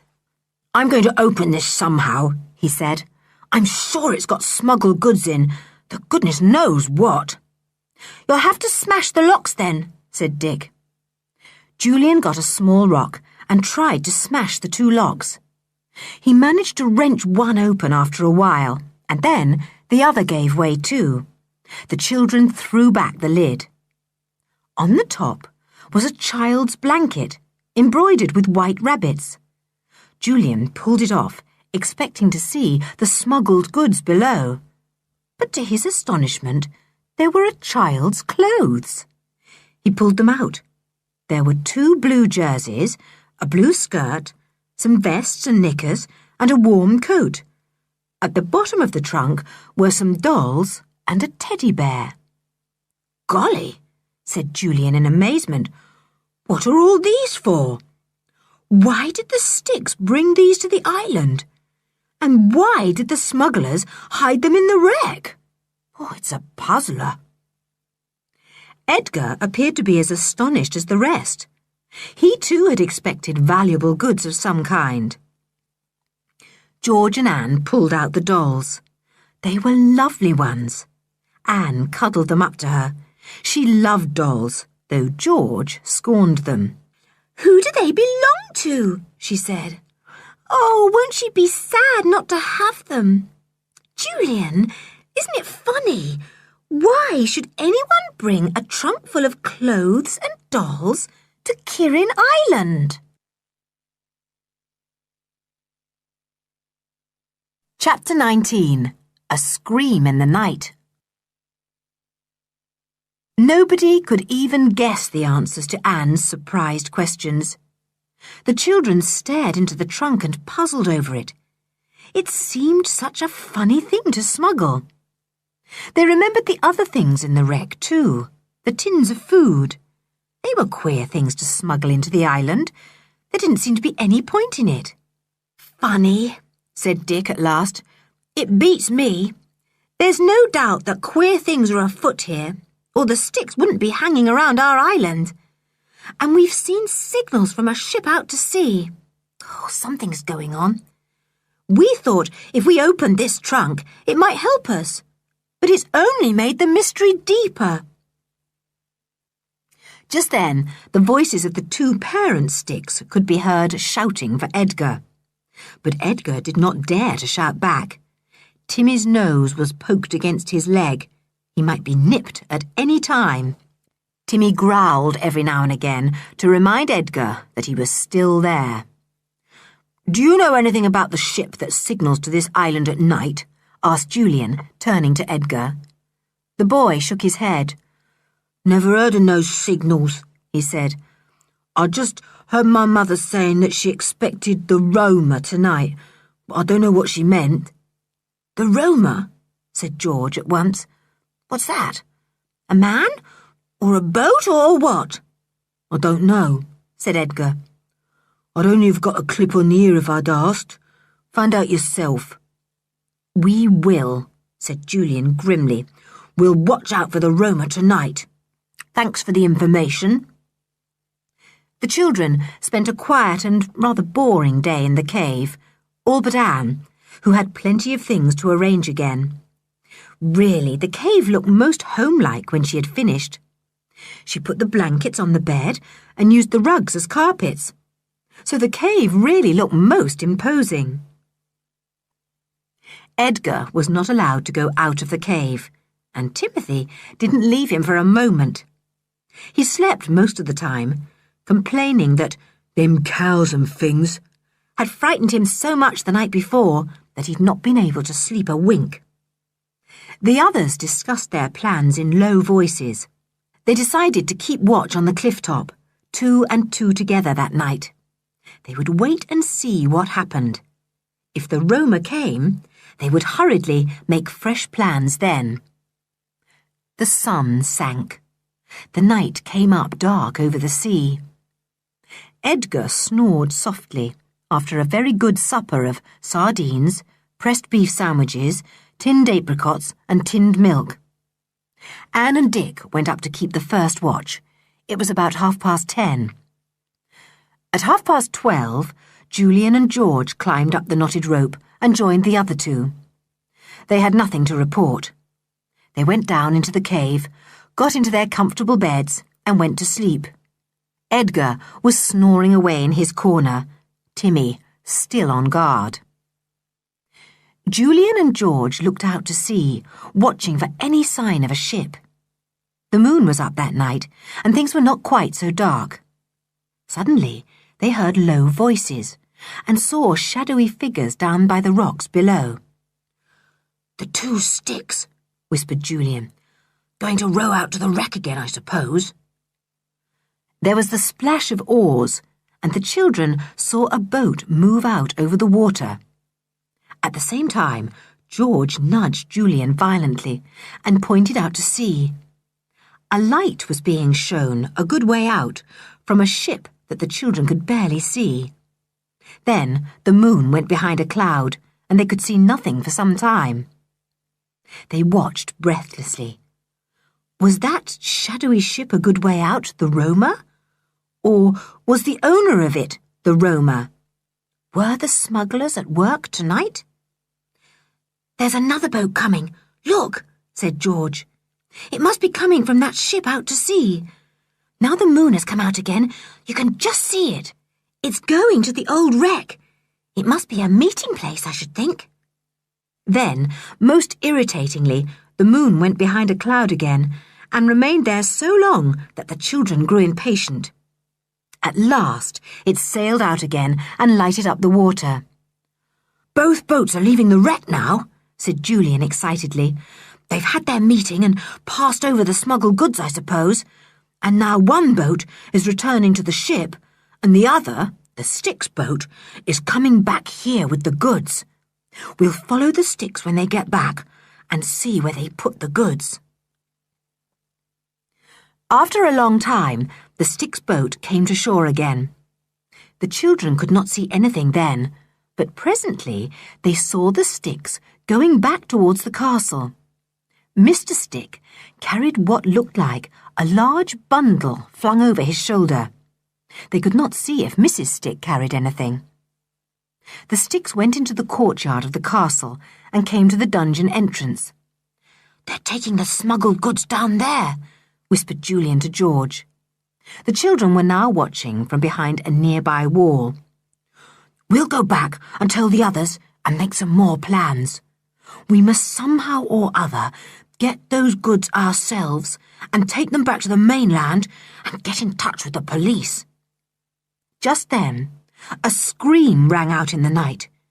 It was a high-pitched, terrified scream and frightened the watching children very much. They had no idea where it came from. "Quick, it must be Anne," said Julian, and the two ran as fast as they could to the hole that led down to the cave. They dropped down the rope, and Julian looked round the quiet cave anxiously. What had happened to Anne to make her scream like that? But Anne was peacefully asleep on her bed, and so was Dick. Edgar still snored, and Timmy watched, his eyes gleaming green. "Funny," said Julian, still startled. "Awfully queer. Who screamed like that? It couldn't possibly have been Anne, because if she had screamed in her sleep like that, she would have wakened the others." "Well, who screamed then?" said George, feeling rather scared. "Wasn't it weird, Julian? I didn't like it. It was somebody who was awfully frightened, but who could it be?" They woke Dick and Anne and told them about the strange scream. Anne was very startled. Dick was interested to hear that 2 boats had met at the wreck, and that the Sticks had brought back smuggled goods of some sort and taken them down in the dungeons. "We'll get those tomorrow somehow," he said cheerfully. "We'll have good fun." "Why did you think it was me screaming?" asked Anne. "Did you think it was a girl's scream?" "Yes, it sounded like the scream you give when one of us jumps out at you suddenly," said Julian. "A proper little girl's scream, not a yell like a boy gives." "It's funny," said Anne. She cuddled down into her bed again, and George got in beside her. "Oh, Anne," said George in disgust. "You've got our bed simply full of those dolls. Oh, and that teddy bear is here too. You really are a baby." "No, I'm not," said Anne. "The dolls and the bear are babies. They're frightened and lonely because they're not in bed with the little girl they belong to. So I had them in bed with me instead. I'm sure the little girl would be glad." "The little girl?" said Julian slowly. "We thought we heard a little girl scream tonight. We found a small trunk full of little girl's clothes and a little girl's dolls. What does it all mean?" There was a silence, and then Anne spoke excitedly. "I know. The smuggled goods are a little girl. They've stolen a little girl away, and these are her dolls, and those over there are her clothes that were stolen at the same time for her to dress in and play with. The little girl's here, on this island now. You heard her scream tonight when those horrid Sticks carried her down into the dungeons." "Well, I do believe Anne has hit on the right idea," said Julian. "Clever little girl, Anne. I think you're right. It isn't smugglers who are using this island. It's kidnappers." "What are kidnappers?" said Anne. "People who steal away children or grown-ups and hide them somewhere till a large sum of money is paid out for them," explained Julian. "It's called a ransom. Till the ransom is paid, the prisoner is held by the captors." "Well, that's what's happened here then," said George. "I bet it has. Some poor little rich girl has been stolen away and brought to the wreck by boat from some ship and taken over by those horrible Sticks. Wicked creatures." "And we heard the poor little thing scream just as she was taken down underground," said George. "Julian, we've got to rescue her." "Yes, of course," said Julian. "We will, never fear. We'll rescue her tomorrow." Edgar woke up and joined in the conversation suddenly. "What are you talking about?" he said. "Rescue who?" "Never you mind," said Julian. George nudged him and whispered, "All I hope is that Mrs. Stick is feeling as upset about losing her dear Edgar as the mother of the little girl," she said. "Tomorrow we find the little girl somehow and take her away," said Julian. "I expect the Sticks will be on guard, but we'll find a way." "Oh, I'm tired now," said George, lying down. "Let's go to sleep. We'll wake up nice and fresh. Oh, Anne, do put these dolls your side. I'm lying on at least 3. Anne took the dolls and the bear and arranged them on her side of the bed. "Don't feel lonely," George heard her say. "I'll look after you all right till you go back to your own mistress. Sleep tight." Soon they all slept, all but Timothy, who lay with one eye open all night. There was no need to put anyone on guard while Timmy was there. He was the best guardian they could have. Chapter 20. A Rescue and a New Prisoner. The next day, Julian was awake early and went up the rope to the cliff top to see if the Sticks were about. He saw them coming up the steps that led from the dungeons. Mrs. Stick looked pale and worried. "We've got to find our Edgar," she kept saying to Mr. Stick. "I'll tell you, we've got to find our Edgar. He's not down in the dungeons, that I do know. We've yelled ourselves hoarse down there." "And he's not on the island," said Mr. Stick. "We hunted all over it yesterday. I think whoever was here then took our goods, caught Edgar, and made off with him and everything else in their boat. That's what I think." "Well, they've taken him to the mainland then," said Mrs. Stick. "We'd better take our boat and go back there and ask a few questions. What I'd like to know is, who is it messing about here and interfering with our plans? It makes me scared, just when things are going nicely too." "Is it all right to leave here just now?" said Mr. Stick doubtfully. "Suppose whoever was here yesterday is still here. They might pop down into the dungeons when we're gone." "Well, they're not here," said Mrs. Stick firmly. "Use your common sense, if you've got any. Wouldn't our Edgar yell the place down if he was being kept prisoner on this little island? And wouldn't we hear him? I tell you, he must have been taken off in a boat, together with all the other things that are gone. And I don't like it." All right, said Mr. Stick in a grumbling tone. "That boy's always a nuisance, always in silly trouble of some sort." "How can you talk of poor Edgar like that?" cried Mrs. Stick. "Do you think the poor child likes being captured? Oh, goodness knows what he's going through, feeling frightened and lonely without me." Julian felt disgusted. Here was Mrs. Stick talking like that about old Spotty Face, and yet she had a little girl down in the dungeons, a child much younger than Edgar. What a beast she was! "What about Tinker?" said Mr. Stick in a sulky tone. "Better leave him here, hadn't we, to guard the entrance to the dungeons?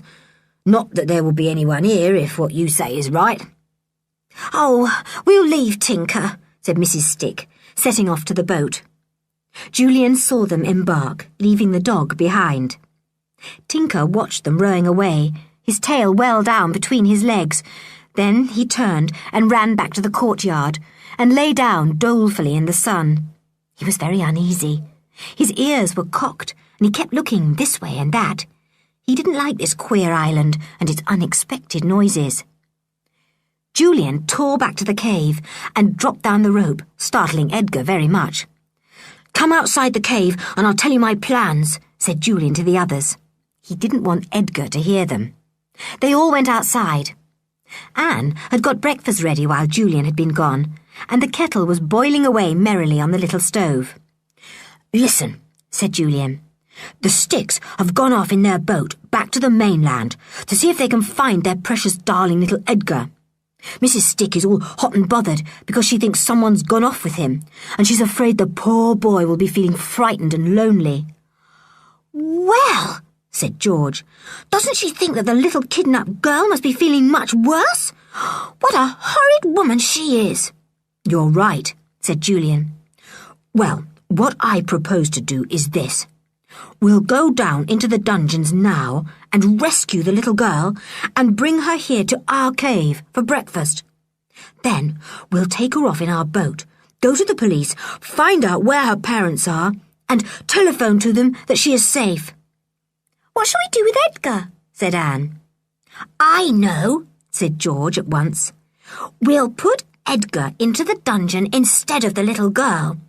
Think how astonished the Sticks will be to find the little girl gone, and their dear Edgar shut up in the dungeon instead." "Oh, that is a good idea," said Anne, and all the others laughed and agreed. "You stay here, Anne, and cut some more bread and butter for the little girl," said Julian. He knew that Anne hated going down into the dungeons. Anne nodded, pleased. "All right, I will.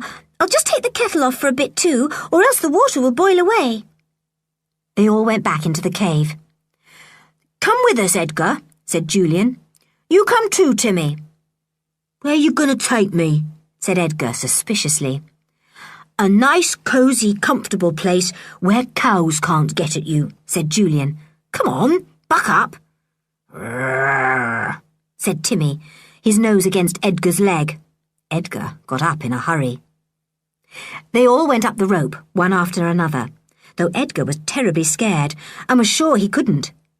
But with Timmy snapping at his ankles below, he climbed up the rope remarkably quickly and was hauled out at the top by Julian.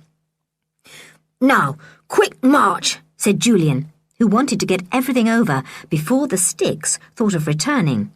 And quick march it was, over the cliffs, over the low wall of the castle, and down into the courtyard. I'm not going down into them dungeons with you, said Edgar in alarm. You are, Spotty Face, said Julian amiably. Where's my ma and pa? said Edgar, looking anxiously all round. Those cows have got them, I expect, said George. The ones that came and mooed at you and threw things, you know. Everyone giggled, except Edgar, who looked worried and pale. He did not like this kind of adventure at all. The children came to the dungeon entrance and found that the sticks had not only closed down the stone that opened the way to the dungeons, but had also dragged heavy rocks across it. Oh, blow your parents, said Julian to Edgar. Making a lot of trouble for everybody. Come on, stir yourself. All hands to these stones. Edgar, pull when we pull. Go on. You'll get into trouble if you don't. Edgar pulled with the rest, and one by one the rocks were moved away. Then the heavy trapdoor stone was hauled up too, and the flight of steps was exposed, leading down into darkness. There's Tinker! Suddenly cried Edgar, pointing to a bush some distance away. Tinker was there, hiding, quite terrified at seeing Timothy again. Fat lot of good Stinker is, said Julian. No, Timmy, you're not to eat him. Stay here. You wouldn't taste nice if you did eat him. Timothy was sorry not to be able to chase Stinker round and round the island. If he couldn't chase rabbits, he might at least be allowed to chase Stinker. They all went down into the dungeons. Julian's white chalk marks were still on the rocky walls, so it was easy to find the way to the cave-like room where the children, last summer, had found piles of golden ingots. They felt sure that the little kidnapped girl had been put there, for this cave had a big wooden door that could be bolted on the outside. They came to the door. It was well and truly bolted. There was no sound from inside. Everyone halted outside, and Timmy scratched at the door, whining gently. He knew there was someone inside. Hello there, shouted Julian in a loud and cheerful voice. Are you all right? We've come to rescue you. There was a scrambling noise, as if someone had got up from a stool. Then a small voice sounded from the cave. Hello? Who are you? Oh, do please rescue me. I'm so lonely and frightened. Just undoing the door, called back Julian cheerfully. We're all children out here, so don't be afraid. You'll soon be safe. He shot back the bolts and flung open the door. Inside the cave, which was lighted by a lantern, stood a small girl with a scared little white face and large dark eyes. Dark red hair tumbled round her cheeks, and she had evidently been crying bitterly, for her face was dirty and tear-stained. Dick went to her and put his arm round her. Everything's all right now, he said. You're safe. We'll take you back to your mother. I do want her. I do, said the little girl, and tears ran down her cheeks again. Why am I here? I don't like being here. Oh, it's just an adventure you've had, said Julian. It's over now. At least, nearly over. There's still a bit of it left. A nice bit, though. We want you to come and have breakfast with us in our cave. We've a lovely cave. Oh, have you? said the little girl, rubbing her eyes. I want to go with you. I like you, but I didn't like those other people. Of course you didn't, said George. Look, this is Timothy, our dog. He wants to be friends with you. What a simply lovely dog, said the little girl, and flung her arms around Timmy's neck. He licked her in delight. George was pleased. She put her arm round the little girl. "What's your name?" she asked. Jennifer Mary Armstrong, said the little girl. "What's yours?" "George," said George. And the little girl nodded, thinking that George was a boy, not a girl, for she was dressed in jeans just like Julian and Dick, and her hair was short too, though very curly. The others told her their names, and then she looked at Edgar, who had said nothing. "This is Spotty Face," said Julian. "He isn't a friend of ours. It was his father and mother who put you here, Jennifer. Now we're going to leave him here in your place. It will be such a pleasant surprise for them, won't it?" Edgar gave a yell of dismay and tried to back away, but Julian gave him a strong shove that sent him flying into the cave. "There's only one way to teach people like you and your parents that wickedness doesn't pay," said the boy grimly, "and that is to punish you hard. People like you don't understand kindness. You think it's just being soft and silly. All right, you can have a taste of what Jennifer has had. It'll do you good, and do your parents a lot of good too. Goodbye." Edgar began to howl dismally as Julian bolted the big wooden door top and bottom. "I shall starve," he wailed. "Oh, no, you won't," said Julian. "There's plenty of food and water in there, so help yourself. It would do you good to go hungry for a while, all the same." "Mind the cows don't get you," called Dick, and he gave a realistic moo that startled Jennifer very much, for the echoes came mooing round too. "It's all right, only the echoes," said George, smiling at her in the torchlight. Edgar howled away in the cave, sobbing like a baby. "Little coward, isn't he?" said Julian. "Come on, let's get back. I'm awfully hungry for my breakfast." "So am I," said Jennifer, slipping her small hand into Julian's. "I wasn't hungry at all in that cave, but now I am. Thank you for rescuing me." "Don't mention it," said Julian, grinning at her. "It's a real pleasure. And an even greater one to put old Spotty Face there instead of you. Nice to give the sticks a dose of their own medicine." Jennifer didn't know what he meant, but the others did, and they chuckled. They made their way back through the dark, musty passages of the dungeons, passing many caves, big and small, on the way. They came at last to the flight of steps and went up them into the dazzling sunlight. "Oh!" said Jennifer, breathing in great gulps of the fresh, sea-smelling air. "Oh, this is lovely! Where am I?" "On our island," said George, "and this is our ruined castle. You were brought here last night in a boat. We heard you scream, and that's how we guessed you were being made a prisoner." They walked to the cliff, and Jennifer was amazed at the way they disappeared down the knotted rope. She was eager to try too, and soon slid down into the cave. "Nice kid, isn't she?" said Julian to George. "My word, she's had even more of an adventure than we have." Chapter 21. A Visit to the Police Station. Anne liked Jennifer very much and gave her a hug and a kiss. Jennifer looked round the well-furnished cave in amazement and wonder, and then she gave a scream of surprise and joy. She pointed to Anne's neatly made bed, on which sat a number of beautiful dolls and a large teddy bear.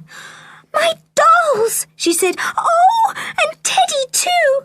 Oh, where did you get them? I've missed them so. Oh, Josephine and Angela and Rosebud and Marigold. Have you missed me?" She flung herself on the dolls. Anne was very interested to hear their names. "I've looked after them well," she told Jennifer. "They're quite all right." "Oh, thank you," said the little girl happily. "I do think you're all nice. Oh, I say, what a lovely breakfast." It was.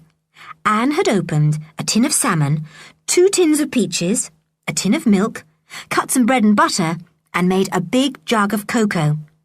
Jennifer sat down and began to eat. She was very hungry, and as she ate, she began to lose her paleness and look rosy and happy. The children talked busily as they ate. Jennifer told them about herself.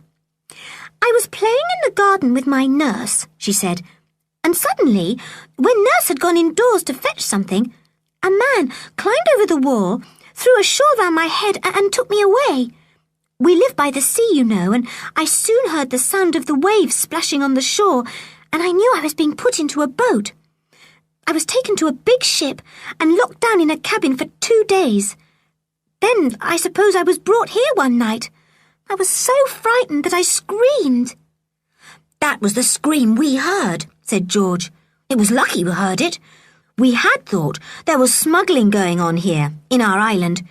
We didn't guess it was a case of kidnapping till we heard you scream, though we had found your trunk with your clothes and toys. I don't know how the man got those, said Jennifer. Maybe one of our maids helped him. There was one I didn't like at all. She was called Sarah Stick. Ah, said Julian at once. That's the one, then. It was Mr. and Mrs. Stick who brought you here. Sarah Stick, your maid, must be some relation of theirs. They must have been in the pay of someone else. I should think someone who had a ship and could bring you here to hide you. Jolly good hiding place, too, said George. No one but us would ever have found it out. They ate all their breakfast, made some more cocoa, and discussed their future plans. We'll take our boat and go to the mainland this morning, said Julian. We'll go straight to the police station with Jennifer. I expect the newspapers are full of her disappearance, and the police will recognise her at once. I hope they catch the Sticks, said George. I hope they won't disappear into thin air as soon as they hear that Jennifer is found. Yes, we must warn the police of that, said Julian thoughtfully. Better not spread the news abroad till the Sticks are caught. I wonder where they are. Let's get the boat now, said Dick. There's no point in waiting about. Jennifer's parents will be thrilled to know she is safe. I don't really want to leave this lovely cave, said Jennifer, who was thoroughly enjoying herself now. I wish I lived here too. Are you going to come back to the island and live here, Julian? Well, we shall come back for a few days more, I expect, said Julian. You see, our aunt's home is empty at the moment because she is away ill and our uncle is with her. So we might as well stay on our island till they come back. Oh, could I come back with you? Begged Jennifer, her small round face alight with joy at the thought of living in a cave on an island with these nice children and their lovely dog. Oh, do let me. I would so like it. And I do so love Timmy. I don't expect your parents would let you, especially after you've just been kidnapped, said Julian. But you can ask them if you like. They all went to the boat and got in. Julian pushed off. George steered the boat in and out of the rocks. They saw the wreck, which interested Jenny very much indeed. She badly wanted to stop, but the others thought they ought to get to land as quickly as possible. Soon they were near the beach. Alf, the fisher boy, was there. He saw them and waved. He ran to help them pull in their boat. I was coming out in my boat this morning, he said. Your father's back, Master George, but not your mother. She's getting better, they say, and will be back in a week's time. Well, what's my father come back for? Demanded George in surprise. He got worried because nobody answered the telephone, explained Alf. He came down and asked me where you all were, but I didn't tell him, of course. I kept your secret, but I was just coming out to warn you this morning. He got back last night, and wasn't he wild? No one there to give him any food, all the house upside down, and half the things gone. He's at the police station now. Golly, said George, that's just where we are going too. We shall meet him there. Oh dear, I do hope he won't be in an awful temper. You just can't do anything with my father when he's cross. Come on, said Julian. It's a good thing in a way that your father is here, George. We can explain everything to him and to the police at the same time.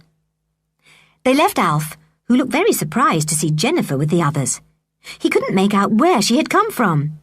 Certainly she had not started out to the island with them, but she had come back in their boat. How was that? It seemed very mysterious to Alf. The children arrived at the police station and marched in, much to the surprise of the policeman there. "Hello," he said. "What's the matter?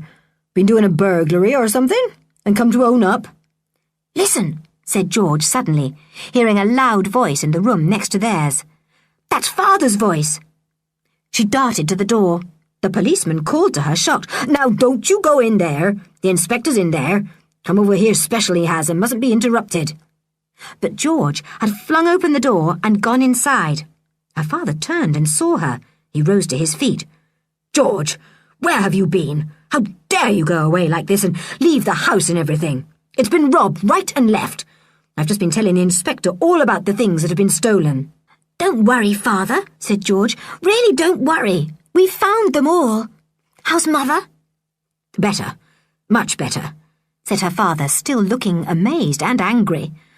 "Thank goodness I can go back and tell her where you are. She kept asking me about you all, and I had to keep saying you were all right so as not to worry her, but I hadn't any idea what was happening to you or where you had gone. I feel very displeased with you. Where were you?" "On the island," said George, looking rather sulky, as she often did when her father was angry with her. "Julian would tell you all about it." Julian came in, followed by Dick, Anne, Jennifer, and Timothy. The inspector, a big, clever-looking man with dark eyes under shaggy eyebrows, looked at them all closely. When he saw Jennifer, he stared hard, and then suddenly rose to his feet. "What's your name, little girl?" he said. "Jennifer Mary Armstrong," said Jenny in a surprised voice. "Bless us all," said the inspector in a startled voice. "Here's the child the whole country is looking for, and she walks in here as cool as a cucumber. Land sakes, where did she come from?" "What do you mean?" said George's father, looking surprised. "What child is the whole country looking for? I haven't read the papers for some days." "Then don't you know about little Jenny Armstrong being kidnapped?" said the inspector, sitting down and pulling Jenny near him. "She's the daughter of Harry Armstrong, the millionaire, you know. Well, somebody kidnapped her and wants £100,000 ransom for her. My word, we've combed the country for her, and here she is as merry as you please. Well, I'm blessed. This is the queerest thing I ever knew. Where have you been, little missy?" "On the island," said Jenny. "Julian, you tell it all." So Julian told the whole story from beginning to end. The policeman from outside came in and took notes down as he spoke. Everyone listened in amazement. As for George's father, his eyes nearly fell out of his head.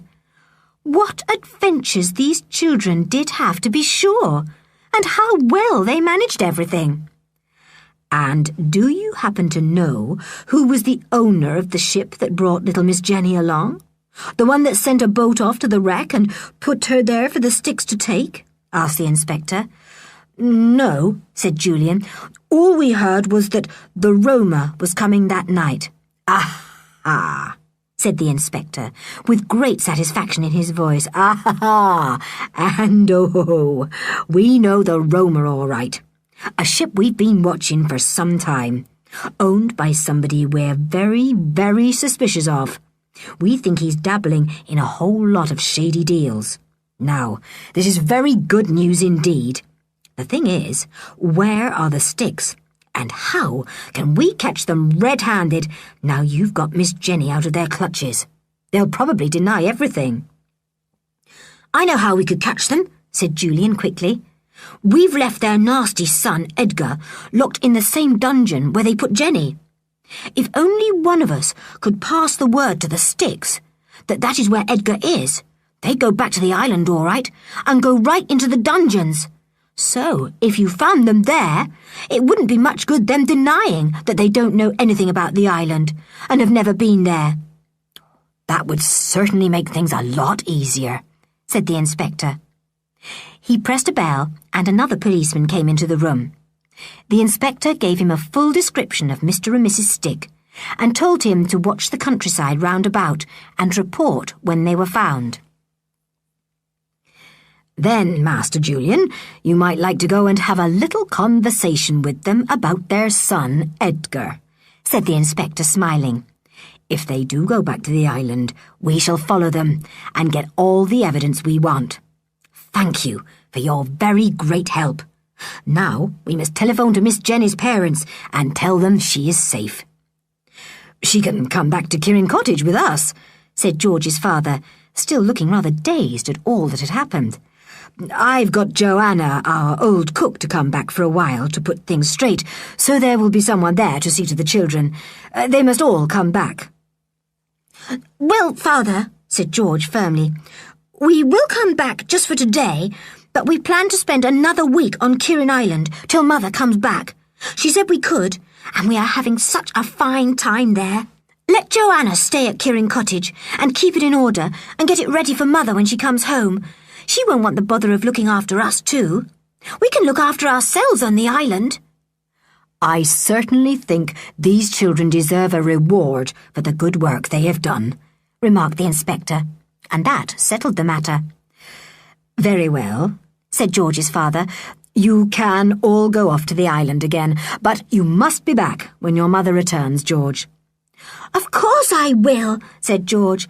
"I badly want to see Mother. But home isn't nice without her. I would rather be on our island." "And I want to be there too," said Jenny unexpectedly. "Ask my parents to come to Kirrin, please, so that I can ask them if I can go with the other children." "I'll do my best," said the inspector, grinning at the 5 children. They liked him very much. George's father stood up. "Come along," he said. "I want my lunch. All this has made me feel hungry. We'll go and see if Joanna has got anything for us."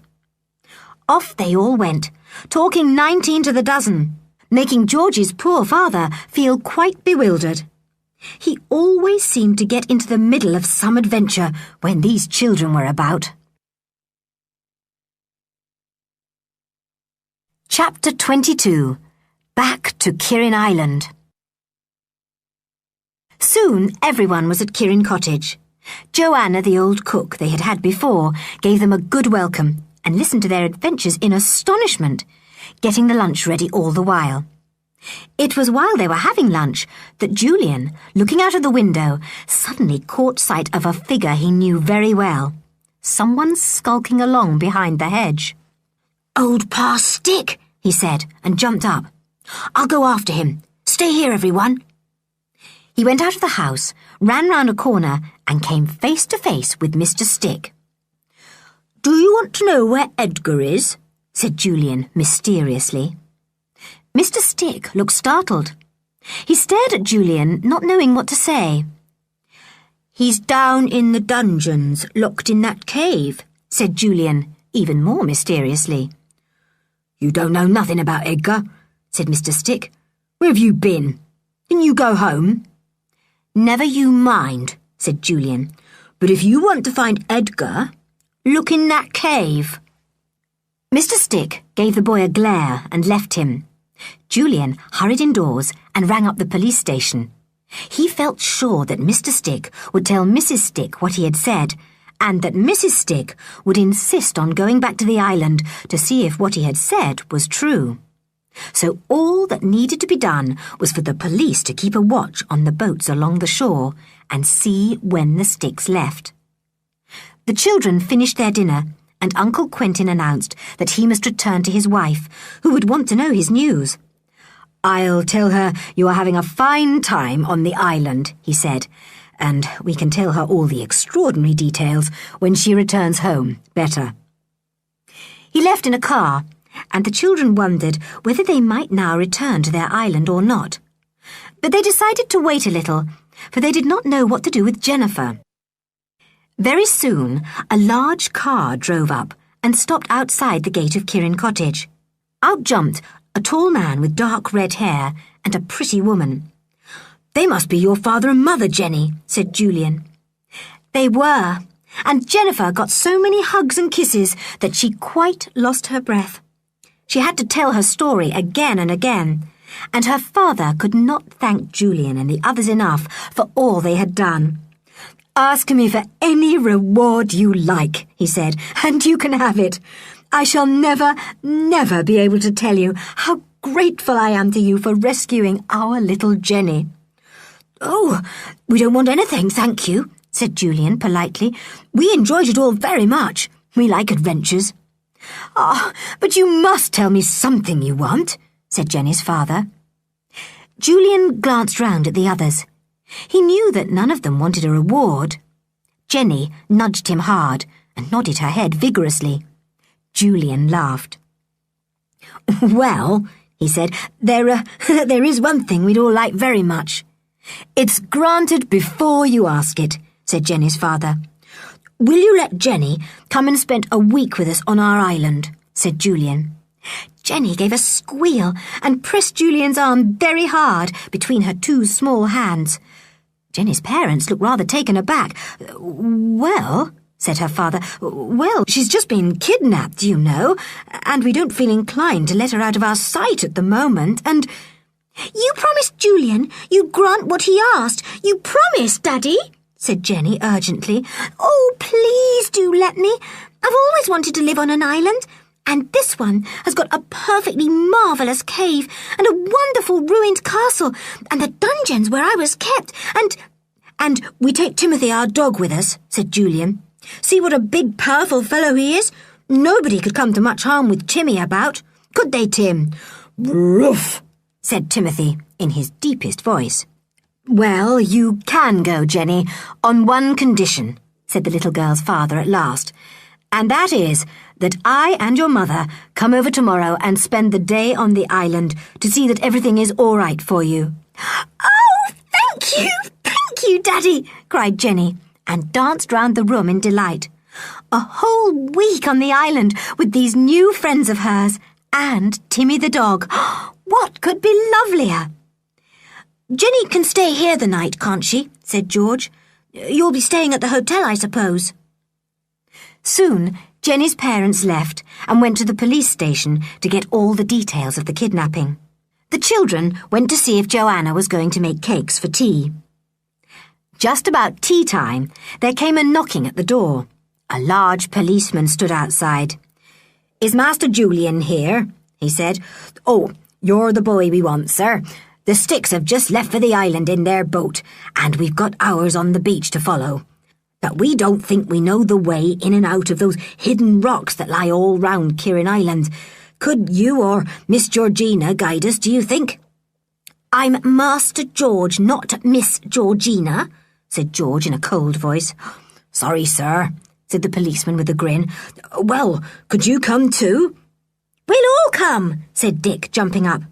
"I want to go back to the dear old island and sleep in our cave again tonight. Why should we miss a single night? We can fetch Jenny's people tomorrow in our own boat. We'll all come." The policeman was a little doubtful about the arrangement, but the children insisted. And as there was no time to waste, they all ended in crowding into the two boats with 3 big policemen, George and Julian leading the way in their own boat. Timmy lay down at George's feet as usual. George guided the boat as cleverly as ever, and soon they landed in the usual little sandy cove. The Sticks had evidently gone round by the wreck as usual and landed on the rockier part. "Now, no noise," said Julian warningly. They all went quietly towards the ruin and came into the courtyard. There was no sign of the Sticks. "We'll go down underground," said Julian. "I've got my torch. I expect the Sticks are down there already, letting out dear Edgar." They went down the steps into the dark dungeons. Anne went too this time, holding on to the hand of one of the big policemen. They moved quietly through the long, dark, winding passages. They came at last to the door of the cave in which they had imprisoned Edgar. It was still bolted at the top and bottom. "Look," said Julian in a whisper, shining his torch onto the door. "The Sticks haven't been down here yet." "Shh," said George, as Timmy growled softly. "There's someone coming. Hide! It's the Sticks, I expect." They all hid behind the wall that ran nearby. They could hear footsteps coming nearer, and then the voice of Mrs. Stick raised in anger. "If my Edgar's locked in there, I'll have something to say about it. Locking up a poor innocent boy like that, I don't understand it. If he's there, where's the girl? You answer me that. Where's the girl? It's my belief that the boss has done some double-crossing to do us out of our share of the money. Didn't he say that he'd give us £1,000 if we kept Jenny Armstrong for a week? Now, I think he must have sent someone to this island, played tricks on us, taken the girl himself, and locked up our Edgar. You may be right, Clara, said Mr. Stick, his voice coming nearer and nearer. But how did this boy Julian know where Edgar was? There's a lot I don't understand about all this. Now, the Sticks were right at the door of the cave, with Stinker at their heels. Stinker smelt the others in hiding and whined in fear. Mr. Stick kicked him. Stop it!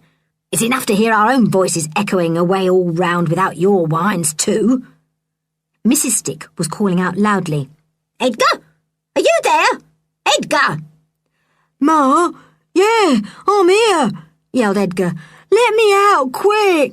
I'm proper scared! Let me out! Mrs. Stick undid the bolts at once and flung open the door. By the light of the lantern in the cave, she saw Edgar. He ran to her, half crying. Who put you here? Demanded Mrs. Stick. You tell your pa and he'll knock their heads off, won't you, pa? Putting a poor frightened child into a dark cave like this, it's a wicked thing to do. Suddenly, the Stick family had the fright of their lives, for a large policeman stepped out of the shadows, torch in one hand and notebook in the other. Ah, said the policeman in a deep voice. You're right, Clara Stick. To shut up a poor frightened child in that cave is a wicked thing to do. And that's what you did, isn't it? You put Jenny Armstrong there. She's only a little girl. This boy of yours knew he wasn't coming to any harm, but that little girl was scared to death. Mrs. Stick stood there, opening and shutting her mouth like a goldfish, not finding a word to say. Mr. Stick squealed like a rat caught in a corner. Oh, we're copped! It's a trap, that's it! We're copped! Edgar began to cry, sobbing like a 4-year-old. The other children felt disgusted with him. The Sticks suddenly caught sight of all the children when Julian switched on his torch. Snakes alive! There's all the children! And there's Jenny Armstrong too, said Mr. Stick, in a tone of the greatest amazement. What's all this? What's happening? Oh, shut up, Edgar. We'll tell you the answers when we get to the police station, said the big policeman. Now, are you coming quietly? The Sticks went quietly, Edgar sobbing away to himself. He imagined his mother and father in prison, and he himself sent to a hard and difficult school, not allowed to see his mother for years. Not that that would matter, for the Sticks, both mother and father, were no good to Edgar, and had taught him nothing but bad things. There might be a chance for the wretched boy if he were kept away from them, and set a good example instead of a bad one. We shan't be coming back with you, said Julian politely to the policeman. We're staying here the night. You could go back in the Sticks boat. They know the way all right. Take their dog with you. There he is, Stinker we call him. Then he added, I guess your colleagues could follow in the police boat. The Sticks boat was found, and the policeman, the 2 grown-up Sticks and Edgar got in. Stinker jumped in too, glad to get away from the glare of Timothy's green eyes. Julian pushed the boat out. Goodbye, he called, and the other children waved goodbye too. Goodbye, Mr. Stick. Don't go kidnapping any more children. Goodbye, Mrs. Stick. Look after Edgar better in case he gets kidnapped again. Goodbye, Spotty Face. Try and be a better boy. Goodbye, Stinker. Do get a bath as soon as possible. Goodbye. The policeman grinned and waved. The Sticks said not a word, nor did they wave. They sat sullen and angry, trying to work out in their minds what had happened to make things end up like this. The boats rounded a high rock and were soon out of sight. Hooray, said Dick. They've gone forever. We've got our island to ourselves at last. Come on, Jenny, we'll show you all over it. What a lovely time we're going to have. They raced away, happy and carefree, 5 children and a dog, alone on an island they loved. And we will leave them there to enjoy their week's happiness. They really do deserve it.